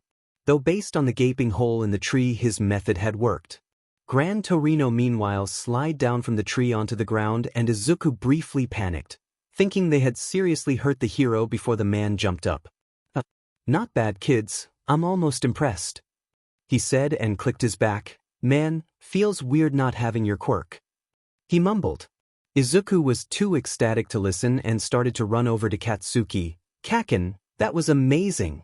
I can't imagine what you'll be able to dash." There was a sudden burst from beneath his feet, and the next thing Izuku knew, he was flying through the air. He watched the world twist and turn around him as he smacked into a branch mid-air and was once again thrown to the ground. Katsuki was of course sympathetic. "You, the idiot Zuzu, that was brilliant." Gran Torino scoffed in amusement. "Looks like we need work on you being able to control the quirks you take." "You think?" Izuku grumbled back as he pulled leaves out of his hair. Izuku watched the scenery fly past as Yagi swerved his truck in and out of traffic. The street signs indicated they were heading further into the city. Yagi had grabbed Izuku not long after he had returned Gran Torino's quirk and informed him it was time they took the next step in his training. The fact Gran Torino could stay behind to help Katsuki with his new so-called full cloak move made the timing even better. Though Izuku still had no idea what they were doing, they had been driving for a while now and Yagi had not said a word to him since they had entered the truck. It wasn't an awkward silence by any means, and Izuku was thankful to have some time to contemplate the morning's training and his and Katsuki's progress. However, curiosity was starting to get the better of him. "So you mentioned something about taking the next step in my training?" he asked Yagi as he turned his attention to the man. Yagi nodded, though he kept his eyes on the road. "Yes, overall your training is going well. You've gained not only the skill but also the confidence to take quirks, though I'm aware this is still in a very limited capacity. However, one aspect which I am concerned about is that you may be falling behind on your hunger." Izuku winced slightly. "I've been doing better though. You don't really cause much more than a slight jolt these days, and even Kaken only causes me to lose focus briefly. Not to mention I barely reacted to Gran Torino and I've never met him." "That's all true," Yagi responded. However, you've had months to get used to one for all, and though skilled Gran Torino doesn't have a very powerful quirk, we can't be sure how you'll perform in a crowd of people, especially a crowd made up of UA hero students. So we're training my hunger today? Izuku asked and looked out of the window. They were definitely reaching a nicer part of the city. He doubted his own family could afford to live out here. We are. Tell me, have you ever heard of Café LeBlanc? Izuku tilted his head in slight surprise. It's an online conspiracy theory. Essentially, Café LeBlanc is supposed to be a secret chain of restaurants across Japan only accessible by pro heroes. Most people who believe it say the locations are kept secret to keep it away from prying eyes. There's various theories about its true nature. Some think it's actually a club for heroes, while some argue they're actually safe houses for undercover operations. Though that wouldn't make sense, why give all the safe houses across the country the same codename, not to mention dash? Yagi's cough made Izuku realize he was mumbling again, and the boy blushed slightly. It's actually far more simple than that, Yagi explained. Put simply, it's a series of restaurants that allow pro heroes to enjoy a quiet meal out without being hounded by fans. There are strict rules for every site, and you have to sign a non-disclosure agreement. However, you and your family can attend freely after that. That's actually a pretty smart business idea. Yagi chuckled. The man who came up with it is richer than any pro hero I've ever met. The dots started to connect in Izuku's mind. So we're going there to test my control of my hunger? Exactly, it might be throwing you in the deep end a bit, but if you can handle a room full of pros, then I have no doubt you'll manage at UA. Izuku fidgeted in his seat slightly. Sure, he had a much better control of his hunger now, but training it like this? If Izuku lost control here, he had no doubt he would be blacklisted by every hero school in the country. That was assuming he didn't end up in Tartarus. Yagi seemed to pick up on his mood. You're worried what will happen if you lose control. Izuku nodded. I could hurt people. Internally, Yagi couldn't help but smile. For all the problems it would cause for the boy himself, Izuku's main concern was the well-being of others. It was further evidence that, even if his suspicions about the boy's real father were true, Izuku Midoriya was about as far away from a villain as you could get. It's definitely a risk, but it's a calculated risk. Don't forget, I am still the #1 hero and you're unable to take my quirk. If it comes to it, I can simply buff out and get you out of there to a safe spot. And if it does come to it, I will happily vouch for you at any hero school you apply for. Izuku took in Yagi's words and mulled them over. He supposed he couldn't just train to resist a few quirks forever. At least this method was far more controlled than having him walk around public crowds. Alright, I trust you, Izuku said with a slight smile to Yagi. Yagi nodded. Good, now if you open up the glove box, there's a few items in there for a disguise. Despite it being a pure hero restaurant, All Might would still gain some attention. Luckily the owner allowed me in as All Might's secretary. You'll be coming with me as my nephew, Akira. Izuku nodded and reached into the glove box. Inside he found a beanie, glasses, and a pair of false contacts. He put the contacts in first, changing his eyes from gleaming emerald to brilliant blue. He made sure to push all his green hair into the beanie, which had been added with tufts of blonde to give the impression he shared Yagi's hair color. Finally, the black-rimmed stylish glasses, the lenses of which were just made with ordinary glass, completed the look. Izuku turned to Yagi with a wide smile. So, how do I look? Yagi glanced at him and nearly swerved his truck off the road. The boy looked almost identical to how Yagi had in his younger years. Almost like he was the son of himself and Inko. Yagi quickly shook those thoughts away and shot the boy a quick smile. You look perfect. It's best no one links you to me when you come out as a hero. That could cause complications, so I'm afraid the disguise is necessary. Yagi glanced back at the boy when he heard sniffling, only to find tears welling Izuku's eyes. My boy. Whatever is the matter? Izuku rubbed his eyes, careful not to disturb the contacts. You said when I become a hero, not if. Yagi sighed. They really needed to work on this crying issue. Eventually they reached a central residential area of the city. The buildings were all exquisite. Perfectly trimmed bushes and driveways full of cars that probably cost more than Izuku's own house. The streets bristled with activity, men and women wearing expensive clothes and jewelry that glinted in the sun. If Izuku ever decided to become a criminal, he knew what suburb he was robbing first. He raised an eyebrow when they turned down a street which seemed eerily quiet. The cars on the drives looked older than most. The gardens were well kept but simple, easy to maintain with no extravagant extras, and the houses all had tinted windows trying to hide the luxurious lives of those inside instead of proudly showing them off. "So this is the street it's on," Izuku commented. Yagi gave him a curious look. "What makes you think that?" "This suburb is clearly expensive and a place for the super rich. But the kind of rich that like to show off, otherwise it's a pretty bad suburb. It's out of the way, hero patrols are light, and there's no nearby station to get into the city. The only reason people live here is the ability to show off how wealthy they are. Every house we've passed has been extravagant in some way or another. All except for this street. Sure, it's nice and clearly expensive, but there's nothing that stands out. Like it's trying to fit in without drawing attention to itself." Izuku explained in a monologue that would have divulged into muttering had it not been for Yagi pulling into an alley and catching Izuku's attention. Yagi chuckled. "You would have made a great detective in another life." Izuku blushed as they drove further into the alley and was surprised to find a homeless man. The figure was wearing dirty old clothes that hung over his body, and his face was largely covered by a baseball cap. Yagi didn't seem fazed, however, by the man and simply pulled up alongside him, opening his door window.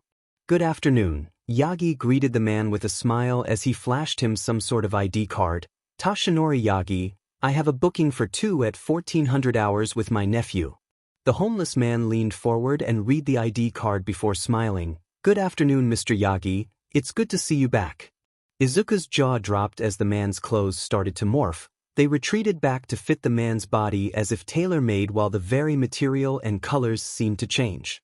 Before long, the homeless man was wearing a red tuxedo accompanied with a valet hat. "Oh, is that your quirk?" Izuku asked excitedly. The man chuckled. "My cousin is best genist, though the hero gig didn't suit me, excuse the pun." Yagi slapped his hand over Izuku's mouth before the boy started to rant and gestured for him to exit the car. Sulking slightly, Izuku followed as Yagi passed the man the keys to his truck. They entered the building through a side door just by where the man had been loitering. The moment they stepped through, Izuku could feel the wealth radiating off the place. The lush red carpet that lined the entranceway and stairways was so vibrant Izuku thought he had been colorblind his whole life until that moment. They handed their coats to the staff in the entranceway and were led upstairs. Gold seemed to line everything from the lights to the picture frames, each one containing a famous hero, until they reached a set of large double doors. A large man with a wide smile greeted them just before the doors. "Ah, Yagi. How good to see you. It's been too long." Yagi shook the man's outstretched hand. "Genji, a pleasure as always. Please meet my nephew Akira. Akira Genji is the manager here." Izuku bowed low. "It's good to meet you, sir." Genji smiled down at him. "A fine young man I see, just like your uncle. Tell me, Yagi, will All Might ever again visit us? It's been so long since he was here. He's always welcome to a private room. Doesn't the man ever date?" Yagi sputtered slightly. "Well, you know, being the #1 her does keep him busy." Genji laughed. Of course. Still, we are always delighted to see his secretary. Your money is as good as anyone's. Please let me show you to your seats."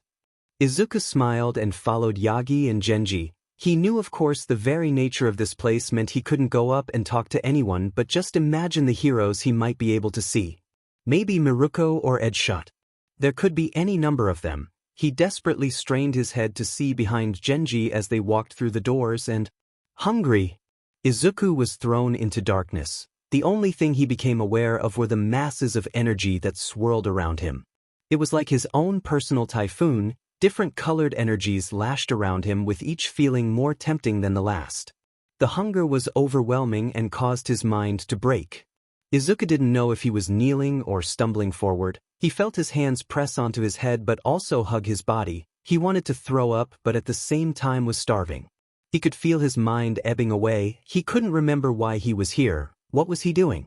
He tried to push back against the hunger, the overwhelming need to absorb the energy that surrounded him. But why should he fight it? The energy looked delicious, it looked like the perfect meal. And boy was Izu, what was his name again? Oh well, it didn't matter, the energy didn't have a name and that was what was important. There was a bright orange one in front of him, just in range. It looked perfect, so incredibly powerful and fierce, all he needed to do was reach out and… Izuku's mind came crashing back directly into the hunger, the two forces battling for dominance. He threw all his willpower into it, everything else vanishing as he pushed back against the force. Hungry. Izuku's mind was like a war zone, the two forces pushing and pulling against each other, neither giving in. In all his years growing up, Izuku had never known pain like it. It was like his head was being torn in two and his mind ripped apart. He needed to fight back against it, push it down and contain it. He needed feed. Izuku was sure if he had been aware of his body and able to feel anything, he would have just thrown up there and then. He had never felt such a strong desire to feed off quirk energy before. The hunger had fought back against him and dialed itself up to a new level he had never felt before. He started to panic, where the if was all might. He couldn't do it, he couldn't win against it. There was no way he could push this level of force down and keep it away from himself. It was just an element of himself he couldn't fight. What had Gran Torino said? He needed to stop separating his quirk from himself. He would never win by directly fighting against the hunger, he needed to accept it. Man, he hoped All Might was telling the truth about stopping him. Izuku stopped fighting and let the hunger overflow him. His mind vanished. All that was left was a shell of a human. All for one, his quirk taking full control, using his body as a vessel while the energy around him flared up. It surrounded him in one giant ball, crackling around him, ready to be taken and… Are you all right? Izuku's eyes snapped open. He could feel sweat on his brow and he was breathing heavily, his whole body shaking slightly. His vision was blurred and slowly coming into focus. His memories came stumbling back and he realized he was still in LeBlanc, the sounds of chatter and scraping chairs around him. In front of him stood a boy about his own age with two-tone hair, one half red and the other white. The boy was looking at him with a blank expression that made Izuku nervous.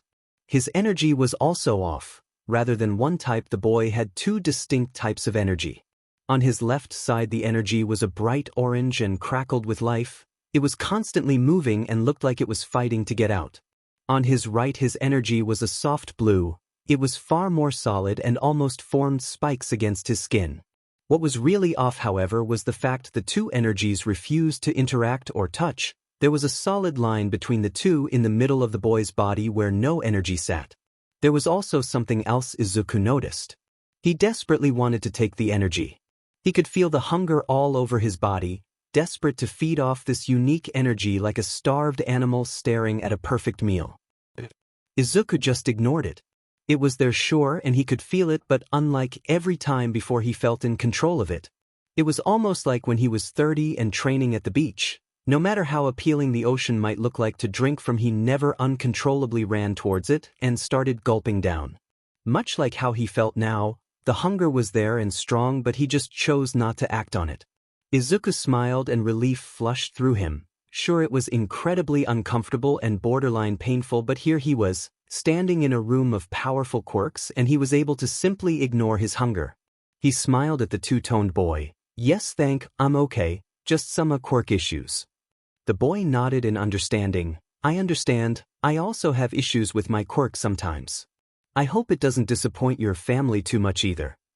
Izuku's smile twitched slightly at that. Oh, are you here with your family? Yes, father decided it would be nice to visit for my sister's birthday. Even my older brother came. It's a nice break from training, the boy said with a bored expression. Izuku went to respond when a voice distracted him. Young Miyakira. There you are. Izuku turned his head to find a frantic Yagi running up to him, fear etched across his face. My boy, I'm so sorry, I got distracted talking to Genji and didn't realize you had wondered. Are you okay? Izuku turned to the boy he had been talking to only to find him gone. He filed away the encounter in his mind for further analysis at a later date before turning back to Yagi with a wide smile. You know what? I'm effing great. Yagi smiled to himself as he sat on the balcony of his apartment. simply taking in the last of the day's sunshine, its rays giving a slight warmth to his tired bones. Today had been perhaps the most successful day he'd had since agreeing to train young Bakugou and Midoriya. Bakugou was now able to control a small percentage of One for All and was adapting to the quirk quickly with Gran Torino. Yagi had no doubt the way he was now he would practically walk through the UA entrance exams. Not only that, but Midoriya had also made great progress with All for One.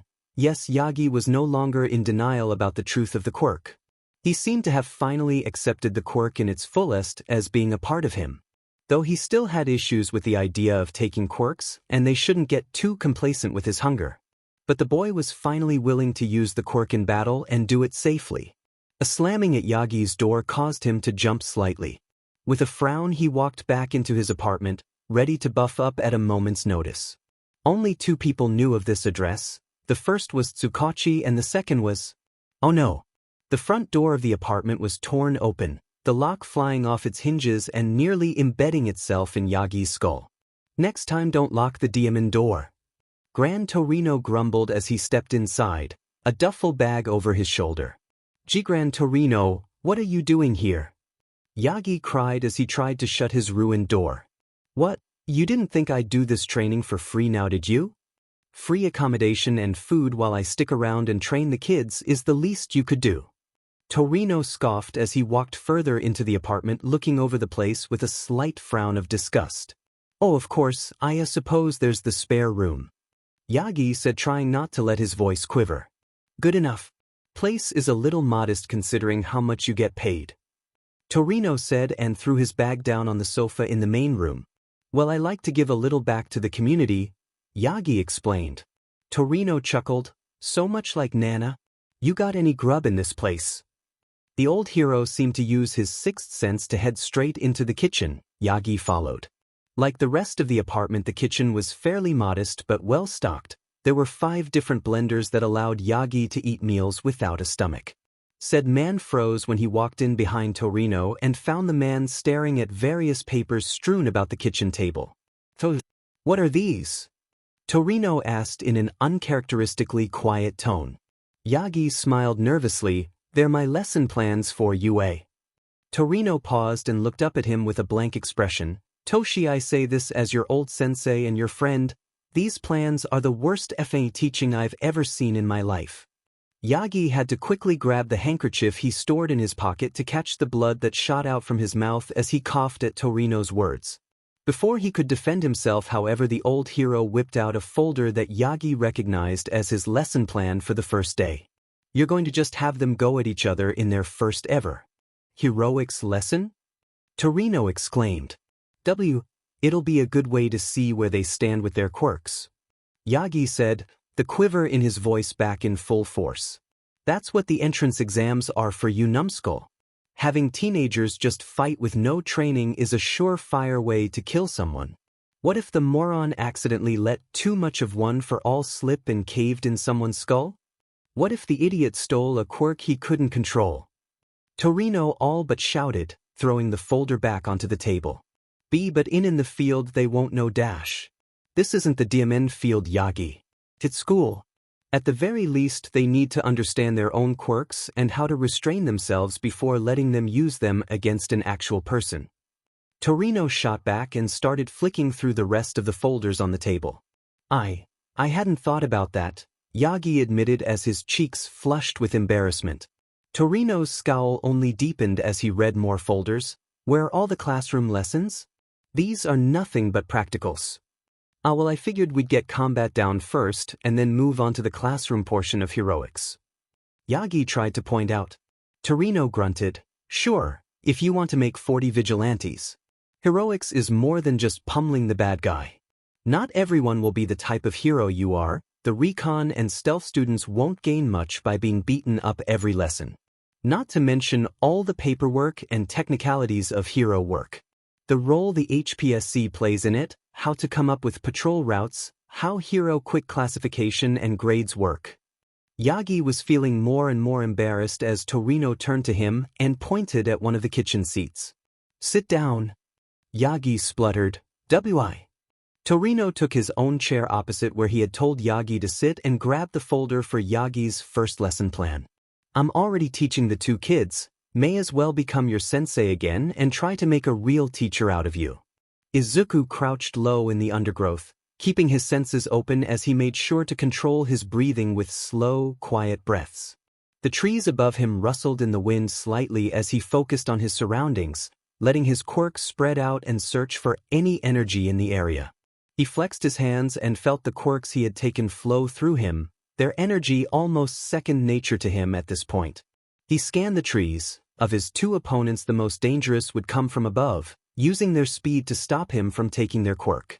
His timing was better, but he was also learning the more he used it on someone the better they became at fighting it. There was no point worrying about his second opponent. Izuku would sense their energy a mile away. As he sat waiting to ambush anyone who came by, he pondered the last few weeks. With the addition of Gran Torino training them, he and Katsuki were now reasonably decent fighters.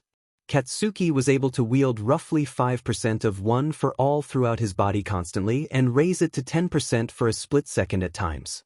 He used this to deadly effect, focusing on precise and sharp movements, jabs and kicks fueled by his 10% output to quickly take down an opponent while increasing his endurance with his full cloak technique.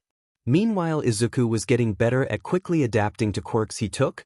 Torino had encouraged his analysis skills and used classroom-style lessons to help Izuku quickly break down the core of a quirk and how best to use it. Combined with his now reasonably solid control of his hunger and increased ability to take quirks, and Izuku was becoming just as deadly at close range as Katsuki was. Gran Torino could run circles around them both, but even he had to be cautious. If he got too close to Katsuki, or stayed in Izuku's range too long, he would be finished in a moment. Speaking of Torino, Izuku could sense the man's quirk coming his way. It was subtle, but he could feel it. Izuku tensed up, not moving a muscle as he lowered his breathing to the point he was almost drowsy. As Torino's energy got close, Izuku could feel the hunger start. He accepted it and let it guide him to Torino, keeping it reeled in but using it to focus on the energy. Izuku held out his hand, briefly glancing at the weird mix of green, brown and golden that swirled around it. He waited until he felt Torino launch above him in the trees and focused on the green energy in his hand. Pointing towards a tree opposite him, Izuku activated his mother's quirk, causing a branch on the tree to snap off and fall to the ground. Torino reacted immediately. His path above Izuku altered and he headed straight for the disturbance. Izuku really did stop breathing at that point. His entire strategy rested on the element of surprise. The moment Torino knew he was in the area, he would make sure never to be within Izuku's range for more than a second. Torino landed in the trees above and paused, clearly trying to scan the area for either Izuku or Katsuki. Izuku smirked. His energy was exactly 10 meters away. He just needed to make sure he pulled with as much force as could and didn't give. Torino shot back using his quirk. Izuku's eyes widened slightly and he ducked down, feeling Torino's foot miss his head by only a slither. Not giving Izuku a chance to take his quirk, Torino landed on the ground next to him and shot back into the sky. Izuku rolled out from the undergrowth and looked up to see Torino perched on a branch looking down at him, just out of range. Smart, using a relatively weak quirk tactically turns it into a useful tool, and while being sneaky may not always be popular, surprise attacks often result in low casualties and an easy win. Torino said approvingly while Izuku watched the man carefully. Yet again, however, you made one fatal mistake. Torino flew from his branch, jumping between the trees above Izuku. Not bothering to try to keep track of him physically, Izuku turned and ran, making sure to feel Torino's energy around him. He quickly planted his feet in the ground and stopped himself moving forward as Torino ripped through the air just in front of him. Had he not kept track of the energy and stopped, it would have been a direct hit. Izuku could always try and counter Torino, but the truth was he wasn't as strong as Katsuki, and the first time he had tried it, it was like being barreled into by a freight train. Torino once again landed in the trees above Izuku. Idiot, you hesitated in taking my quirk. Again. Izuku rolled out of the way as Torino nearly took his head off with another quirk-powered kick. I had to be. Sure, I took it. Well, you failed on that front. You need to control your hunger. I could feel it on my quirk the moment I landed. As if to emphasize his point, Torino came at Izuku from the side, not even looking in the boy's direction as Izuku jumped back onto the ground. It was probably time for Plan B. By this point Izuku knew exactly how Torino's quirk worked. The air jets he released were actually fairly basic. They launched him in whichever direction his legs were pointing.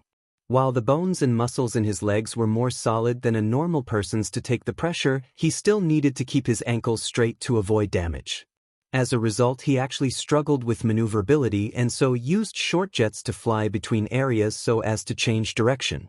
It also meant while he was able to change direction mid-air, it came at the complete loss of ant control of his movements. And it played right into Izuku's plan. Ducking and diving to avoid Torino's attacks, Izuku led the man into an open area, the exact opposite of his plan when he first encountered him. Torino shot past him and started jumping between the trees. Izuku loosely tracked his energy while focusing on his mother's quirk. He waited patiently for the perfect moment. Suddenly he felt Torino change direction and put his plan into motion. Activating his mother's quirk, Izuku pulled piles of leaves and twigs into his hand. They hadn't had rain for a while and the foliage was crisp and dry.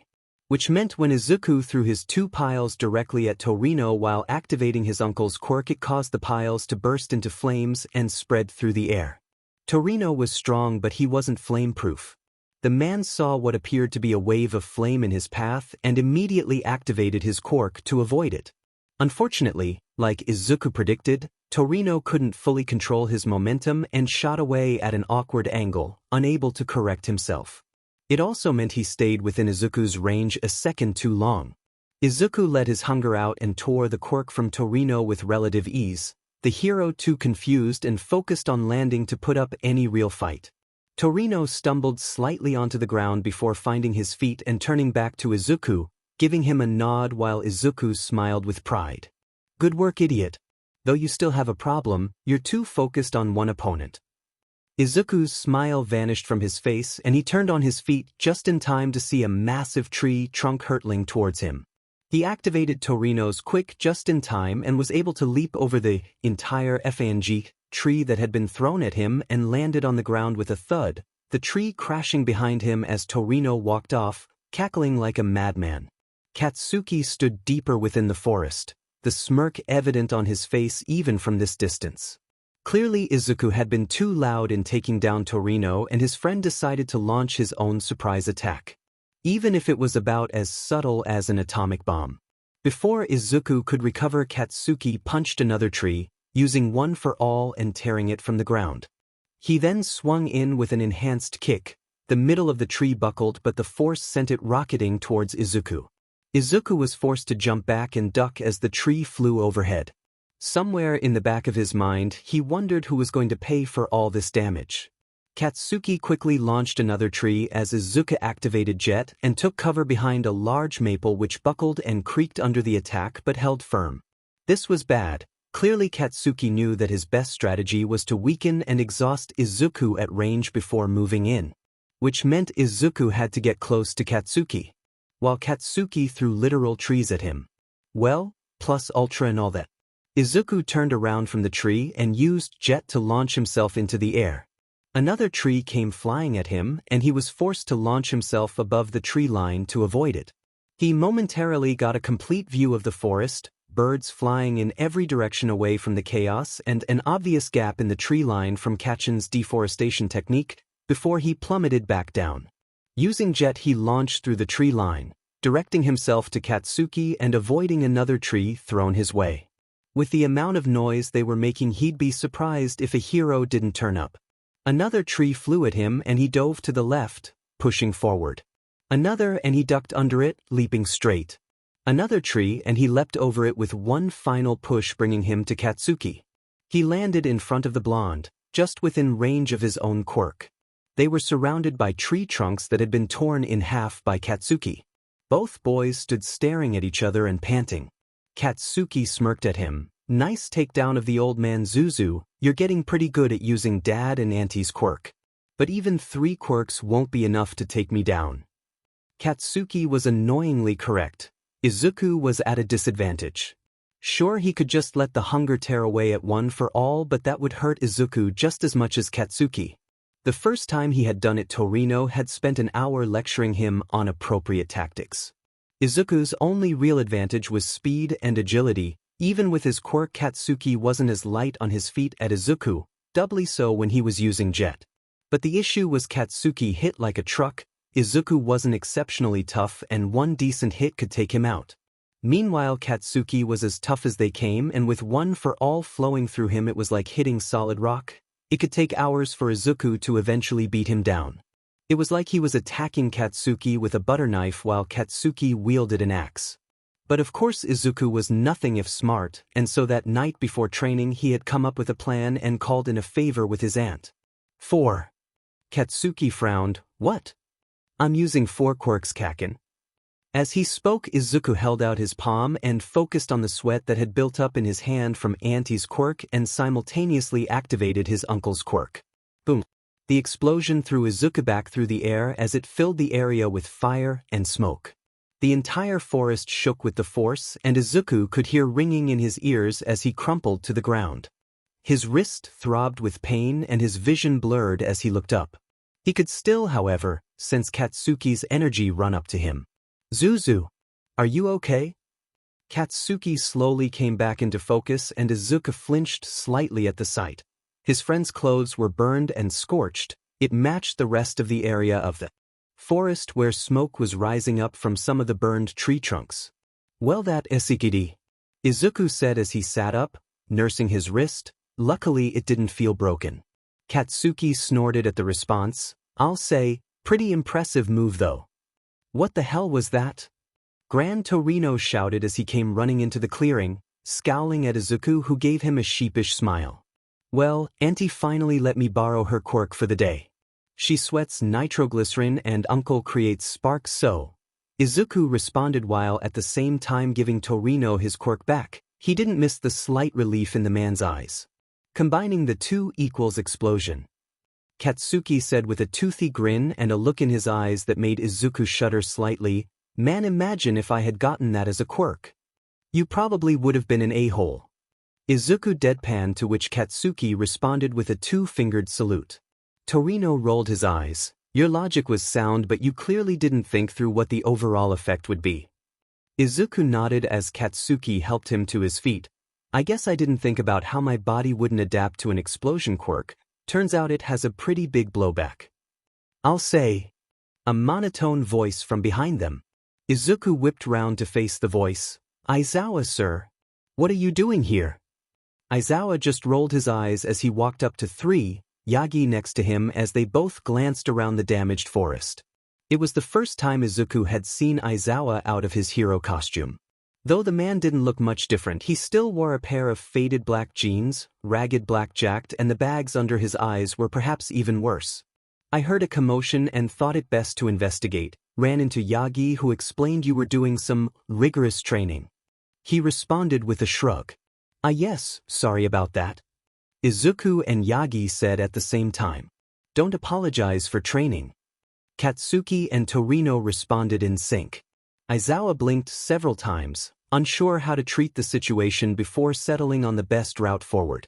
Ignoring it altogether.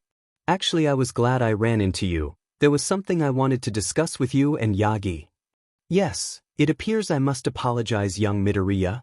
In all the time we spent training, I had never stopped to pause and think about your situation. Yagi said with a small smile at the boy. Izuku raised an eyebrow. My situation? Aizawa nodded. It occurred to me when we spoke at UA, you said you only had 3 months, now just 3 weeks, until the entrance exam. Well yeah, me and Kaken have already put our applications in. Izuku said with visible confusion. I'm aware, however, you shouldn't be taking the entrance exam. Aizawa said with neutral expression. Izuku froze and his face paled. Beside him he felt Katsuki stiffen up. After all this time, did Aizawa really think he didn't deserve to try?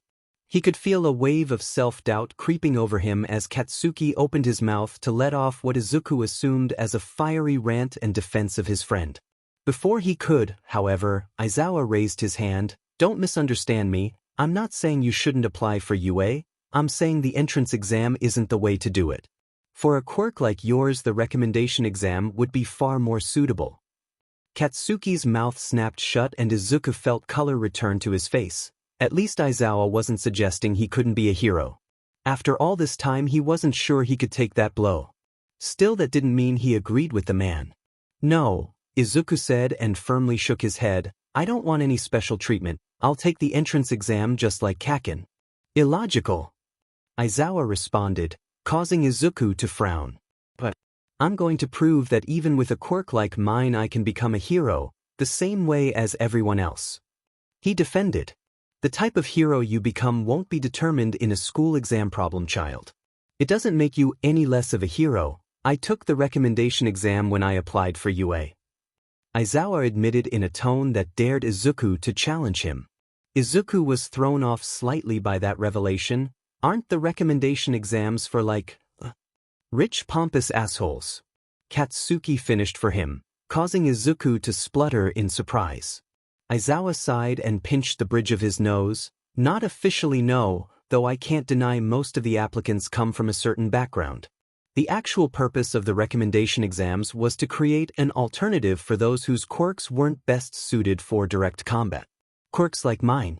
Truth is, the entrance exam is pretty biased towards people with flashy powerful quirk like Bakugou's, no offense.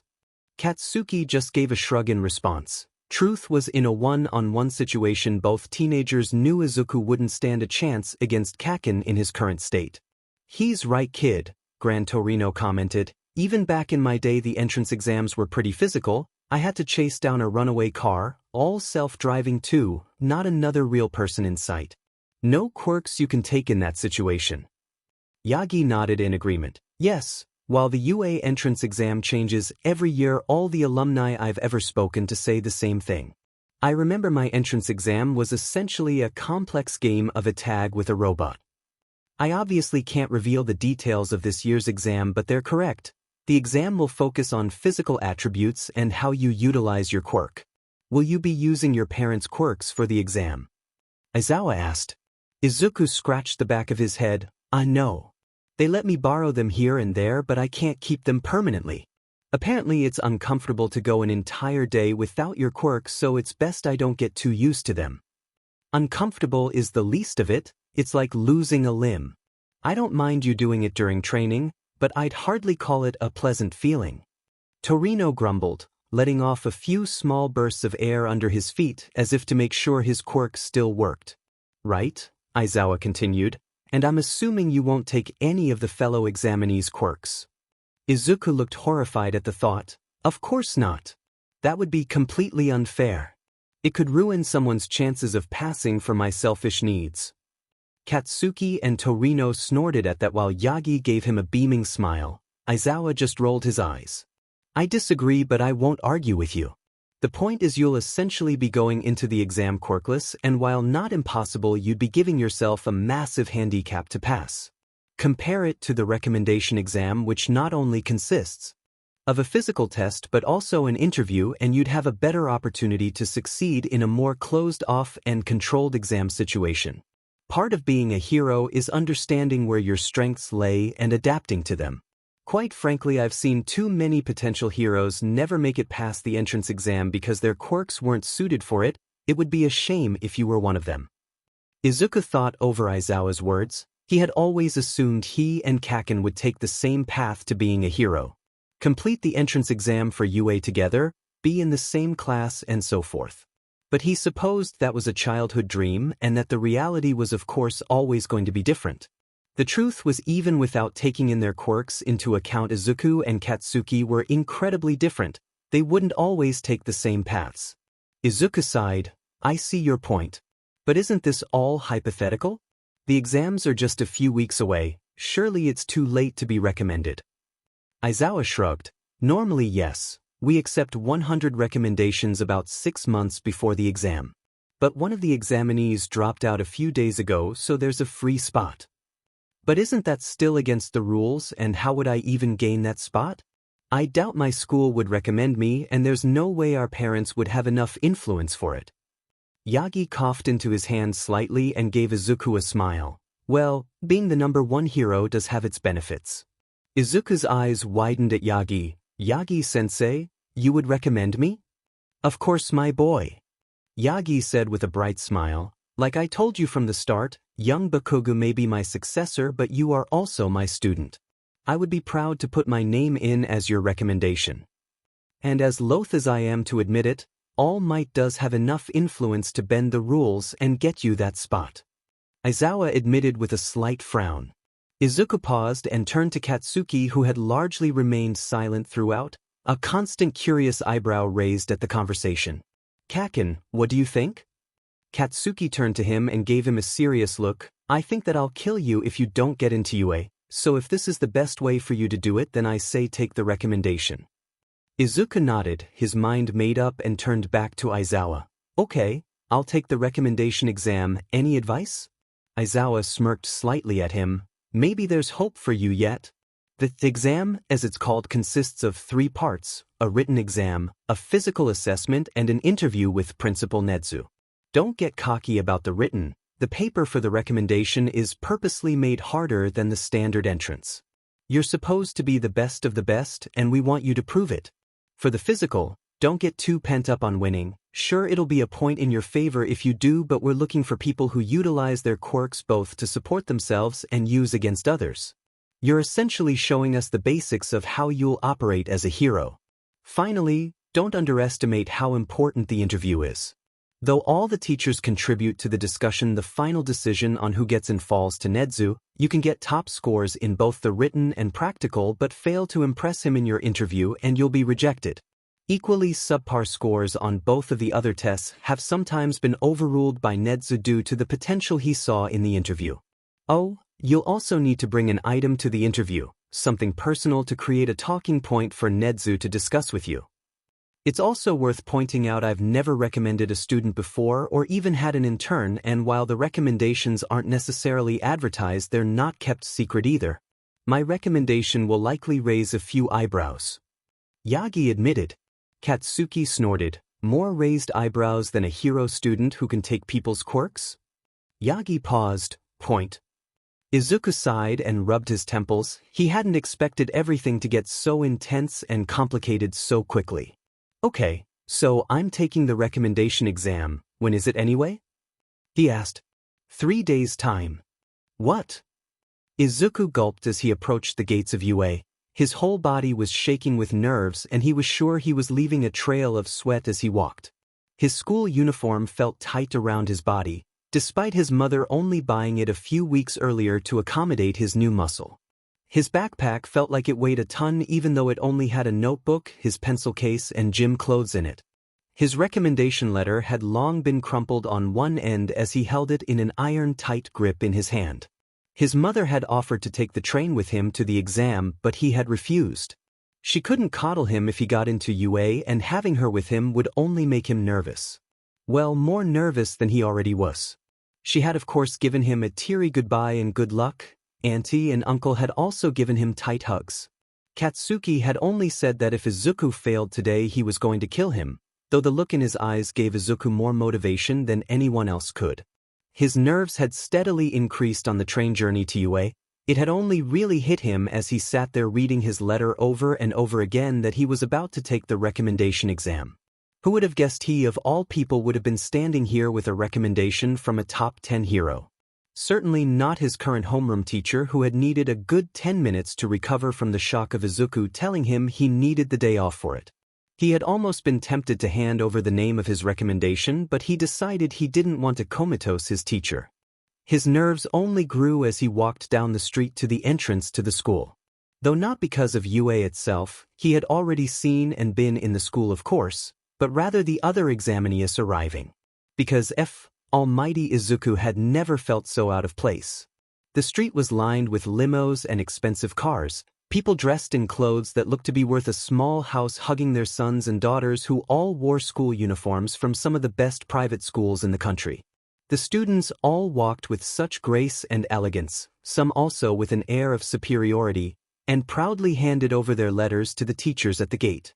Izuku swore he had even seen a private helicopter land within the grounds.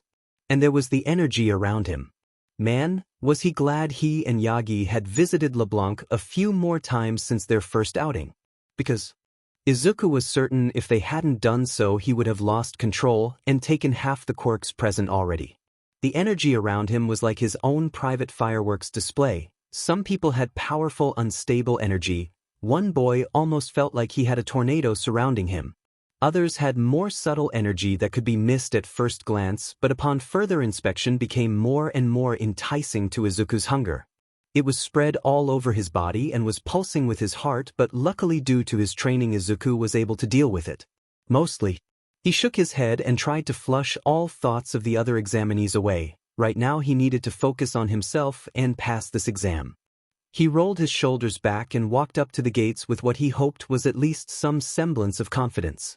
A few of the students, and some adults, gave him mild looks of confusion and disgust, clearly realizing he wasn't from Japan's elite like everyone else.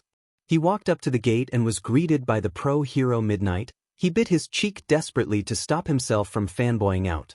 Midnight gave him a smile. Hello, here for the recommendation exam? Why yes ma'am. Izuku nodded and handed over the letter in his hand. Midnight giggled at his stutter. Nervous, huh? Don't worry, kiddo, I'm sure you'll be fine. Izuku tried to give her a smile, but he was certain it was more creepy than anything. Thank you, ma'am. Now let's see, Midnight said and started to read his letter. Izuku Midoriya, from Aldra Junior High. You'll be in Group 2. Recommendation came from Dash. Midnight's jaw dropped open and her eyebrows rose up so high Izuku thought they may disappear off her head. The woman's eyes snapped from the letter to Izuku and then back again. Clearly Yagi had been right, getting a recommendation from All Might really would gain attention, even from other pro-heroes. Midnight quickly regained her professional composure however and gave Izuku a smirk. Well, aren't you just the most curious little thing? Recommended by the big man himself, huh? I'll be making sure to keep a close eye on you. She said and gave him a saucy wink. Izuku blushed madly and started to stutter, causing Midnight to laugh. You'll need to work on that confidence though. Here you go, examinee number 100, head straight in and to the assembly hall. Izuku didn't need to be told twice. He wiped his ID badge from her, gave a quick bow and practically sprinted to the building. Finding his seat in the hall was fairly easy. Being 100 meant he was in the very back right-hand corner of the seating arrangement. It was obvious the assembly hall was designed for a lot more than 100 people as they all sat close to the front, just by the stage. He put his bag under his seat and sat trying to calm his nerves while observing the other examinees and their energy take their seats. Was that the two-toned boy he'd seen at LeBlanc? Eventually all 100 students took their seats. A few seemed to know each other and made small talk, but a majority sat silently. Izuku himself was trying to calm his nerves by reading people's energy and trying to analyze their quirks based on what he could see. The two side doors on the stage swung open and the teachers of UA filed out onto the stage, Izuku recognizing each pro-hero with excitement. Some like Midnight and Present Mike had excitable faces on, chatting amongst themselves and pointing out a few students. Izuku lowered himself in his chair when he saw Midnight point at him and say something to make Present Ms. trip slightly. Others like Aizawa had more serious looks and gazed intently out at the hero hopefuls. Principal Nedzu himself had a wide smile on his face as he approached the microphone at the center of the stage. Greeting applicants. I am a bear? Am I a rat? Who knows? More importantly, I'm the principal of UA. It's a pleasure to welcome you all to this year's recommendation exam. As I'm sure you're all aware, you all represent the best your generation has to offer. Izuku noticed Aizawa hide what he assumed was a scowl behind his scarf at that comment. Some of you were recommended by the best schools around the country based on your grades and test scores. Others are here to carry on a proud family legacy of heroics. Izuku swore he saw someone's energy in the assembly flare up at that, but there were too many quirks around to focus on it. There's also those of you who were recommended by industry-leading figures who saw your potential as a hero. This includes those of you who were recommended by heroes themselves. I and my staff look forward to seeing what you can accomplish today in your efforts to prove these recommendations were not made in vain. On that note, while there is no requirement to keep recommendations a secret, we ask that you respect your fellow examinees if they do not wish to divulge this information. Equally, please understand that some of you will come from heroic families whose quirks have certain classified traits. Please don't push anyone for this information. Anyone found ignoring these rules will fail the exam immediately. Izuku gulped slightly at that, suddenly becoming aware of the caliber of students here. Quirks with classified elements were usually that way to protect heroes who used them or keep powerful villains from discovering the secrets of the quirk.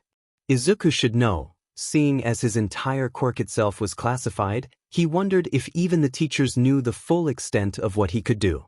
Nedzu continued his speech. Now, as I'm sure you're all aware, the day will consist of 3 separate sections, a written and practical exam and interview with yours truly. You have been split into 3 separate groups to spread you out throughout the day. Group 1 will complete their practical, then have the interviews and finish off with their written exam. Group 2 will start with written, move on to the practical, and then have their own interviews. Finally, Group 3 will start with the interview, then written, and of course, finally your practical. If you're unsure of your group, please see a teacher after this assembly. Izuku supposed it could be worse. Being in Group 2, at least he would get the written exam out of the way, though he wasn't looking forward to finishing off the day with a grilling from Nedzu. There will be a rest after each event and time between the first and second event to eat a lunch provided by ourselves. Now, are there any questions? Yes, examinee number 23. A girl a few rows in front of Izuku stood up. She was wearing a black skirt and blazer trimmed with gold. Her hair was in a ponytail and her looks could easily be summarized by a few of the staring boys who were actively drooling. Her energy was also interesting. It shone brightly, almost as bright at all might, but was spread throughout her body. Thank you, Principal. In regards to the written exam, how much time do we have and is there a word limit on our answers? You will have 3 hours to complete the exam. There is no word limit and we have plenty of paper to write as much as you like. However, I must warn you that quirks are strictly forbidden for the written test. Once again, anyone caught out will fail immediately. Yes, examinee number 41. A boy practically on the other end of the seating arrangement to Izuku stood up, yet even at that distance Izuku's eyes widened at how tall the boy was. He had a buzz cut of dark hair on his head and had an intense look in his eyes. He likely even towered above Katsuki. His energy was violent, like a tornado that encompassed his whole body. I am most honored to be here, Principal. The boy shouted before bowing so quickly and so low Izuku thought he may have broken his back, but he soon stood straight again. For my question, are we allowed to know the parameters of the practical test before taking part? Nedzu nodded at the boy. Of course. The practical assessment will consist of an obstacle course race against the fellow examinees in your group. Your goal is to reach the finish line in as little time as possible. All supervised by teachers, of course. Izuku immediately picked up on that wording. Nedzu hadn't said the goal was to win, merely complete the course. This of course meant that a win wasn't guaranteed admission. He knew from speaking with Aizawa that the goal wasn't necessarily just to beat your opponents, however it was definitely an element. The real test was your time. But of course the unmentioned rule was that your time was only good or bad compared to the average. They were here to prove they could be heroes. And what better way to secure a high time than to push everyone else down? It was cruel, but it would be effective. It was exactly something Izuku would imagine Aizawa thinking of. The issue, of course, was just how much they were allowed to use their quirks. Obviously, he didn't want to seriously hurt anyone, but Izuku didn't want to be caught out by using his quirk in a way that wasn't allowed. Especially for a quirk like his, which he had a complex relationship with, to say the least. Somehow he needed to gain more information on how best to use his quirk. He already had a plan in mind, but it was one that could easily get him disqualified. Maybe if he tried to ask Aizawa quietly or text Yagi when he had a chance he could. Yes, examinee number 100? Izuku looked up from where he had been quietly mumbling and found a gloved hand in the air. His own right arm had betrayed him and risen to ask a question without his consent. His lack of feeling in the arm meant he didn't even notice. He now had over 100 sets of eyes looking at him expectantly. He nodded in thanks and rose in his seat nervously. Yes, thank you, sir. I was just wondering. Is there a limit on quirk usage during the practical section of the exam? Nedzu clapped happily. Of course not. You are here to prove yourselves. You will be allowed to use your quirk however you see fit. Now any other dash. Izuku cleared his throat and interrupted the principal, much to the shock of the assembled students and some of the teachers. Nezu, however, actually looked excited at the interruption. I'm sorry, sir. But it's really important that I understand C correctly. You're telling me there is absolutely no limit on what we do with our quirks and nothing we do with them will get us disqualified. Nezu paused for a moment and Izuku thought he saw the glint of something in the rat's eye. You are correct, number 100. Bar setting out to seriously maim your other examinees on purpose, you may do anything you wish with your quirk. We have Recovery Girl on standby for any serious inquiries and our own Eraserhead will be overseeing the practical should things get really out of hand. Izuku nodded his thanks and finally sat back down. A few of the students around him held their curious gazes for a few moments longer before turning their attention back to the stage. The questions continued for another 10 minutes. There were some obvious ones like asking when they'd get their results, how many students would be admitted and how long the individual interviews would take. Other questions definitely showed the type of crowd Izuku was in. Could their personal chef bring their lunch? Could they use their pre-made hero costumes for the exam, and if UA provided private study rooms for those who were willing to pay? Throughout it all, Izuku only paid half attention, his mind piecing together his plan for the practical. There was of course no way he would steal the quirks of other examinees. He couldn't quite bring himself to do that yet. But Nezu had assured him no matter what he did he wouldn't be disqualified. He just needed to make sure he positioned himself right for the start of the race in regards to his range. It made sense they would have Aizawa watching over the physical. If anyone lost control of their quirk, he could just erase it. Of course, that was assuming Aizawa still had his quirk. The growl of his stomach indicated to Izuku that he needed to eat, and he strongly agreed. He was glad he had taken Aizawa's advice and done some last-minute cramming for the written exam because, quite frankly, it was the hardest thing he had even done. He was certain at one point his brain had started leaking from his ears. His left hand had cramped up towards the end, and he just hoped whoever was marking his paper could make out the scrawls he made when using his right. Luckily, however, they had now finished the exam and he and the rest of Group 2 were trudging towards the lunch hall. Everyone looked as exhausted as he felt, well except for the ponytail girl who had asked the first question. She looked ecstatic and Izuku could hear her complimenting how wonderfully challenging the test had been. Izuku agreed, if by challenging she meant literal psychological torture. A few of the examinees had started some conversions and Izuku found himself pulled into one.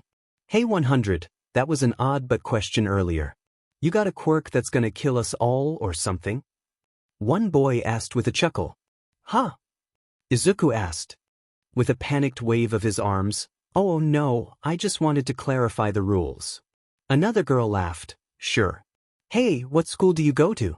I don't recognize that uniform from any private school in the area. Izuku blushed slightly. I don't go to private school.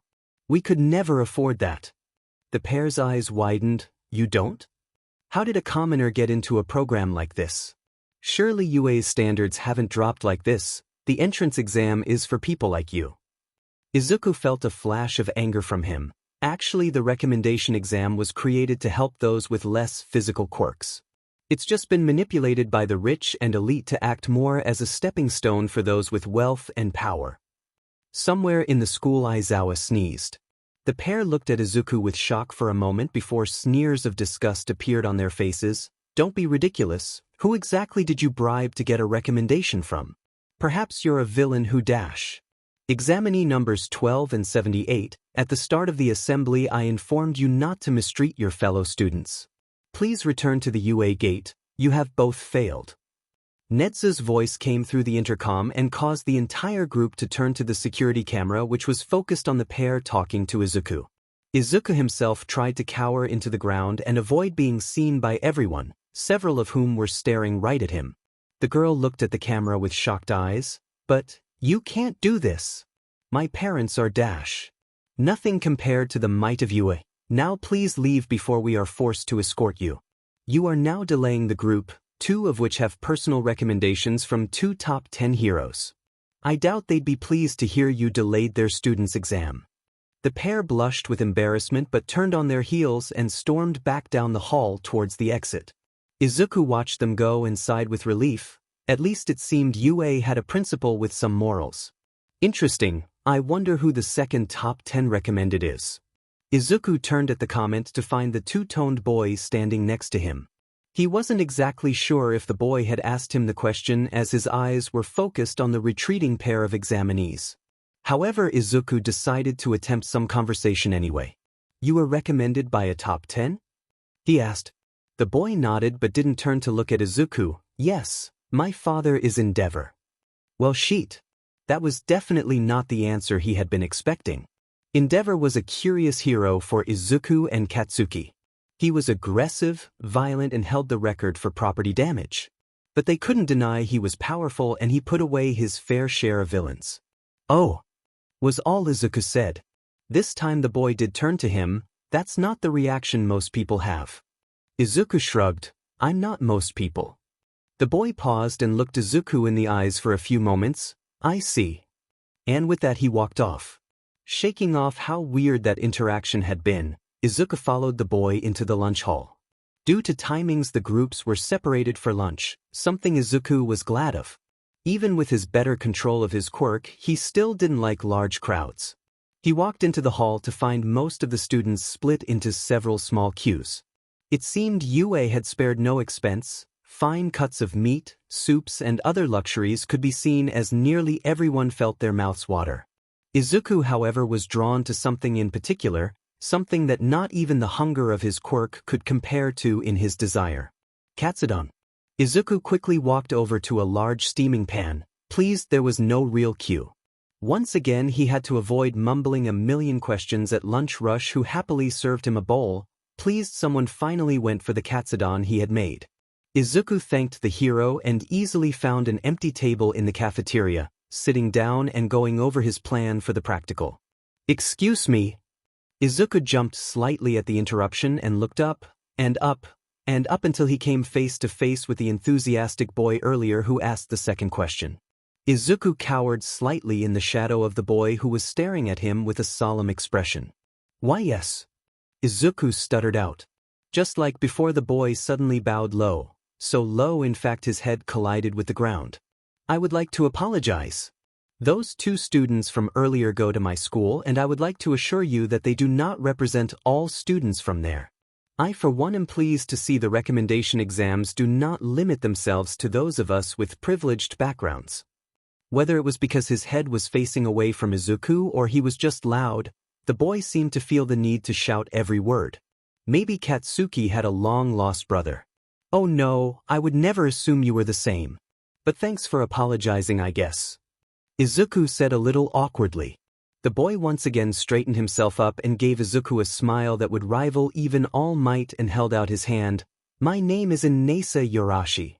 Okay, Izuku, you prepped for this. You just have to be friendly. Remember this isn't Kakin and he isn't a bully. I'm Izuku Midoriya. I'd shake your hand but my right hand is Fed. Nailed it. Yorashi's smile faltered slightly at Izuku's words before he let out a bellowing laugh. Fair enough, Midoriya, may I join you for lunch? Izuku nodded his head. Be my guest. Yorashi smiled and sat opposite Izuku. So how did you find the written portion of the exam? Izuku sighed. Harder than I expected and I had expected it to be impossible. Yorashi chuckled. Yes, I agree. I knew UA was the best obviously, but I'm not sure anyone could be prepared for that. Izuku nodded. I spent at least a third of my time on the mathematics section. I eventually just settled for 567 on the last question.